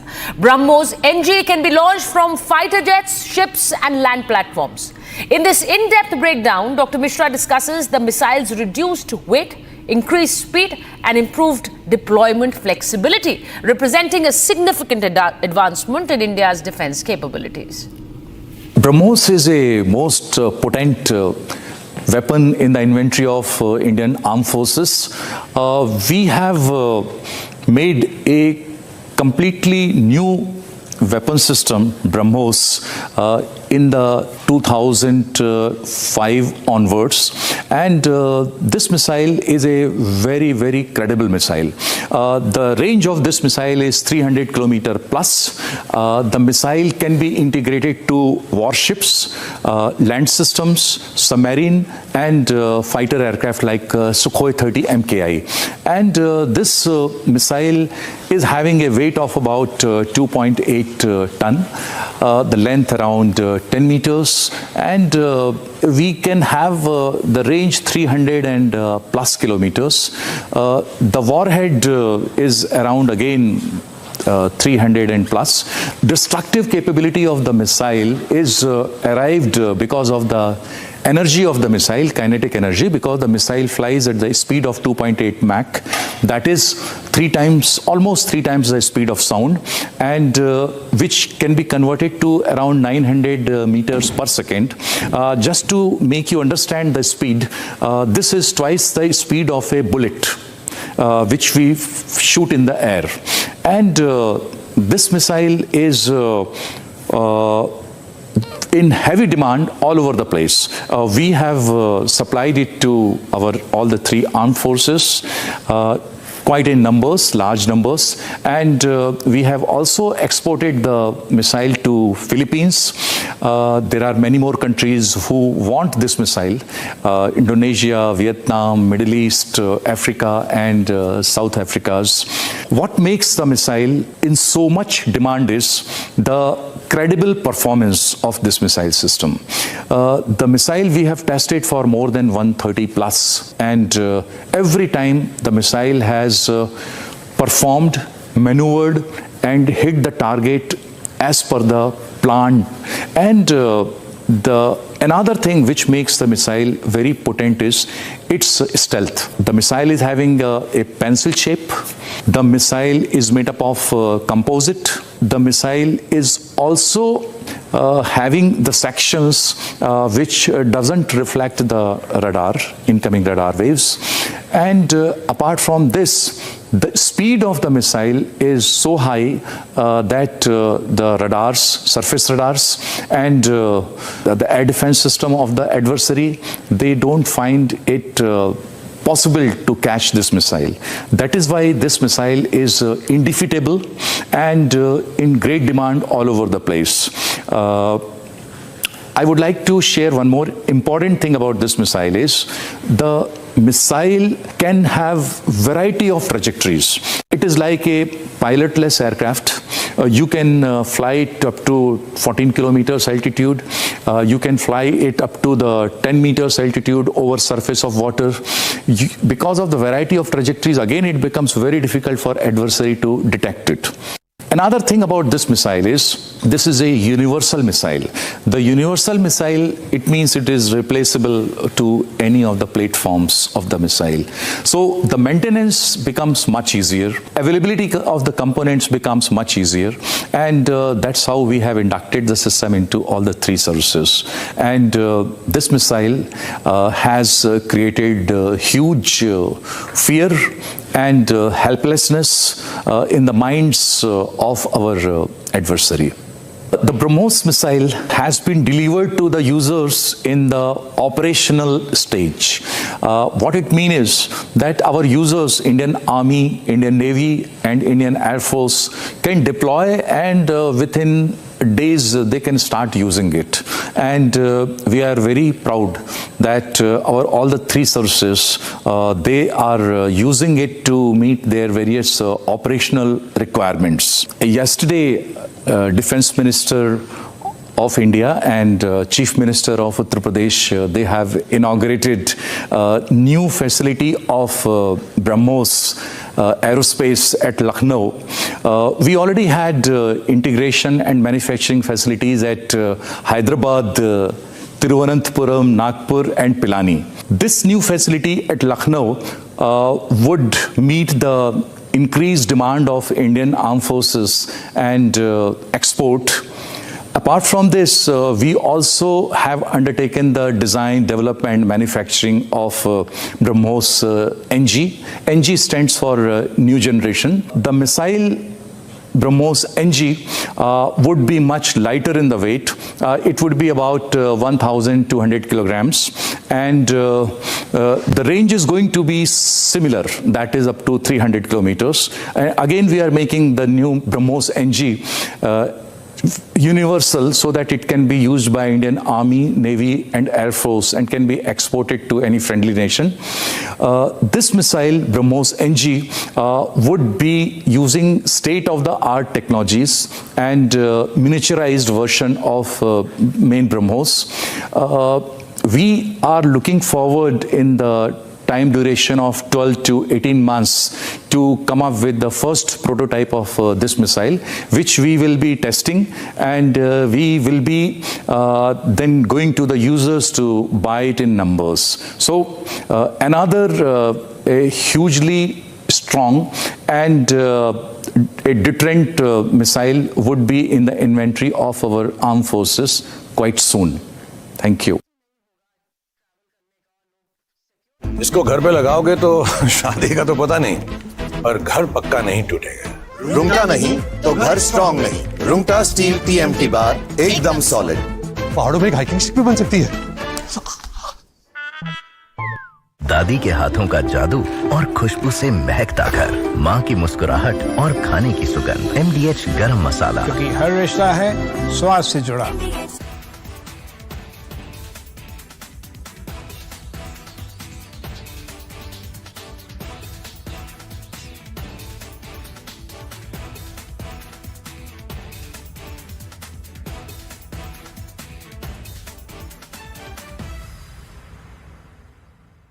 The last time around, we had a talk between the DGMOs. DGMO went back to the government. Government said, okay, have a ceasefire.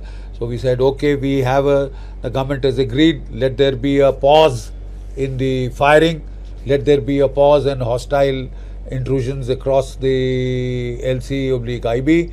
And that was agreed to. Then the Ministry of External Affairs said, okay, go ahead and do it. They accepted the so-called ceasefire/pause and ops, right?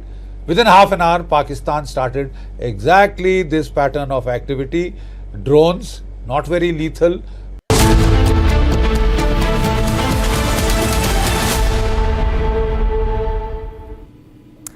In a hard-hitting episode of Arnab's podcast, Major General G.D. Bakshi joins Arnab Goswami for a no-holds-barred conversation on whether India has truly emerged as a military superpower. From the lessons of recent operations to India's growing strategic dominance, General G.D. Bakshi brings his trademark passion and sharp insight to the table.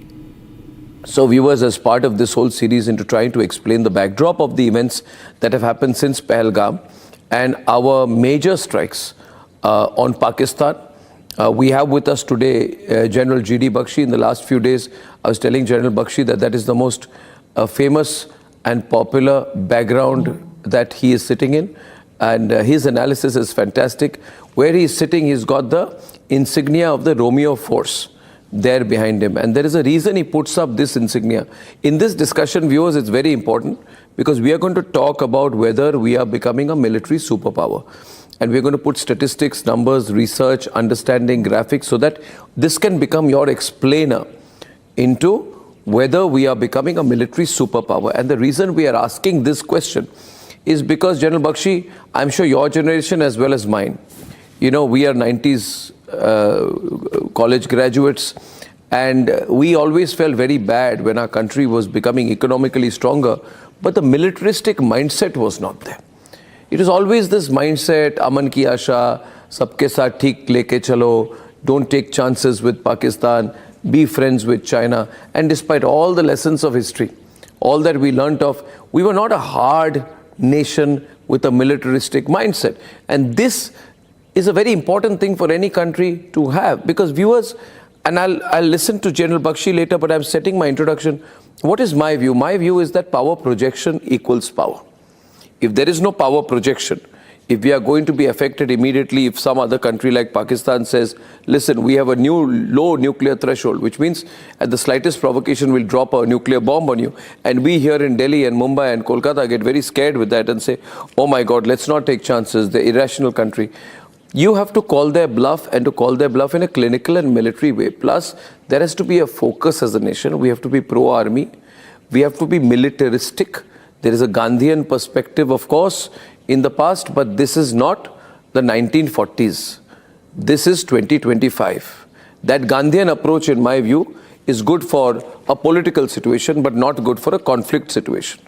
And so, viewers, I think we have brought in that Gandhian point of view into matters of the military, which is dangerous. That has its own place, but it doesn't have a place in a conflict situation, in a rapidly evolving world where technology and technological might is being brought into the forces. So I think we have to have a change of mindset in 2025. And I respect whatever the Gandhians are and their view of the world. But if we are to succeed as a nation in the future, I would say that more than Gandhi, it should be Netaji Subhash Chandra Bose who should be our ideal. I have no doubt about it. So there is a political philosophy which Republic has. We are a center-right news network. We are very clear. We are not neutral between India and Pakistan. And we believe that we will grow faster. Economically also, if we are powerful militarily. The question in this podcast to answer is, are we becoming a military superpower, General Bakshi? Or are we a large military power? Are we a great military power? Are we a middle military power? Where exactly do we stand? Can we become a military superpower, or are we already one? What are the criteria of being a military superpower? These are the takeaways I want people to have. So your introductory remarks on this subject, sir. Excellent, Arnab. I think you framed the problem so very well. You know, the historical experience of our freedom struggle, inclined us towards the Gandhian path of non-violence, non-cooperation, something like an Arab Spring, right? And you very rightly pointed out that even at that stage, there was the militaristic mindset of Bose, right? Yeah. We adopted the credo Ahimsa Paramo Dharma, which comes from the Shanti Parva of the Mahabharata. But we know we are taught only the first half of it. The second half of that same shloka says, Ahimsa Paramo Dharma, Dharma Hinsa Tathayava Cha. Violence in the protection of Dharma is superior. That is blanked out. So we needed a change of the mindset. And that change of the mindset has come. You asked a direct question. Let me give you a direct answer. Have we become a military superpower? Yeah. Yes. Excellent. With the 5th Indo-Pakistan round, we have shown to the whole world, showcased to the whole world, Arnab, a set of capabilities which are still sinking in. America is shocked, so is Russia, so is China. Pakistan can deny all that it wants. It is licking its wounds, Arnab, and those are deep wounds. Arnab, we have created the equivalent of the Iron Dome. You see, and we have our, navigation satellites of our own up there. We have integrated the Navik set of satellites, with artificial intelligence. We have put together a sandwich of the S-400 Triumph surface-to-air missiles, range 400 kilometers. Next comes the Barak, long-range SAMs, jointly developed with Israel, 150 kilometers, right? Then we have the Akash 1, Akash 2. Then we have the V-Shorads. And then we have the Legacy L-70 Zu-23 guns, which have been upgraded indigenously.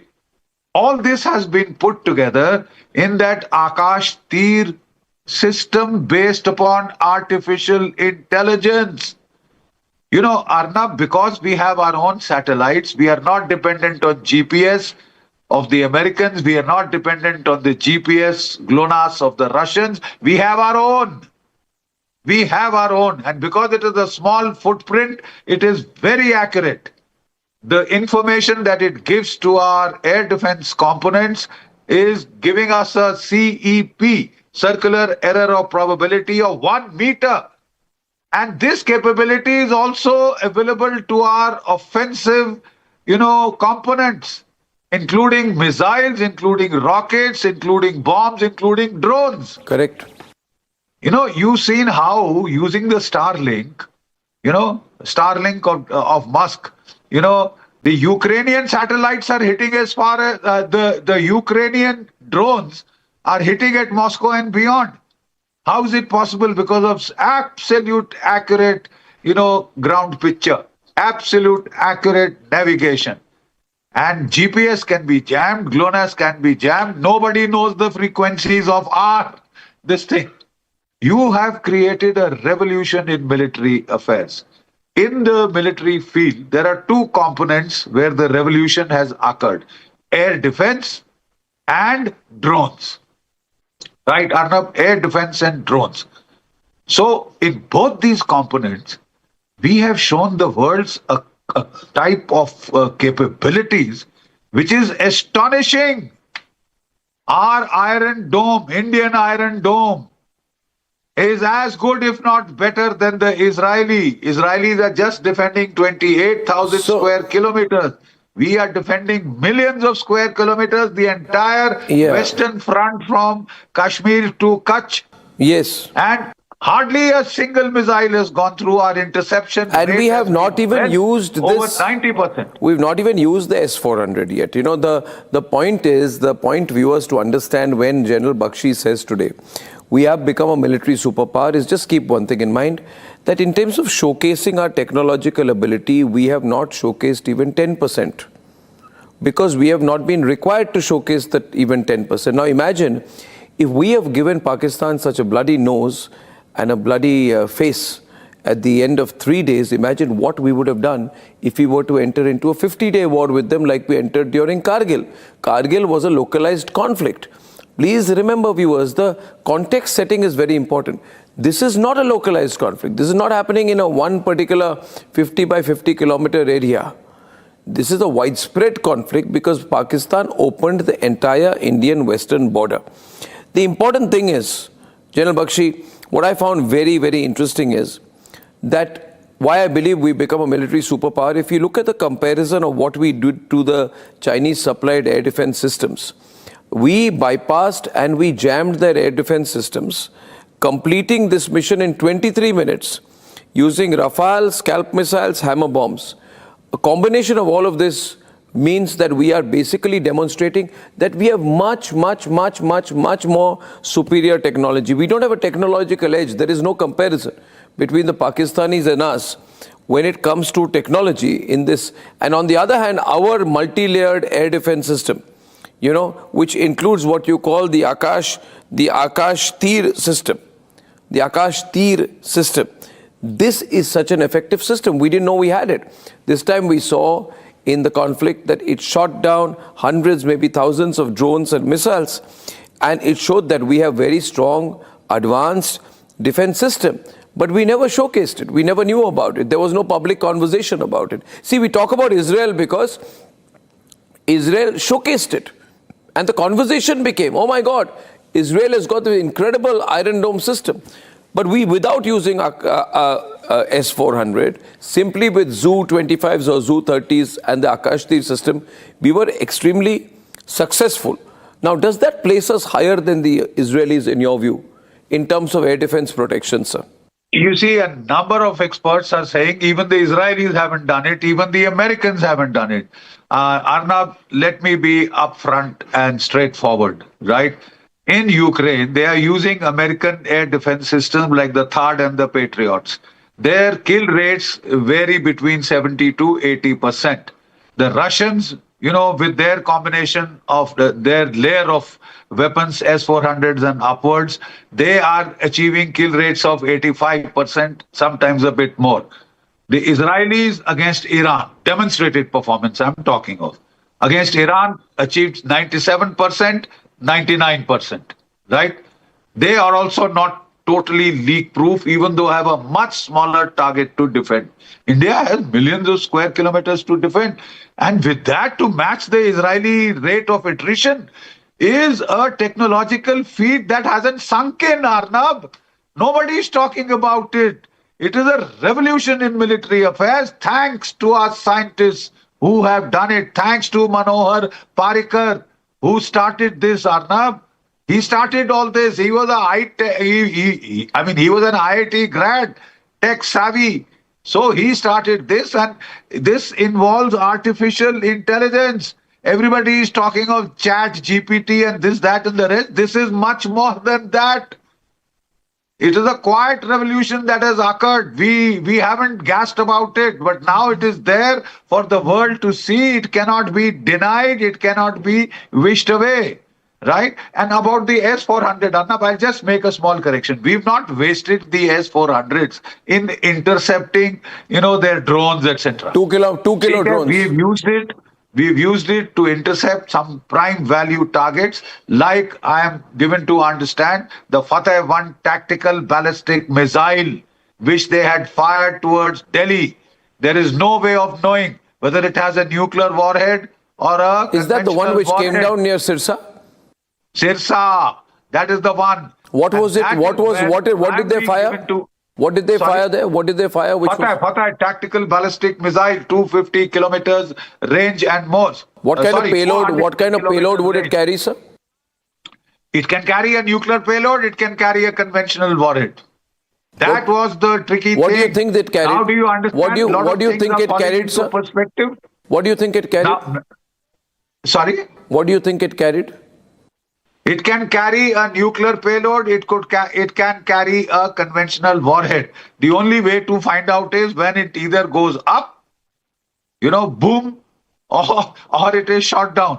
It was shot down by a combination of our S-400s, by a combination of our, you know, Prithvi air defense, ballistic missile defense shield.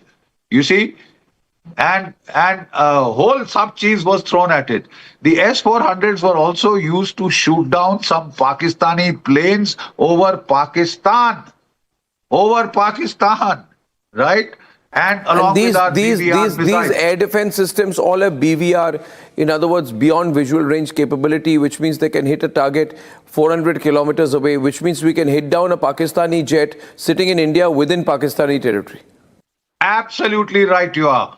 That means when a plane takes off, the S-400 has a detection radar range of 600. That means not only the whole of Pakistan, it can look into Afghanistan also, right? And when any plane rises from any Pakistani airfield, if it is detected, it can be shot down by the S-400s and a combination of our beyond visual range air-to-air missiles like the Astra-1. The Astra-2 is just coming in. The Astra-3 is on the about to be delivered, I suppose, within a year, right? And then we have the Meteor BVR missiles on the Rafale, 180 to 200 kilometers range, right? The Pakistanis are making a song and dance, and so are the Chinese, that their J-10C with the PL-15, they are claiming has knocked out one of our Rafales. All our Rafale pilots are absolutely safe here, Arnab, and we are just waiting. Yes, we have taken one or two, I think, hits, which is natural. You go for a major war, then you don't pussyfoot around. Okay, so you go for it. So I agree with it. Now, question is, sir, that again might go back to the basic question: are we a military superpower? I've always been, since a kid, very interested in numbers, sir, and comparisons and relative strengths. But when it comes to the army, it doesn't quite matter that we have an army that is bigger in size, a military. An army with 1.2 million plus active personnel is actually a bigger army than Russia's 1 million personnel army. It is the world's second largest army in numbers. But you see the Russian army, is it got more exposure, global exposure, whether it is in Syria, whether it is in Ukraine, right? And it's also enhanced with the private armies of the Wagner group, I don't know where that exists, which allows it to project global influence without taking the hit. So while carrying an element of deniability. So my question is, in the Ukraine war, I believe that somewhere, sir, the weaknesses of the Russian army also came out, which is morale issues, very high attrition rates, logistical failures, and people said, oh, their equipment is also outdated, right? But yet they are a huge military superpower because they projected their power externally and it's followed up with diplomacy. The broad military superpower would also require some amount of geostrategic power, sir, some amount of technological edge. How do you compare our army to, say, Russia's or our army to China's? I feel China is a bit of a paper tiger. They have more personnel active than us. There are 2 million people there. But they never fought a real war. And their navy is all concentrated around the South China Sea. So how do you compare these three countries? I just want you to do a little comparison, sir, between Russia. I'm not bringing the Americans in, between Russia, China and India, sir. Look, Arnab, there is an unfortunate tendency that there is a lot of Western propaganda, disinformation, information warfare that has been utilized or used against the Russians to give a picture of a pathetic disarray and all that. I'm afraid that's not true. That's not true. What the mistake the Russians made was they did not fight as per their standard doctrine to start with. And what is their standard doctrine? The standard Russian doctrine is mass and high tech. In the Second World War, they used to put their tanks in echelons. First echelon. When that is written off, second echelon. That's written off, third echelon. Then the operational maneuver group, mass. That is how they drove the Germans back from the gates of Moscow to Berlin and destroyed Berlin, man. So they have been using mass and high tech. Their equipment is rugged but reliable. The Kalashnikov is a world beater design. The T-90s, T-72s have performed well in combat. But the problem they had was that to start with, they started the invasion with 150,000 strong force, depending upon their technology, overmatching technology as they thought, right? Which edge The Americans and the NATO, soon they supplied hell of a lot of weapons from 2014 onwards. Yep. You know? And they had more or less countered that technological superiority, brought it to a rough equivalence advantage on the Russian side. Advantage on the Russian side. Now, the simple fact is they went in with 150,000 against the Ukrainian army, which was 250,000 to start with, mobilized and has become 750,000 to 1 million. So after the initial offensive, they reached the gates of Kyiv. The Americans said, oh, logistical failure. Nothing of that sort. They had the talks in Belarus and in Turkey, and as a goodwill gesture, they had agreed to withdraw from Kyiv. Because they said our real objectives are not Kyiv. We want the Donbass, we want Luhansk and Donetsk and the land bridge to Crimea. They wanted to secure that. So they had withdrawn from Kyiv. It was termed as a logistical disaster. I mean, a lot of wish fulfillment in that particular thing. The Russian army, then after it had captured most of what it had initially sought to achieve, Russian-speaking areas of Ukraine, Donetsk, Luhansk, right? Land bridge to Crimea, all secured. All ports in Ukraine secured, less Odessa. Entire coastline. Yeah, but how do you compare? My question was, how do you compare India, Russia, China? What's your SWOT analysis between these three countries? So let me start with the broad parameter. Indian Army, second largest army. Second largest army. Large amount of Russian-based equipment. So if the Russian equipment does well, so has ours. And with a hell of a lot of indigenous, equipment now. Fourth largest Navy, fourth largest Air Force. India is a nuclear power. India is a space power of consequence. India is the fourth largest economy in the world, heading to be the second largest. In economical terms, we are bigger than Russia. Don't you forget that. We are bigger than Russia. Okay. So to that extent, the Russian army is heavily combat tested. So are we. We are one of the most combat tested armies in the world. Now coming on to the Chinese army. At 2 million, it is the only army that, outmans us in terms of size, right? The problem with the Chinese army is the last war they fought was 42 years ago in Vietnam, where they got a bloody nose. So they've got no combat experience. Why? They have no combat experience. Their chairman of the Central Military Commission, vice chairman, he has the only guy who's left around with 2 or 3 more officers who's seen a war.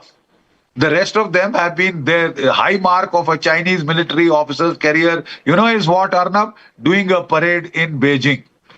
A parade, Republic Day parade equivalent in Beijing.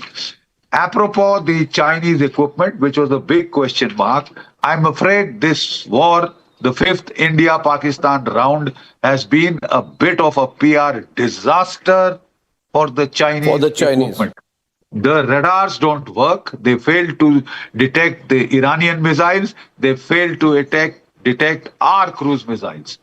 Their HQ-9 and HQ-16, which are derivatives of the Russian S-300 surface-to-air missile, has failed to down negligible aircraft.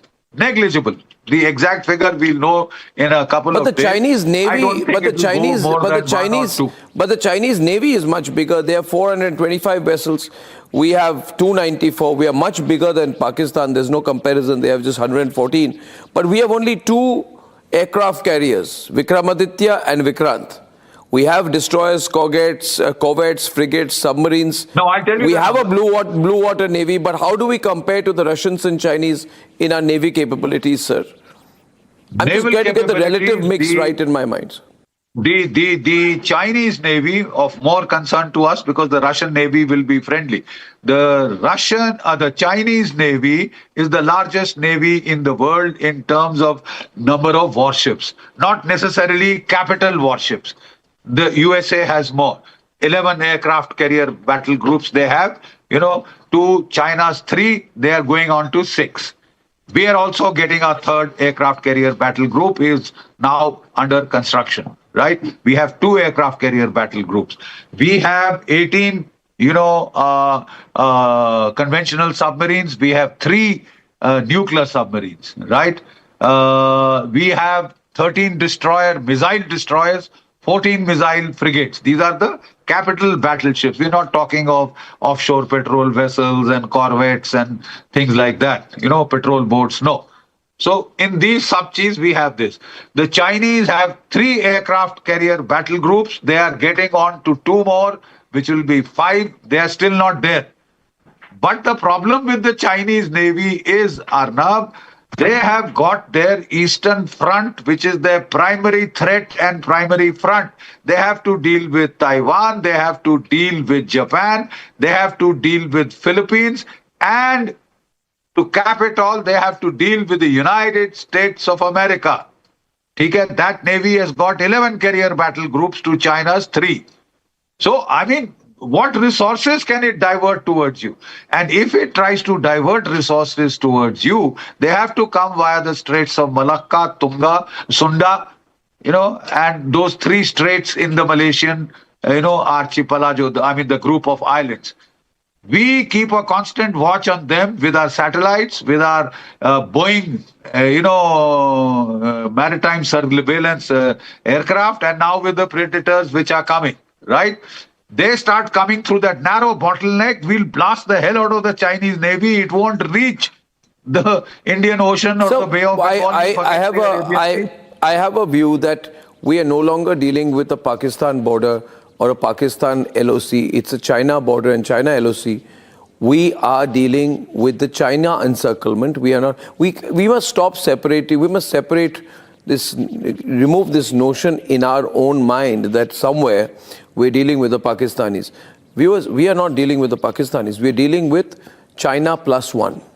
China plus Pakistan. Absolutely. So if that is the case, when we compare our Navy, that's why in this conversation, I'm not even referring to Pakistan very much. I'm referring to India as a military superpower. In that scheme of things, we don't need to think about Pakistan. So we have very good stealth platforms. We also got INS Visakhapatnam, frigates like Nilgiri. We have got Scorpion-class submarines. We have the newly inducted INS Wagha also. And Arighat is the nuclear-powered ballistic missile submarine. So we are very dangerous. Yeah. We have dangerous equipment with us. We are very good. We are combat ready. But if we were to, in any situation, lock in on Karachi, would they not lock in behind us? Or are they fully and largely concentrated around the South China Sea? See, that is their precise problem, Arnab. So can we use our allies and our alliances, our political equations in the Southeast Asian region better for it to provide some deterrence? Why do you think we are members of the Quad? Of course. The quadrilateral of democracies is Japan, United States, India, Australia. So when push comes to shove, you think they'll sit out and watch? But even if they don't come, that is the point I'm trying to make, Arnav. Even if they don't come, in naval warfare, a criticality is choke points. A navy may be huge, but if it has to funnel through a choke point to get at you, and the choke points are the Malacca Straits, the Sunda Straits, right? Through these choke points, when the huge mass of the Chinese Navy is trying to funnel in, it becomes highly vulnerable to destruction. They won't reach the Indian Ocean in that case. They'll be tackled well beyond near Malaysia. And by that time, the United States, you think it won't jump into the fray? Even if it does not, we can make sure they don't come in. Especially in a short war context, we can make sure that China doesn't interfere when we blockade Karachi.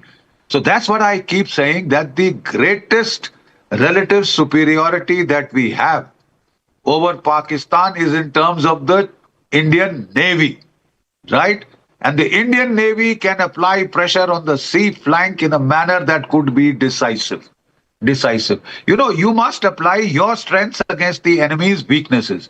Our strength is the air defense network. Our strength has proved to be the Air Force offensive capabilities. We have used them. Have you noticed one very new thing, paradigm shift in South Asia, Arnab, military South Asian matters? The Air Force has become the first responder.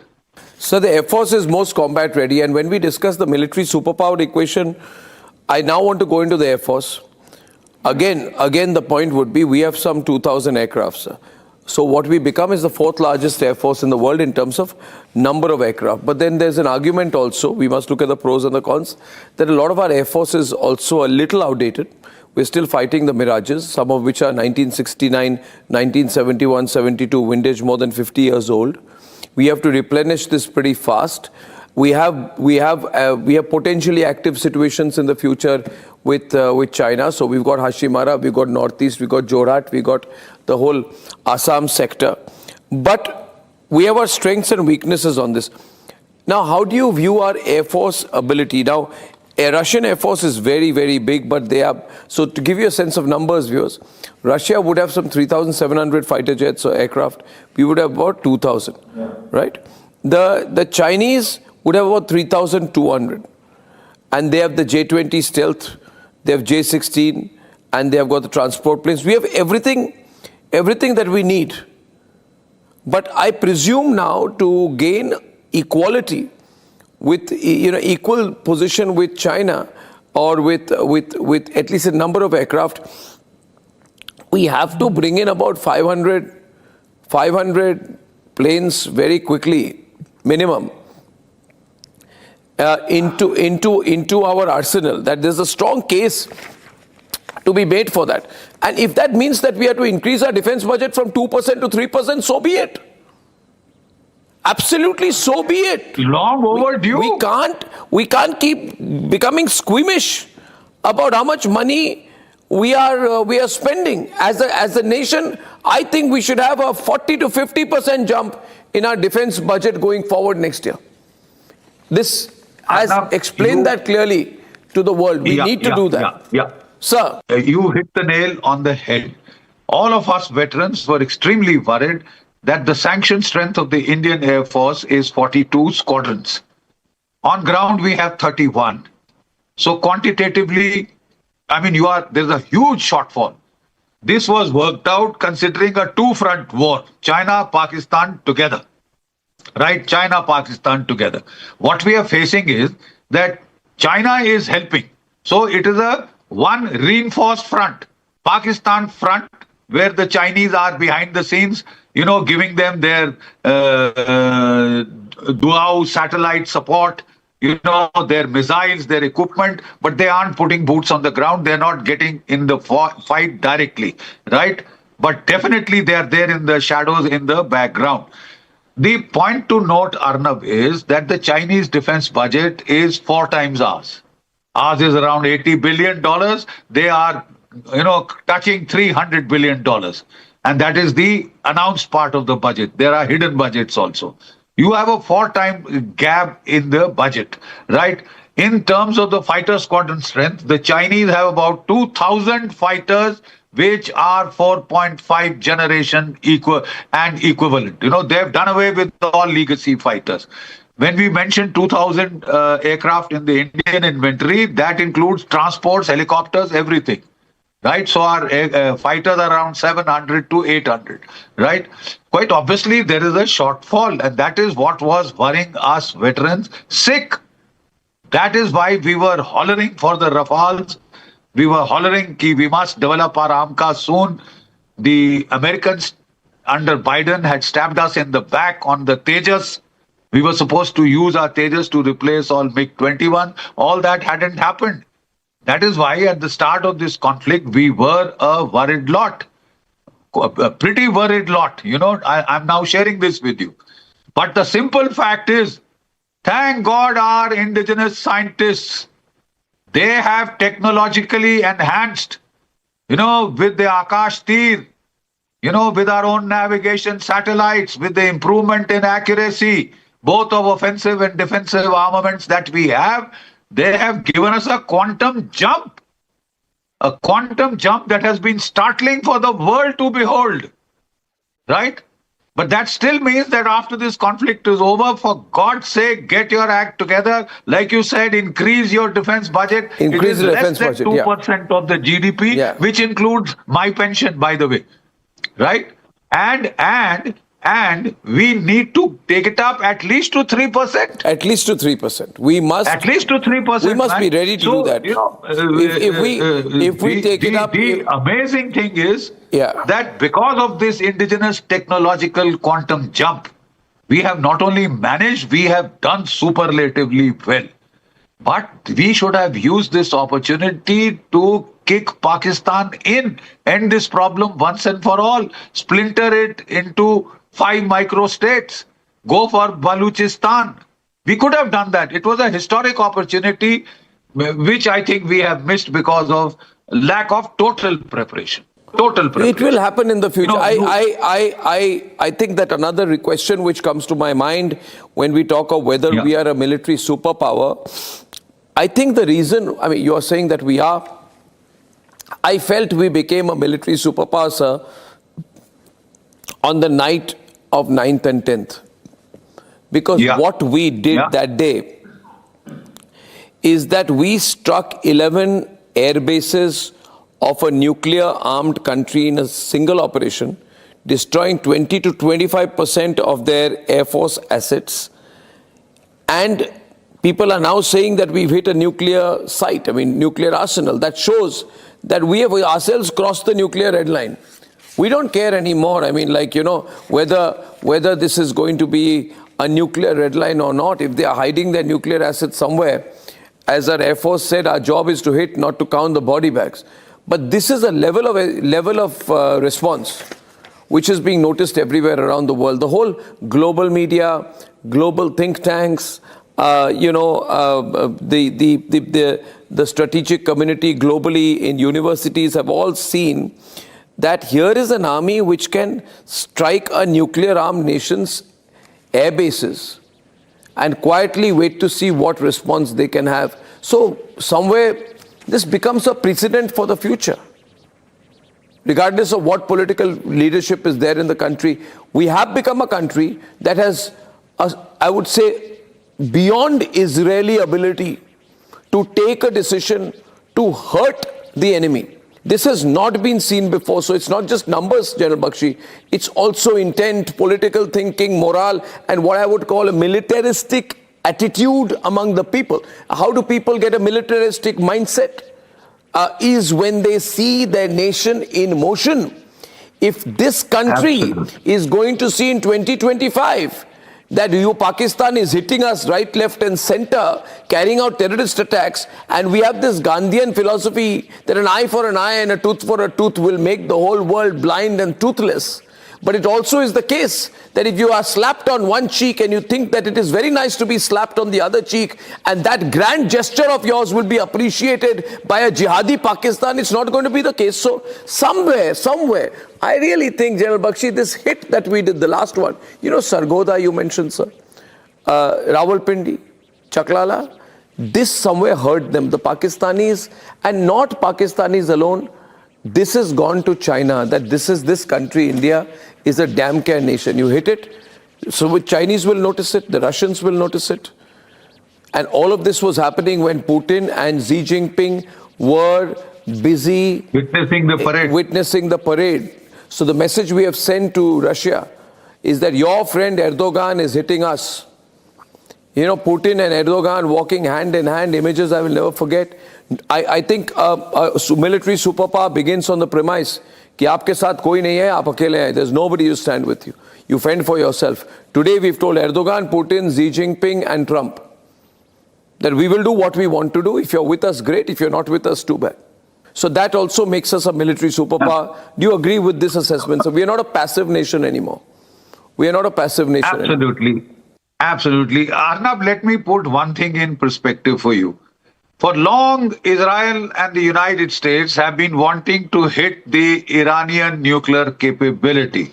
Have they done so? Have they succeeded?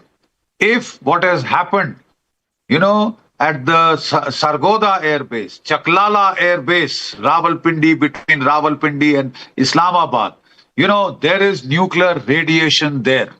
The American aircraft, Beechcraft B510 that came to check radiation levels has found nuclear radiation. I heard about the Egyptians have sent a plane load IL-76 load of boron, which is used to tamp down when there is a reactor meltdown, when there is nuclear radiation. There is radiation there. Arnab, people will start falling sick and having cancer in Pakistan shortly. And then they can do all the bhangla that they want. Look, America and Israel have not been able to hit the Iranian nuclear facility so far. With what has happened, we may admit it, we may not admit it, but the radioactive proof is there on the ground. And as I see it, our BrahMos missiles have, 6 of them have been put down the tubes of those tunnels, housing the warheads, and their radioactive material has spilled out. We've used spice jets which penetrate deep bunker busters, right? And they burst deep within. We've used it to defang their nuclear capability. We are not tom-tomming it. But that is exactly what seems to have happened. We are awaiting for confirmation and we are trying to guard against any disinformation which is trying to play the nuclear card to make us stop. But now we won't stop, Arnab. Now you are clear. The Prime Minister has told you nuclear blackmail is the last thing that will restrain us from hitting you back harder, stronger, longer. You remember those catchphrases that came out from the PMO? Harder, stronger, longer. Yeah. And so, Arnab, we've done more than the United States and Israel, man. Yeah. So, stand up and be counted. One thought in my mind that to be a military superpower, you need to have some influence in your armed striking capability in other countries also. Yeah. As I mentioned earlier, Russia did it through Wagner Group and US did it through the Mujahideen and through others by engaging or supporting or sponsoring private armies in Africa and parts of the world. I'm not specifying. I'm not saying this is an ethical thing to do or a good thing to do.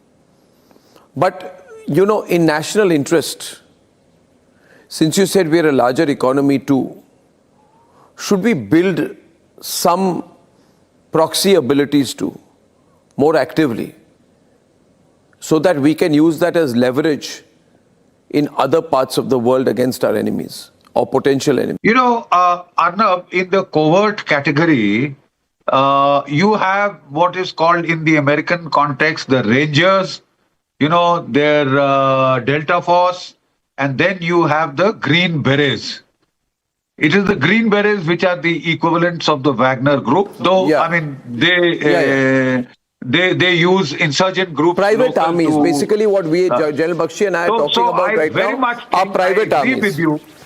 I agree with you. There are a lot of gung-ho veterans, some of which come on your screens, Arnab. they've got a lot of guts and, gung-ho.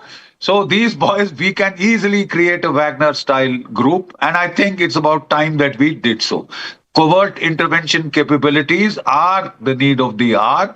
We have the special forces. We need a Wagner-style capability. We have the Rangers, we have the special forces, but we need a deniability. We need deniability. What we should also need is that we need the equivalent of a massive Pentagon national security infrastructure in the country with independence and thinking. I mean, that is also required. We need the foresight, we need the minds, we need to put it all together. So viewers, this conversation that I have had with General Bakshi is very important, because while we have sent an unambiguous message to Pakistan, the big transformative thing in what has happened over the last 1 week, 10 days or 2 to 3 weeks of planning has been that we have become a militaristic country.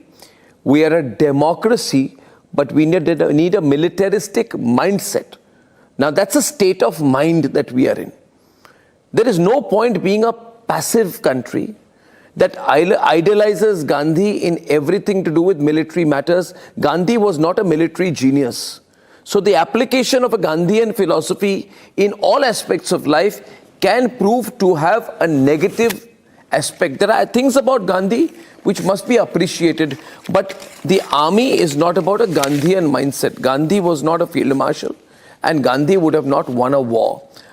Non-violence must not be glamorized up to a point where we believe that we will win wars without hurting someone. The way to peace is only through force and the ability to use force in national interest. I hope you enjoyed this podcast. General Bakshi is a national asset. I really think people like him should serve the country in strategic roles as well. We are proud of him and we thank him for joining us on this very informative podcast. General Bakshi, thank you so much. I'm Ambassador Deepak Vohra, 74 years young, 52 years in diplomacy and counting. I'm not Indian because I live in India. I'm Indian because India lives in me. We call her mother. Mother has many children. Children have only one mother. I'm reaching out to all of you. If 1.4 billion Indians can join the Nationalist Collective, imagine the huge power that we will have. Bigger than any nuclear bomb, bigger than any tsunami. Come on, join the Nationalist Collective. Let your voice be heard. Let the world know we are Indians. We are the best. The others are the rest. Come, join us. We are waiting. Mother India is waiting.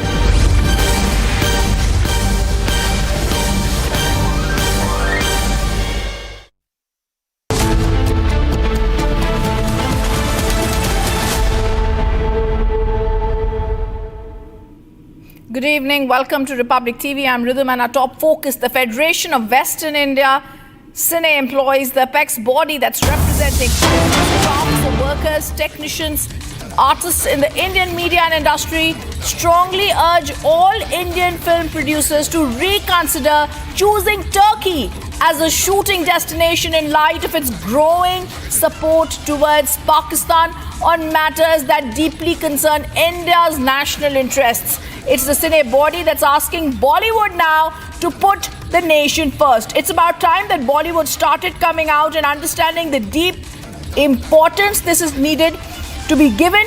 And now this body is urging Bollywood to reconsider choosing Turkey as a shooting destination. This, of course, is in light of its growing support that we've been seeing towards Pakistan in the last few days. The Cine body asks and demands that Bollywood puts the nation first. It's asking them also to boycott Turkey. Let me go across to Ashok Pandit joining us live on the story. Ashok Pandit, it's time Bollywood understands. It's the time. The national sentiment is high. The valor of our forces is being spoken about. It's a tribute that we're speaking about how our forces worked here. It's forces first. And it's also time that Bollywood has realized that Turkey should not be used as a shooting destination.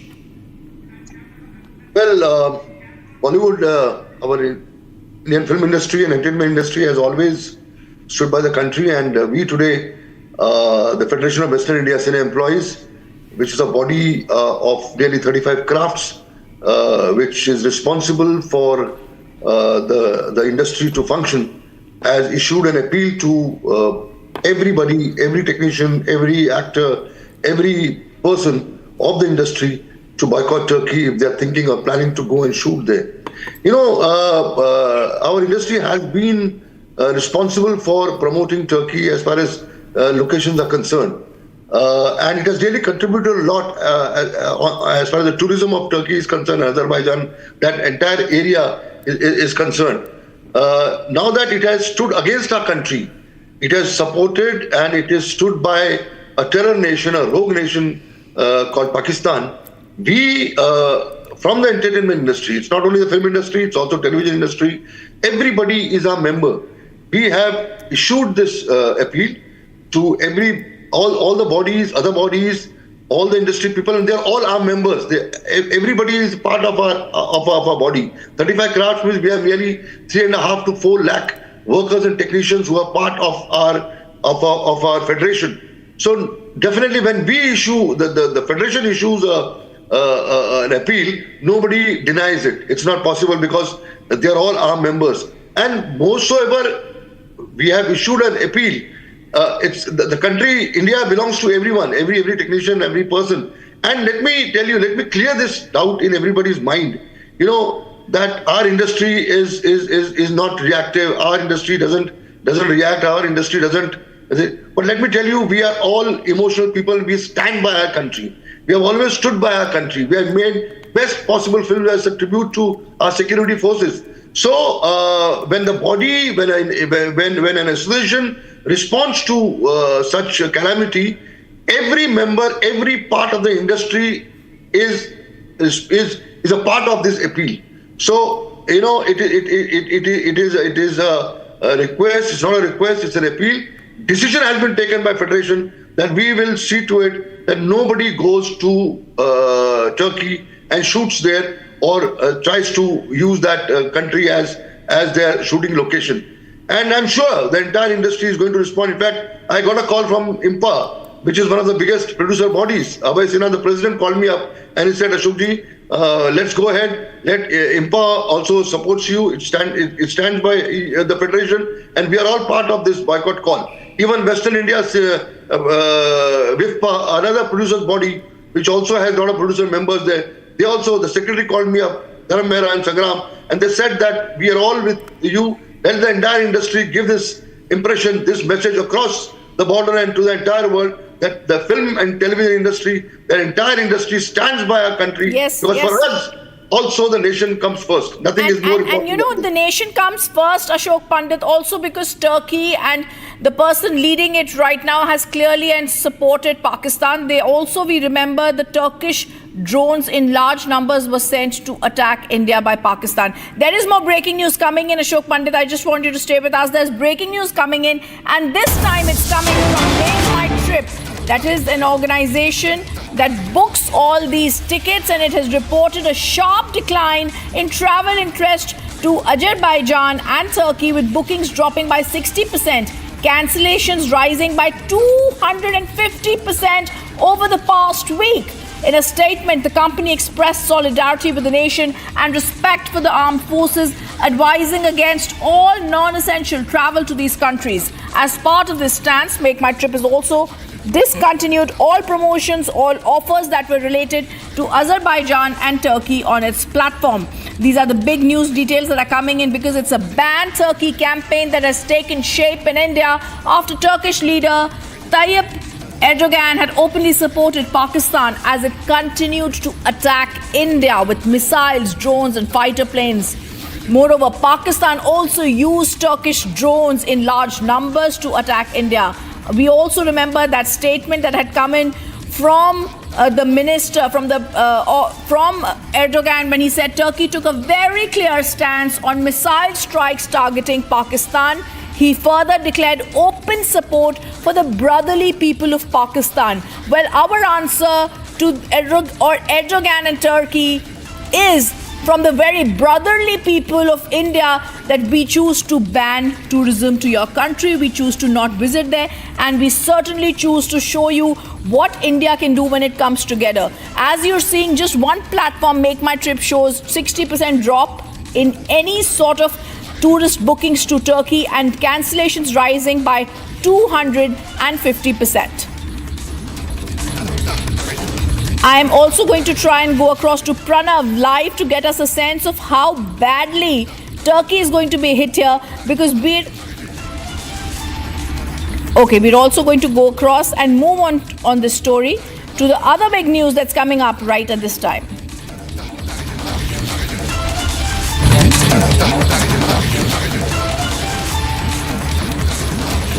And the big breaking news coming in as we are speaking right now, it is coming in as India blocks the X accounts of Global Times, and this is the Chinese mouthpiece. Global Times and other news agencies of China that have been blocked. Even TRT X handles of Xinhua, Global Times and TRT X handles have been blocked by India. This comes after news has been coming in all these platforms that is not in national interest. In fact, the official mouthpiece of China's ruling Communist Party is the Global Times. Additionally, the account of Chinese news agency Xinhua News has also been blocked. This comes after the Indian embassy in China strongly cautioned the media outlet to verify facts before posting on social media. So the big breaking news coming in, India taking account of Global Times, the mouthpiece of China's ruling party, and blocking these accounts. In fact, the words that were given out were, "Dear Global Times News, we would recommend you verify your facts, cross-examine your sources before putting out disinformation." The Indian embassy in China had cautioned them. The tabloids' coverage of Indian military strikes had been stated. And now the government is now likely to unblock these sites after the earlier block that had been done on TRT X handles. The government is also now likely to unblock Xinhua X handles. Remember earlier these sites had been blocked. Their account had been withheld of the Chinese mouthpiece sites because of the kind of news and misinformation coming through.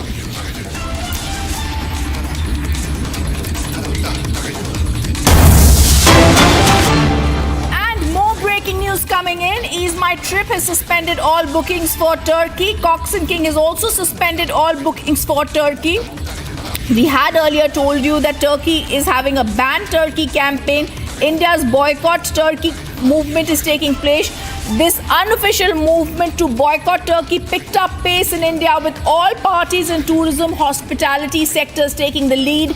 Now we are told travel agencies pull down offers for Turkey. A number of these leading tourism agencies have snapped ties with Turkey. It deals a blow to Turkey's booming tourism, hospitality, and travel agencies pull down offers. Viewers, if we actually take a sense, this is the big breaking news that's coming in, and we're also going to go across to the other news when it comes to Turkey. Even the cine bodies is asking producers to boycott Turkey. So this is a big blow for Turkey coming in from India, and this could also lead to a massive blow for Turkey, which has chosen to openly support Pakistan. In fact, we also were told that there could be a 4,000 crore plus blow that Indians can give to Turkey for supporting Pakistan after the Pahalgam attack. And we also heard billionaires talking about how if citizens boycott traveling to Turkey and Azerbaijan, as both the countries extended open support to Pakistan following the attack, there could be a massive blow of 4,000 crore to the economies. And this is, of course, because Indian travelers have shown their might after having supported the economy of Turkey. And this could have also led the tourism that India actually gives to Turkey, whether it's also the shooting sites, like we're saying Bollywood must boycott Turkey. Cine bodies are asking Bollywood to put nation first. It is because tourism gives economy, hotels, weddings, flights, all of that now seeing a ban in Turkey.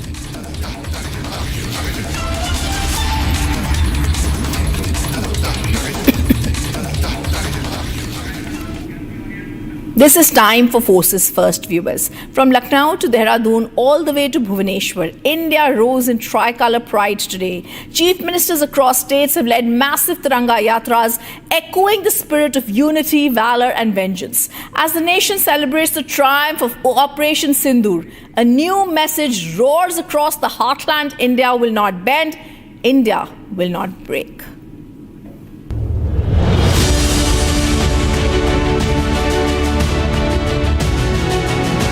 From the beating heart of Lucknow to the proud streets of Dehradun and all the way to Bhubaneswar and beyond, the tricolour soared high, the chants grew louder, and the spirit of India stood tall, undaunted, unshaken, unbreakable.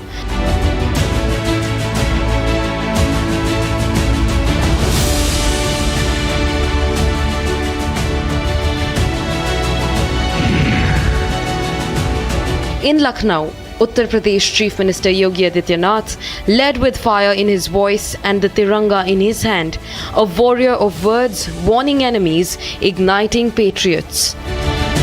His speech thundered through the crowd, tearing into Pakistan's terror playbook and declaring India's iron resolve to strike back harder, stronger. With pride, he saluted the Indian Armed Forces and hailed the thunderous triumph of Operation Sindoor, a mission that shook the enemy's spine. आतंकवाद का पोषक पाकिस्तान और उसके आका इस पूरी घटना में मौन बने रहे। स्वाभाविक रूप से भारत के आन मान शान की रक्षा करने के लिए प्रतिबद्ध हमारी सरकार ने जब ये सारे के सारे प्रमाण देने के बाद भी पाकिस्तान अपनी हरकतों से बाज नहीं आया, तो अंततः ऑपरेशन सिंदूर का एक अभियान चलाया गया। But it wasn't just the leaders. The people of Lucknow rose too. Voices united, fists raised, and one message: enough is enough. This is the new India. Pakistan के लिए संदेश है कि इंडिया से बच के रहें। हम कह रहे हैं कि भारत से पंगा ना ले पाकिस्तान। भारत ऐसा देश है जो पाकिस्तान को हिला सकता है, पूरी दुनिया उसकी मिटा सकता है। भारत माता की जय। तिरंगा यात्रा से ये संदेश देना चाहते हैं कि हमारे जो भारत माता के वीर सपूतों ने पाकिस्तान में घुस के पाकिस्तानी आतंकवादियों को मारा है, उनकी हौसला अफजाई के लिए यात्रा निकाली जा रही है। In Dehradun, patriotism painted the town in saffron, white and green. Chief Minister Pushkar Singh Dhami led a victory march with thousands in tow. It wasn't just a rally, it was a declaration. Uttarakhand stands shoulder to shoulder with the rest of the India, ready to defend, ready to rise. In Odisha's Bhubaneswar, Chief Minister Mohan Manji took charge, flagging off a Tiranga rally from Kalinga Stadium with passion in his eyes and duty in his heart. Joined by Minister Suryabanshi Suraj, the two rode side by side with the people on bikes with the flags held high, roaring unity and courage into the wind. सब सेनाओं का अभिनंदन है। हमारे प्रधानमंत्री जी को प्रधानमंत्री जी का अभिनंदन है। उनके नेतृत्व में जो है देश निर्णायक जंग देश की सेनाओं ने करी और विजय प्राप्त करी। हम सबको बधाई देते हैं। शांति हो या युद्ध, हर परिस्थिति में तिरंगा हमारा हृदय में बसा रहता है। ऑपरेशन सिंदूर की सफलता की बाद आज की ये तिरंगा बाइक यात्रा देश की आतंकवाद के खिलाफ अभियान को और शक्तिशाली बनाएगी। जाति धर्म से परा जब सभी भारतीय तिरंगा के नीचे एकजुट होंगे, तब कोई शक्ति नहीं जो हमें हरा पाएंगे। From the Himalayan foothills to the eastern shores, one message rang clear. This is Ek Bharat, Shresht Bharat. Fearless, fierce, forever proud. Pakistan में ऐसा कोई ठिकाना नहीं है जहां बैठकर आतंकवादी चैन की सांस ले सके। हम घर में घुसकर मारेंगे।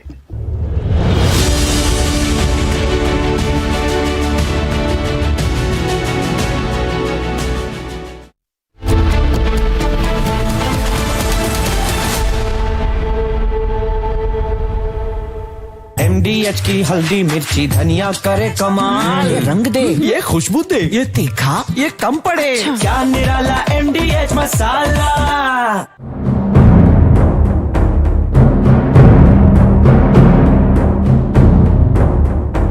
We can see that how army personnel are carrying out operation to defuse the shells from the Pakistan which didn't explode, and right now we can see that this is the shell in the hands of the army personnel which didn't explode at all.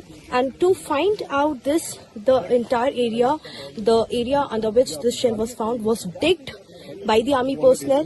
They were wearing bomb suit and then they went They went behind. Then when they went beneath, the ground was digged for at least. Sir, how much the ground was digged? 2.5 feet. So the ground was digged for 2.5 feet, and again it was found. Then this is the place where there was a shell, but the shell didn't explode. It's actually underground. We first found it. We were first told that there is an explosive. Then we undertook digging. Okay. And we had to dig almost 2 feet. And the shell is lodged almost 2 feet under the ground. So the shell is 2 feet? It is already there. It's already there? Almost 2 feet under the ground, and that is why we have put sandbags. And now we have actually confirmed it using the deep search metal detector that there is a metallic shell. In this entire region where I'm reporting from, almost 3 shells have been... Summer is here. Is your home ready for the heat? Keep your roof cool and your home comfortable all summer with Roof Cool and Seal.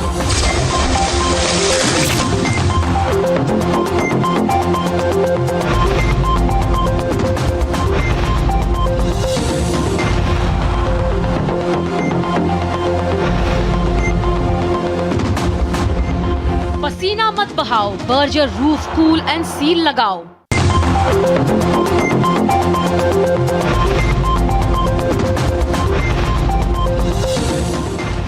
विमल में गुलिस्तां के ये कुछ लजीज फरिश्ते जब साथ गुलें तो जी ललचाए और दिल कहे कि स्वाद की जुबां में खुद को ऐसे डुबाऊं कि निकल ना पाऊं। विमल की जुबां कुछ है ही ऐसी, मानते हैं? विमल, बोलो जुबां कैसी? ये है सीक्रेट रेसिपी MDH का जीरा सिप जल जीरा मसाला।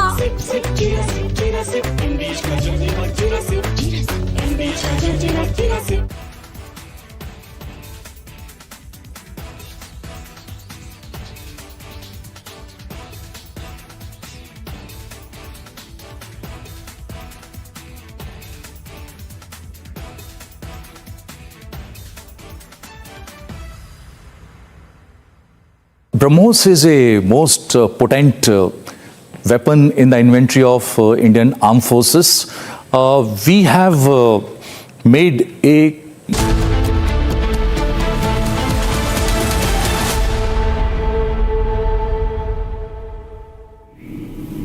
Viewers, India has issued a stern message to Beijing over its renaming of Arunachal Pradesh.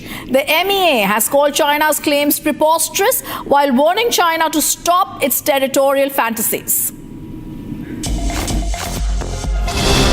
India has strongly rejected China's latest attempt to rename places in Arunachal Pradesh, calling the move vain and preposterous. In a sharp statement, the Ministry of External Affairs reaffirmed that Arunachal Pradesh is and will always remain an integral and inalienable part of India.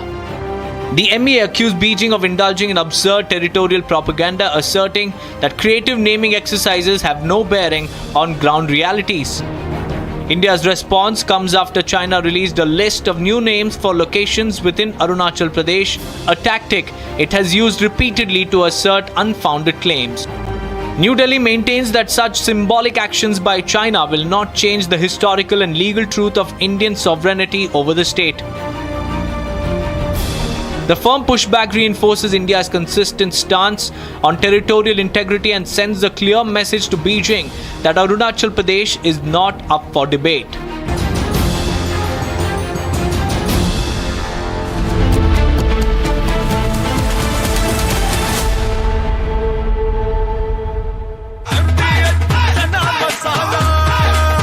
अब छोलिया हो या लोबिया, सफेद चने या काले चने, सब कुछ मजेदार बने।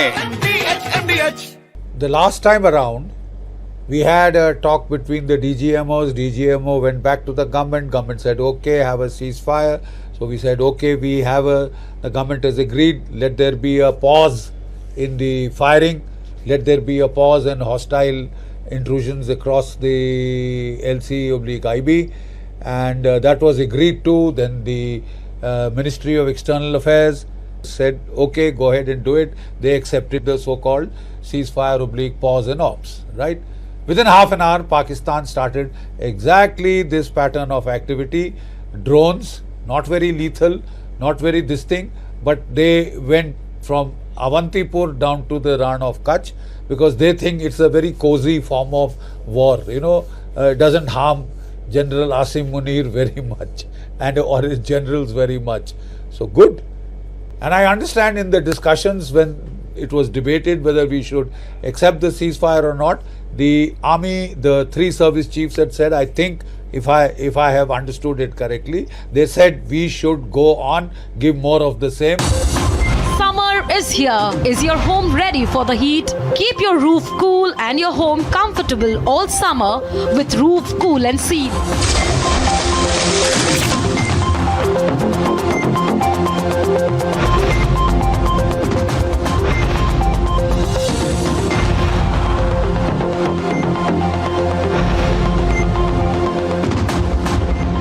पसीना मत बहाओ, Berger roof cool and seal लगाओ। यार मार्केट कैसा ऊपर नीचे होता है। याद रख, करियर, इन्वेस्टमेंट और लाइफ में ऊपर नीचे होता रहता है यार। वो तो है। बस भाई डटे रहे, तभी तो अपने सपने पूरे कर सकता है। सही है। लाइफ और म्यूचुअल फंड्स में लॉन्ग टर्म सोचना सही है। सही है। हाँ। म्यूचुअल फंड निवेश बाजार जोखिमों के अधीन है। योजना से जुड़े सभी दस्तावेजों को ध्यान से पढ़ें। आधे बाउल दही में 4 चम्मच MDH चटनी पुदीना मसाला डाला, स्टर करो, पुदीना चटनी तैयार। MDH चटनी पुदीना मसाला।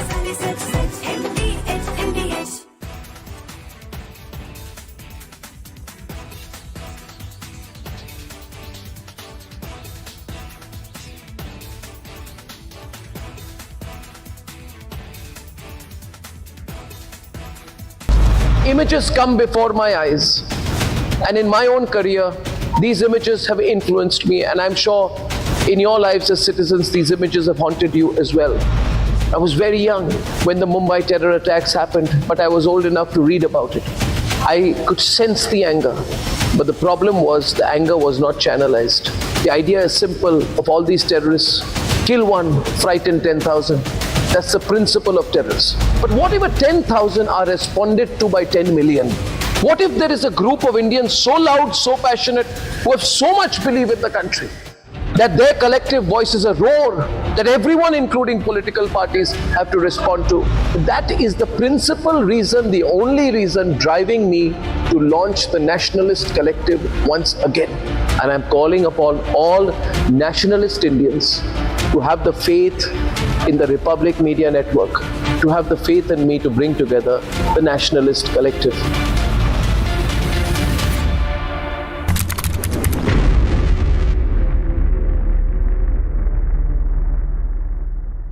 विमल में गुलिस्तां की ये कुछ लजीज फरिश्ते जब साथ घुले तो जी ललचाए और दिल कहे कि स्वाद की जुबान में खुद को ऐसा डुबाऊं कि निकल ना पाऊं। विमल की जुबान कुछ है ही ऐसी, मानते हैं ना? विमल, बोलो जुबान कैसी? MDH की देगी मिर्च, देगी मिर्च का तड़का, अंग अंग फड़का। MDH की देगी मिर्च। BrahMos is a most potent weapon in the inventory of Indian armed forces. We have made a completely new weapon system, BrahMos, in the 2005 onwards, and this missile is a very, very credible missile. The range of this missile is 300 kilometer plus. The missile can be integrated to warships. From Asia's largest news headquarters, setting the agenda for Bharat.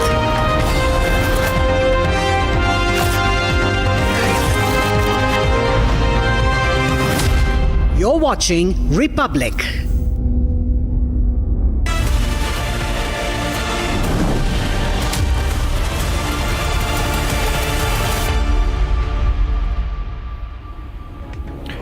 Welcome back, friends. A wave of pride nationalism across the country as the nation celebrates the victory of our armed forces, the courage and valor with which they executed Operation Sindoor, even as anger building up over countries like Turkey that helped Pakistan. We're going to focus on that all the evening. Let's begin with the headlines. Sine body Turkey for shoots and put national interest first. The body has also cited Turkey's military support to Pakistan against India. Pakistan अपनी हरकतों से बाज नहीं आया। आतंकवाद के विष bell को पालने पोषने में योगदान दे रहे थे, उनके बीभत्स कृत्य की सजा दी गई। ये पूरे देश ने भी और पूरी दुनिया ने देखा है और भारत की सेना के बहादुर जवानों के पराक्रम और शौर्य का लोहा भी माना है। Uttar Pradesh Chief Minister Yogi Adityanath, while addressing a Tiranga Yatra event, saluted the armed forces and stated that those who raise fingers at India will have no one to cry at their funeral. Tiranga Yatras held nationwide in solidarity with armed forces and to celebrate the success of Operation Sindoor. Big diplomatic win for India. BSF Jawan, who was in Pakistan custody since April 23, handed over at the Attari border. Republic invites all nationalist Indians to join the Nationalist Collective movement, the only forum that makes nation first its only calling.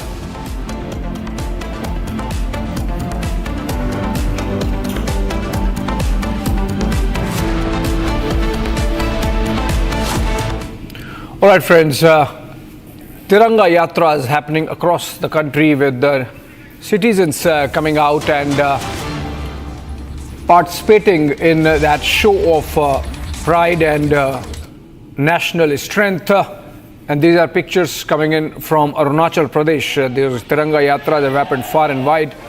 And this one coming in from Itanagar, people braving rains to join in the yatra. In fact, there was participation from Chief Minister Pema Khandu also. In fact, now look at these pictures from across the country, from Bhubaneswar, from Delhi, from Dehradun and Lucknow.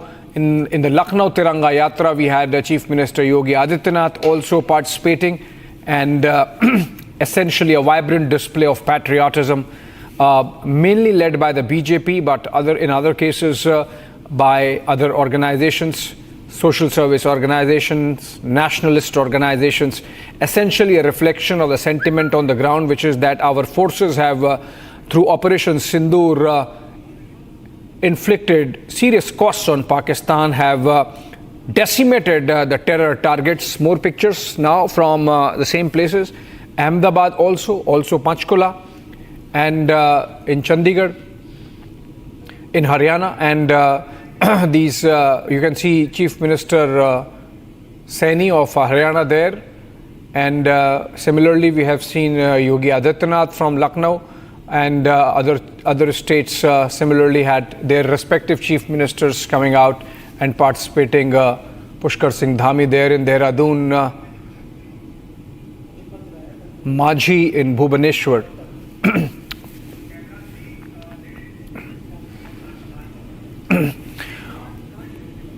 All right, in line with the rest of the nation, celebrations happened in Jammu and Kashmir with Tiranga Yatra being taken out at Lal Chowk in Srinagar. Let's take a look. जिस तरीके से भारतीय सेना की तरफ से मुंहतोड़ जवाब दिया गया, उसके बाद पूरे देश में भारतीय सेना के इस शौर्यपूर्ण जो है काम की सराहना हो रही है। तमाम जो देश में लोग हैं वो अलग अलग जगहों पर यात्राएं निकाल रहे हैं। श्रीनगर लाल चौक पर इस वक्त हम मौजूद हैं, जहां पर अपनी खुशी जाहिर करने के लिए भारत माता के वीर शूरवीरों के पराक्रम को जो है वो धन्यवाद करने के लिए लोग इस वक्त यहां पर कैसे तिरंगा अपने हाथों में थामकर लाल चौक पर मौजूद हैं। क्या कहना चाहेंगे आप लोग? हाथों में तिरंगा है, बड़ी यात्रा आप लोग निकाल रहे हैं। सबसे पहले यात्रा राजस्थान से निकली थी। राजस्थान से होते हुए दिल्ली से माननीय इंद्रेश कुमार जी जो आरएसएस के राष्ट्रीय कार्यकारिणी सदस्य हैं, उन्होंने हरी झंडी दिखाकर इस यात्रा को आगे भेजा था। ये पंजाब, हरियाणा और जम्मू से होते हुए पहलगाम पहुंची थी। आज उसके बाद ये हमारा ये लाल चौक है, जहां हम समर्पण करेंगे, इस यात्रा को खत्म करेंगे।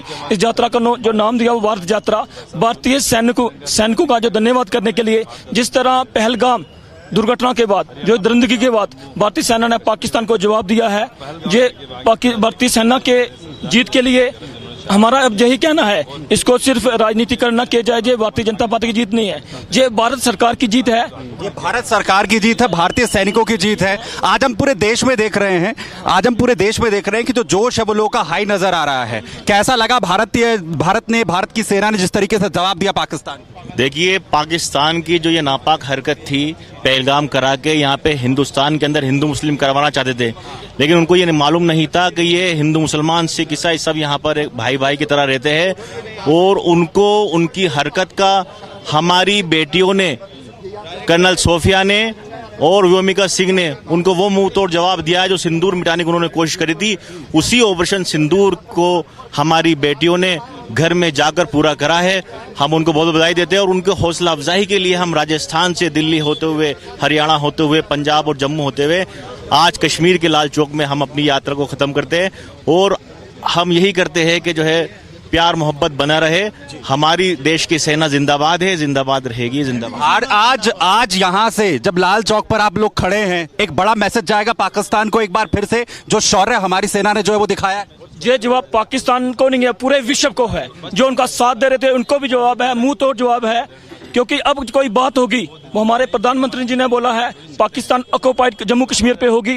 कश्मीर पे कभी बात नहीं होगी। कश्मीर भारत का एक अभिन्न हिस्सा है, इसमें कोई दो राय नहीं है। हम जहाँ के वासी हैं, ये हमारा क्लियर मैसेज है।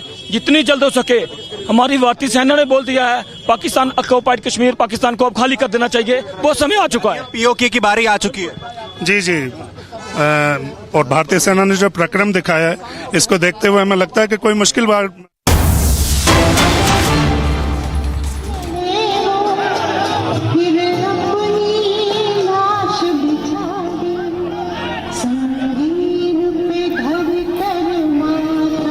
Well, these are live pictures coming in from Guwahati, where Assam Chief Minister Himanta Biswa Sarma is leading a Tiranga Yatra.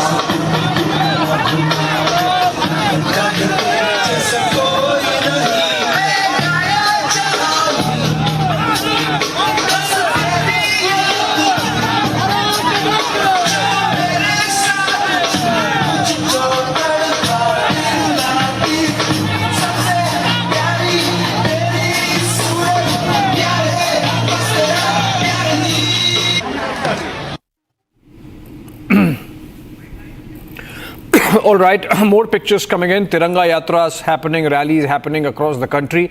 From Kashmir, we went to Assam, and now let's go to Hyderabad, where Telangana High Court advocates have really come out. So from Kashmir to Assam, from Assam to Hyderabad. Take a look.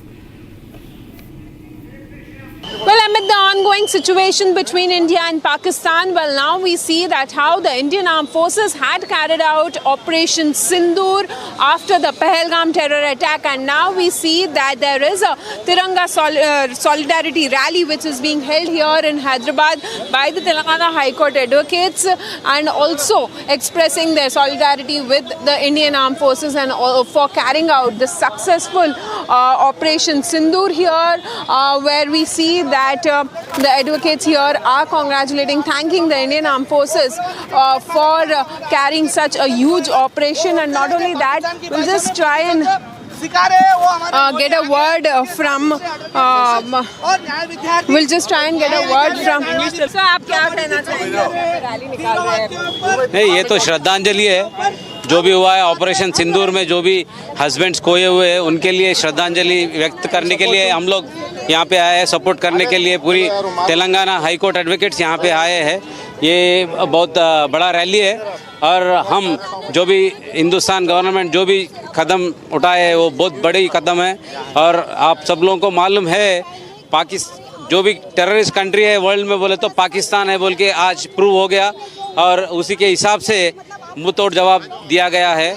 और जैसा ही हमारा prime minister बोला है कि ये just pause है, रुका हुआ है, एक कदम भी अगर आगे बढ़े टेररिस्ट 100% वो कंट्री नामो निशान से उड़ जाएगा। Thank you.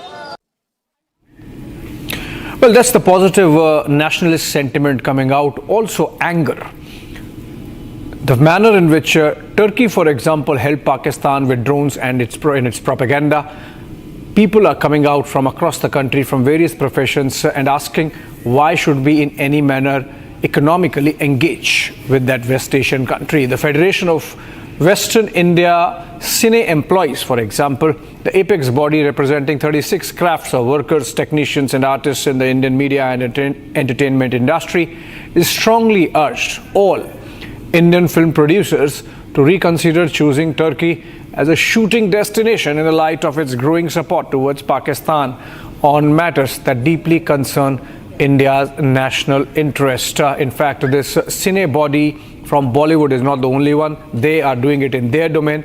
And then we have many of those travel companies who have been under pressure of cancellations and perhaps decided that they have to make a statement. And so we have, for example, Make My Trip and Ease My Trip, among others, and Go Villas, for example, cancelling a lot of bookings at Turkey vacation destinations. We have a guest joining us from one of those, Nagaraj Pawate. He's owner of Make My Adventures. It's a travel agency, and I believe this is one of the many who have decided to stop booking Turkey as a destination for Indian vacationers. Mr. Pawate, I believe you are joining in the national sentiment of boycotting Turkey and business links with it. Is it because you got a lot of pressure, you got a lot of queries from people, and you got a lot of cancellations happening on your platform? Is it because of that, or is it general sentiment that you are reflecting? First thing is, it's about the general sentiment. Yes, we love our country, and definitely we do not want to support another country, especially something like a Turkey, who are supporting Pakistan. And also, apart from that, we also saw a lot of people reaching out back to us. It is from the customers end also that they do want to go ahead and visit these countries. And meanwhile, even we were trying to say people that, we can give you some alternative options in terms of going. It can be Greece, it can be Thailand, it can be Singapore, it can be Malaysia, and where people have started accepting these alternative route options. And we have got a great response from the people side also. And in terms of the airlines also, that we are going ahead and we are doing the cancellation of these particular tours. Right. And any numbers like what is the percentage, how many people have cancelled on your platform, so that we have an idea of the scale of the national anger against Turkey's support to Pakistan? About 53% is what we could see in the today's database, about 53% of the people have already cancelled it. And today we have got some more calls who are already traveling that, sir, please give us alternative options.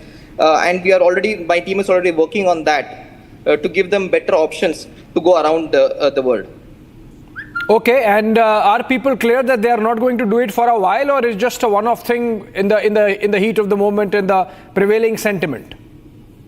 I think it's right now. The conversation that we had before that, maybe a month back before these attacks, that they really want to go visit the countries, and they had a lot of questions of going to multiple places around.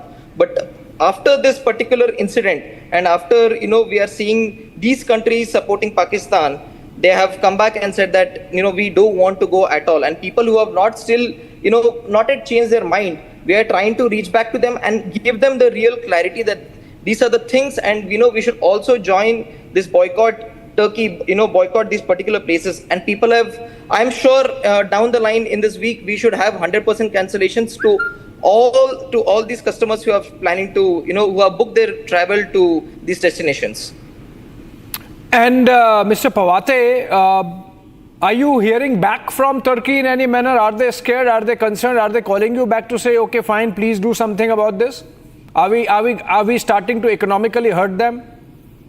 Yes, we have definitely economically we have hit them hard because we have clearly officially we have sent them emails saying that we are not going to do any more bookings to these activities or these hotels. And also we have we have reached out to the Turkish Airways that we will not be giving any more bookings. So we have officially sent them mails that there will be no more transactions till we have complete clarity from our end. There will be no more bookings from our side at all. Okay, thank you so much, Mr. Pawate, for bringing us those details, essentially a glimpse of the kind of sentiment that prevails across the country over Turkey's support to Pakistan. Moving on, we are in fact staying with some aspects of this story, essentially in the backdrop of Operation Sindoor. After investigations revealed that Turkey supported Pakistan with drones, Indian traders have taken a very, very aggressive stand. From Pune to Udaipur, the chorus to ban and boycott Turkish goods continues to grow louder. Take a look. In a move that echoes national sentiment following the use of Turkish drones by Pakistan, traders in Udaipur, Pune have imposed a ban on Turkish imports. Udaipur, considered as the marble capital of India, called on the central government to ban imports from Turkey. The Udaipur Marble Processors Association has halted imports from Turkey on its own. In a letter addressed to the Prime Minister, they requested formal sanctions, especially targeting marble imports. Turkey के से भारत के अंदर बहुत ही विभिन्न colour के माल आते हैं, जिसकी अनुमानित लागत भी बहुत बड़ी है, और अगर इस पे कहीं ना कहीं रोक लगाती जाती है तो उससे भारतीय जो माल है उसको भी बढ़ावा मिलेगा। तो और ये जो राष्ट्र विरोधी गतिविधि जो करी है उससे एक क्लियर मैसेज इंटरनेशनल कम्युनिटी में जाएगा। With the boycott calls now growing louder, if India bans Turkish imports officially, then it will be a major blow to Ankara. As the geopolitical landscape shifts, India is rapidly emerging as the undisputed leader of the global south, a voice of strength, stability and strategic vision. In this insightful segment, former Indian diplomat Deepak Vora breaks down what this transformation means for India and the developing world. My name is Deepak Vora. I'm an ambassador of India and special advisor in 3 African countries as well as in Kargil and Leh. Today we're talking about this concept of the global south. The global south consists of 120 countries, all of which are developing nations, and all of which, and I say this with great pleasure and determination and with a sense of verification, that all of them consider India as their leader. There's something about leadership. Leadership cannot be imposed. It has to be accepted. They accept India as their leader. We have a voice of the global south. We have virtual meetings every year hosted by the Indian Prime Minister. All of them participate and all of them say that they look to India to provide leadership in these uncertain times. Now, the Russia-Ukraine conflict did create challenges for the global south in terms of food, fuel, fertilizer. Inflation was rampant. But what is now happening between India and Pakistan, there will be no direct impact on the nations of the global south, except they understand even more that if they want a role model, that has to be India. Many of these countries, particularly in Africa, West Africa, Central Africa, are impacted by terrorism, particularly Islamic terrorism. And of course, we all know that any terrorist anywhere has some connection with Pakistan. So they'll be very pleased if the global terrorism movement, I call it Terrorism Incorporated, can be weakened as a result of what we have done in Pakistan. My feeling is that they will celebrate the leadership that India has taken in dismantling the international terror network. All I want to say to the global south, many of them used to say that, look, we look to Europe, we look to the United States, and I would always quote to their leaders. Remember, I'm special advisor in 3 countries. I would quote to them a very popular Bollywood film song in Hindi, and I'll say to you, I would tell their leaders, the ministers and others, look, kahan dekh rahe ho aap? तेरा ध्यान किधर है? तेरा hero इधर है. Look at India. Look at what we've done. We've not caused you any distress. We have limited our action to the hub, the terror central, a country that used to be known as Pakistan. I don't know what it's called now. We haven't hurt you in any way. But when it comes to terror that is hurting most of you, India is right there leading from the front. So, my dear colleagues from the global south, India is here, and now indecisive India has become Bharat Bahadur. May I conclude with something which I always enjoy saying? I'm not Indian because I live in India. I'm Indian because India lives in me. Thank you very much. What exactly is a spice bomb, and why is it considered one of the smartest weapons in modern warfare? In this video, we break down Israel's spice, smart, precise, impact, cost-effective bomb, a cutting-edge GPS-guided kit that transforms regular bombs into precision strike weapons. Learn about its advantages, range, accuracy, all-weather capability, and variants like the Spice 250,000, etc. Of course, because spice bomb was one of the weapons used by India during Operation Sindoor.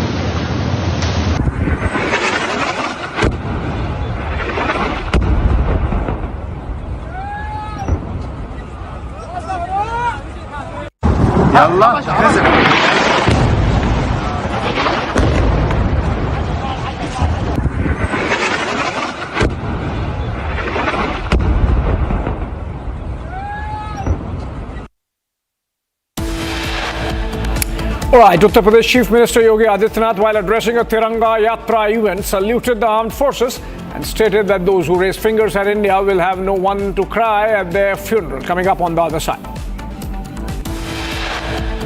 Our country has once again come under threat, and we've been through this so many times. There are enemies against the country working all over to stop India's progress. We want this to be a Viksit Bharat. It will be a Viksit Bharat. But what about the cohesion and unity of our country? Is there a single forum where we unite together? The only solution is to make the enemy understand that we are so united in our collective resolve that we will take on anyone, any individual, any politician, any political party, any group that comes in the way of our nation. And I'm calling upon all nationalist Indians to have the faith in the Republic Media Network, to have the faith in me to bring together the Nationalist Collective. The Nationalist Collective is an idea that will bring us together and make sure that the world knows that we are here to make our mark. We will never be run over.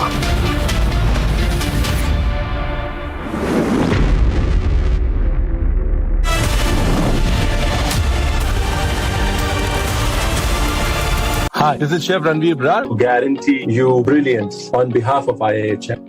दादी के हाथों का जादू और खुशबू से महकता घर, माँ की मुस्कुराहट और खाने की सुगंध। MDH गरम मसाला, क्योंकि हर रिश्ता है स्वाद से जुड़ा।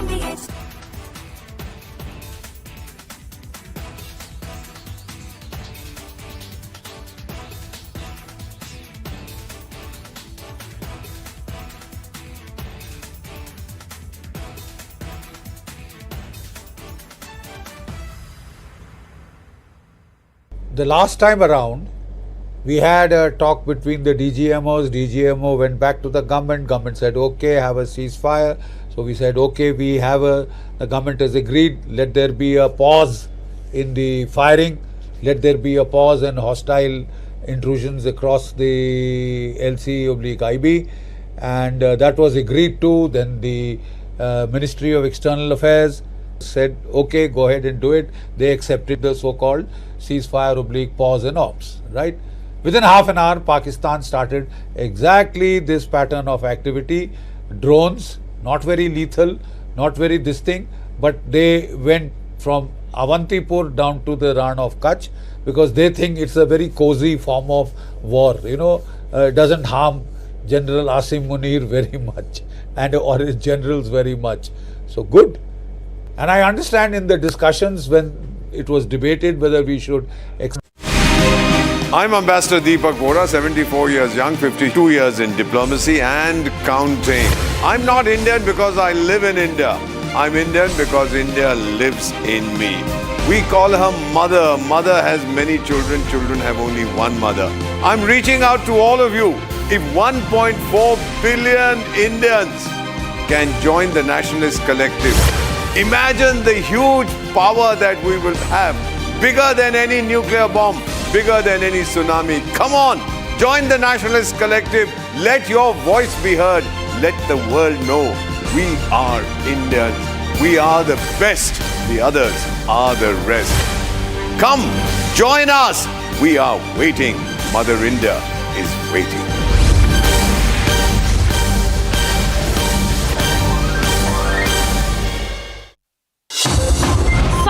Is here. Is your home ready for the heat? Keep your roof cool and your home comfortable all summer with Roof Cool and Seal.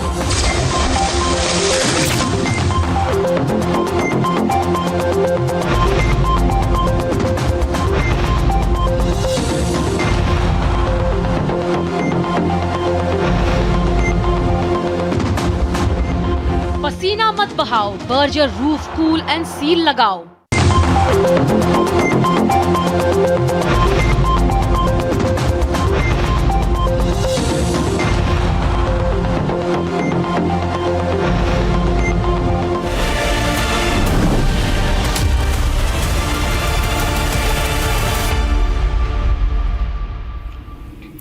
The nation is in solidarity with our armed forces, and there is a spirit of nationhood, of patriotism, of happiness that is there across India as Operation Sindoor's monumental success is seen. We take a look at our headlines, viewers, but first we're also going to be telling you across India from Lucknow to Dehradun the success of the Tiranga Yatra.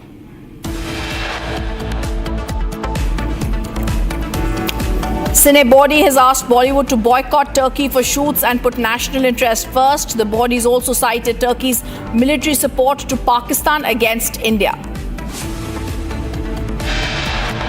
Pakistan अपनी हरकतों से बाज नहीं आया।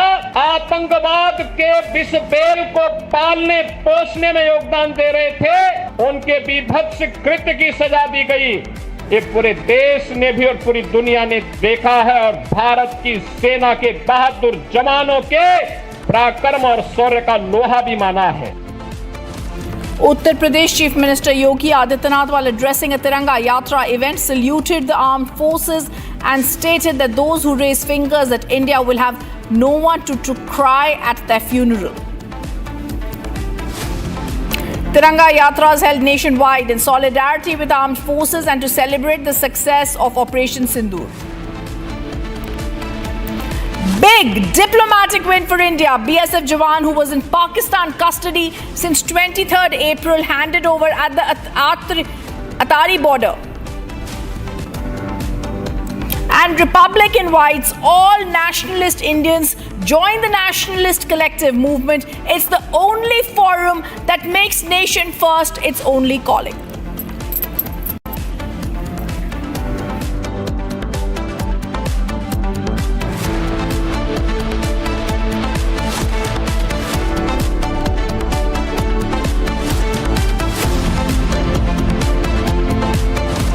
From Lucknow to Dehradun and all the way to Itanagar, India rose in tricolour pride today. Chief ministers across states led massive Tiranga Yatras, echoing the spirit of unity, valour and vengeance. As the nation celebrates the triumph of Operation Sindoor, a new message roars across the heartland. India will not bend, India will not break. We're first going to go across from Bhubaneswar to Lucknow to Dehradun and first to Thiruvananthapuram, where Ashwin, my colleague, joins us. Ashwin, we are seeing this Valour nation stands in pride with our forces. The tricolour pride is seen across India today. What are the scenes you are seeing across you?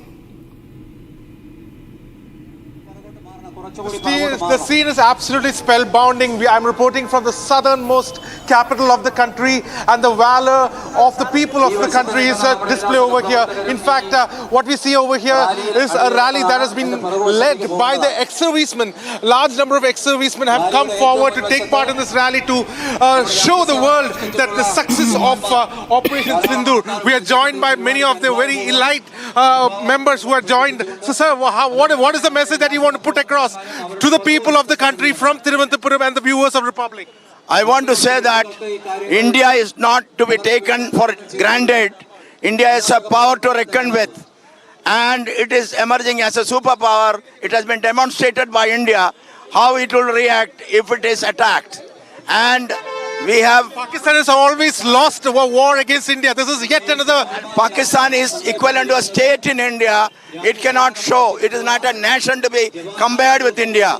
India has the wherewithal, the morale, and the army, air force, navy together is a force the world has seen. The mighty power India has shown up in the sky and shooting down their drones like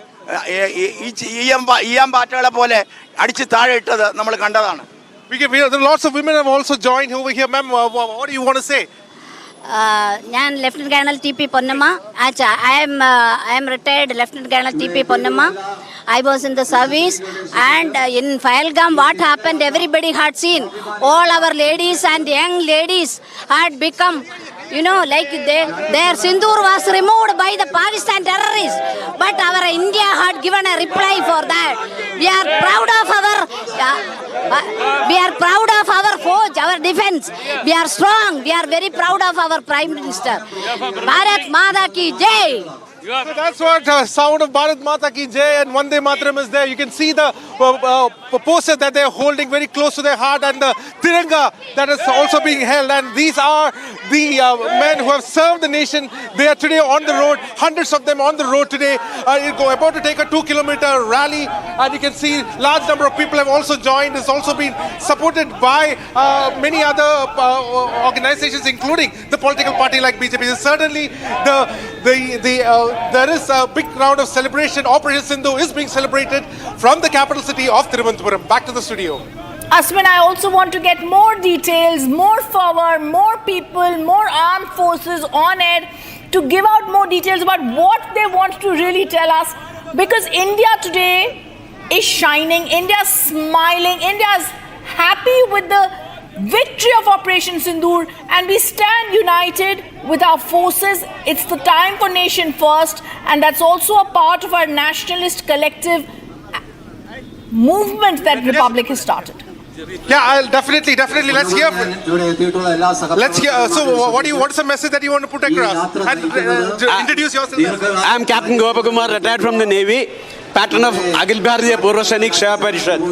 We Purva Sainiks are taking the lead to tell the world what we've achieved, what our armed forces are capable of, and every man, irrespective of political affiliation, should take pride in what our country has done. You're from the Navy. The Navy was playing a big deterrent role in this entire operations. In fact, Vikrant also was there put in proper operation. How do you feel from being from the Navy? How do you feel this Operation Sindoor and the role the Navy played, the Indian Navy played in this operation? What do you want to say? Any Navy is the last one to get into the war, because unless there is a formal war, Navy has no role. But our deterrence was that we were off Pakistan coast. Any moment we could have imposed a blockade which would have made sure that Pakistan gets no logistics, no weapon, nothing through sea. And that will definitely bring down Pakistan in 24 hours. That was what the Navy's role, and we're just standing by for the orders. Okay, so there's so many ex-servicemen over here. Many of them have served the armed forces. So let's hear from more voices. Sir, what do you want to say? Please introduce yourself. Yeah, I'm Lieutenant General Ajit Nilkantan. I had served in the Army Medical Corps for 38 years. And we are all here to be in solidarity with the fighting spirit of the nation. And we have to really be aware, all of us, not just the ex-servicemen or the military people, but the whole nation, all citizens have to be aware that security is the first requisite for all development. And the security is being, and we want to assure the nation that the security is very, very safe in the hands of... So I think you also want to speak. Yeah, I'm a retired air veteran, and I want to just share my the damn happiness about the Operation Sindoor. The first time India has proven that we are the superpower of, at least from South Asia, and the Pakistan has been shattered to all of their very miss up to the mud. And now they are claiming all false propaganda, and some people from India also share their false propaganda. It is very unfortunate. And how's the Josh? Josh is still high. Josh is too much high. How's the Josh? Josh is certainly high, so this is just the cusp of the time when the rally is going to take place, begin from the museum, and in a short while they'll be taking a 2-kilometer rally, bringing around the message to the people, to the citizens of Thiruvananthapuram, that the army had obliterated its enemy, the Indian forces have obliterated its enemy, and the victory is surely always going to be with India. So these are the images that we are bringing in from the capital city of Thiruvananthapuram, a city that has defeated even Tipu Sultan, a city that has seen all the brave hearts also coming in, and today we see many of them given service to the nation, still coming onto the street today to express solidarity with the Indian Armed Forces. Certainly a very, very positive visual to be seen and to behold, and or something that is very, very powerful, setting across all the way from the southernmost capital of the country, from Thiruvananthapuram. Aswin, from all of us to you and to our dear retired armed forces gentry that you're speaking to, Bharat Mata Ki Jai. Thank them for being there with us and for having taken care of us and protected us for so many years and continuing to do so. Viewers, there's also more good news coming in. The BSF Constable Purnam Kumar Shaw, who was detained by Pakistan since April 23rd, was sent back to India. It's a diplomatic win. This is with the consistent efforts of BSF through regular flag meetings with Pakistan Pakistan ranges and through other communication channels, the repatriation of BSF Constable has become a fantastic possibility.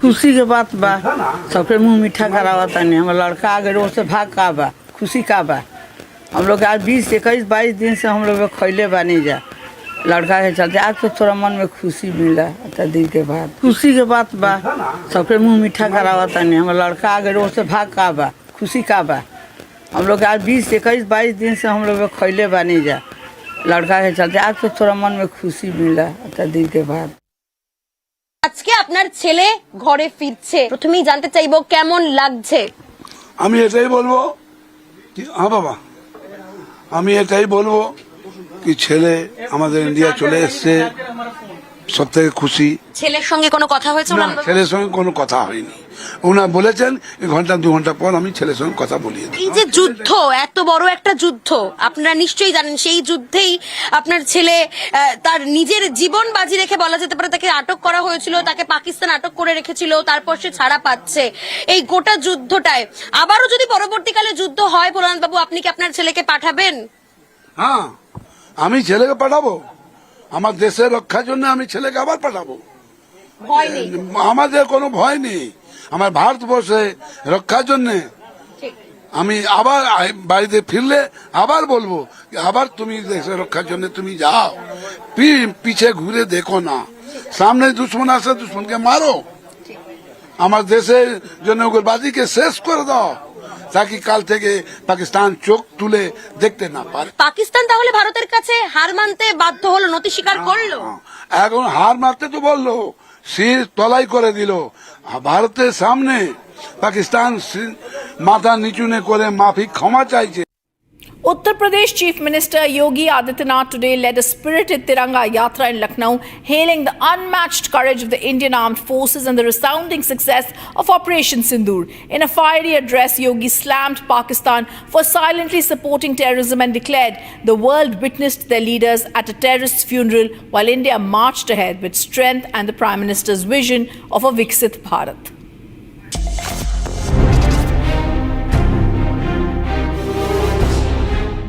आतंकवाद का पोषक पाकिस्तान और उसके आका इस पूरी घटना में मौन बने रहे भारत के आन मान शान की रक्षा करने के लिए प्रतिबद्ध हमारी सरकार ने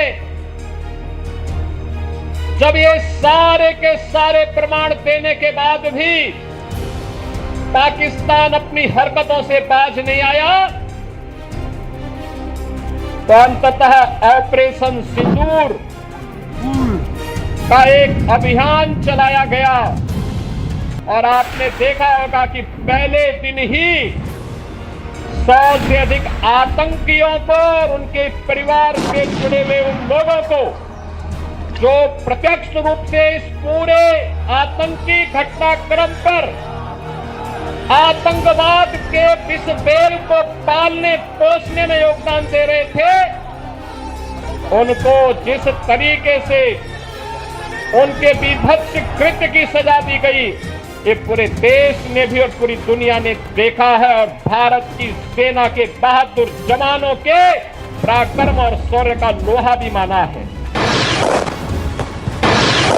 पाकिस्तान के द्वारा की गई हिमाकत को भारत के बहादुर जवानों ने चाहे वो वायुसेना रही हो थल सेना रही हो या नौसेना रही हो इन सभी जवानों ने जिस मजबूती के साथ उसका जवाब दिया दुनिया को संदेश भी दिया कि हम छेड़ेंगे नहीं लेकिन कोई छेड़ेगा तो फिर उसको छोड़ेंगे भी नहीं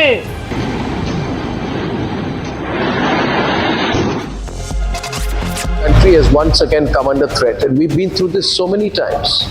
There are enemies against the country working all over to stop India's progress. We want this to be a Viksit Bharat. It will be a Viksit Bharat.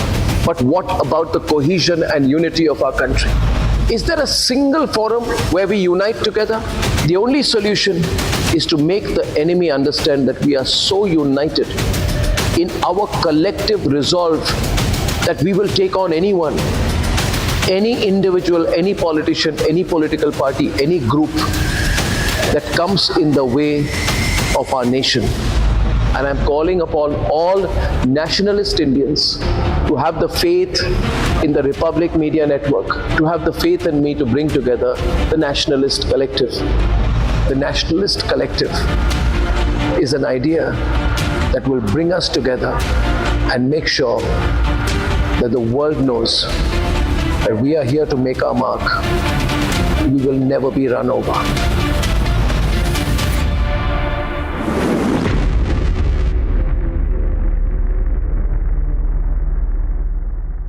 इसको घर पे लगाओगे तो शादी का तो पता नहीं, पर घर पक्का नहीं टूटेगा। रुंगटा नहीं तो घर स्ट्रॉन्ग नहीं। रुंगटा स्टील TMT बार एकदम सॉलिड। पहाड़ों में एक हाइकिंग स्टिक भी बन सकती है। MDH की हल्दी मिर्ची धनिया करे कमाल, ये रंग दे, ये खुशबू दे, ये तीखा, ये कम पड़े, क्या निराला MDH masala.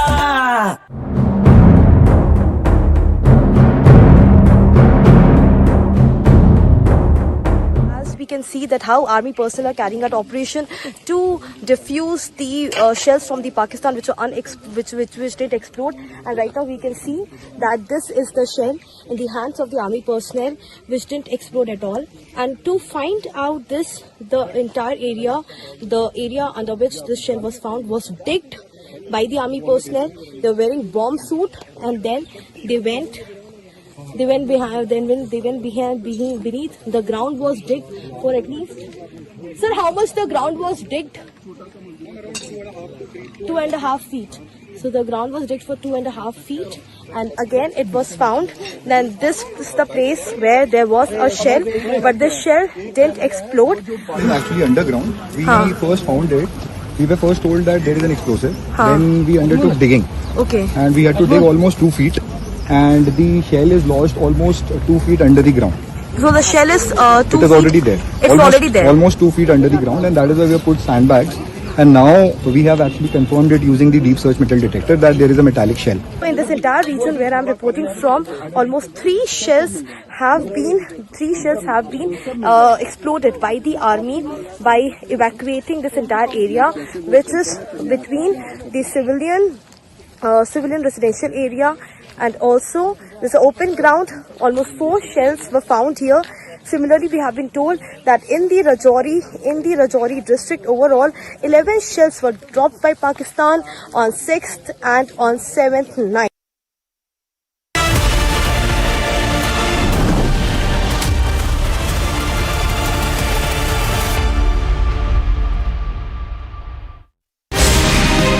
I'm Ambassador Deepak Vora, 74 years young, 52 years in diplomacy and counting. I'm not Indian because I live in India. I'm Indian because India lives in me. We call her mother. Mother has many children. Children have only one mother. I'm reaching out to all of you. If 1.4 billion Indians can join the Nationalist Collective, imagine the huge power that we will have. Bigger than any nuclear bomb. Bigger than any tsunami. Come on, join the Nationalist Collective. Let your voice be heard. Let the world know we are Indians. We are the best. The others are the rest. Come, join us. We are waiting. Mother India is waiting.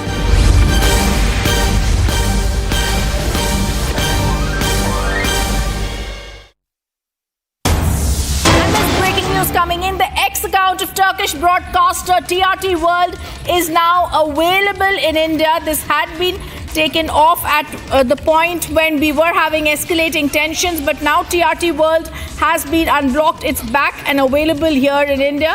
Remember the foreign policies, etc., that had been given by Turkish broadcaster TRT World's account had been withheld in India, but now we are told it is available and back in India. And viewers, this was at a time when we were giving you news about how the Global Times and several other such broadcasters, including the Turkish broadcasters account, had been withheld in India. This was because of it was on May 14th for promoting Pakistani propaganda amidst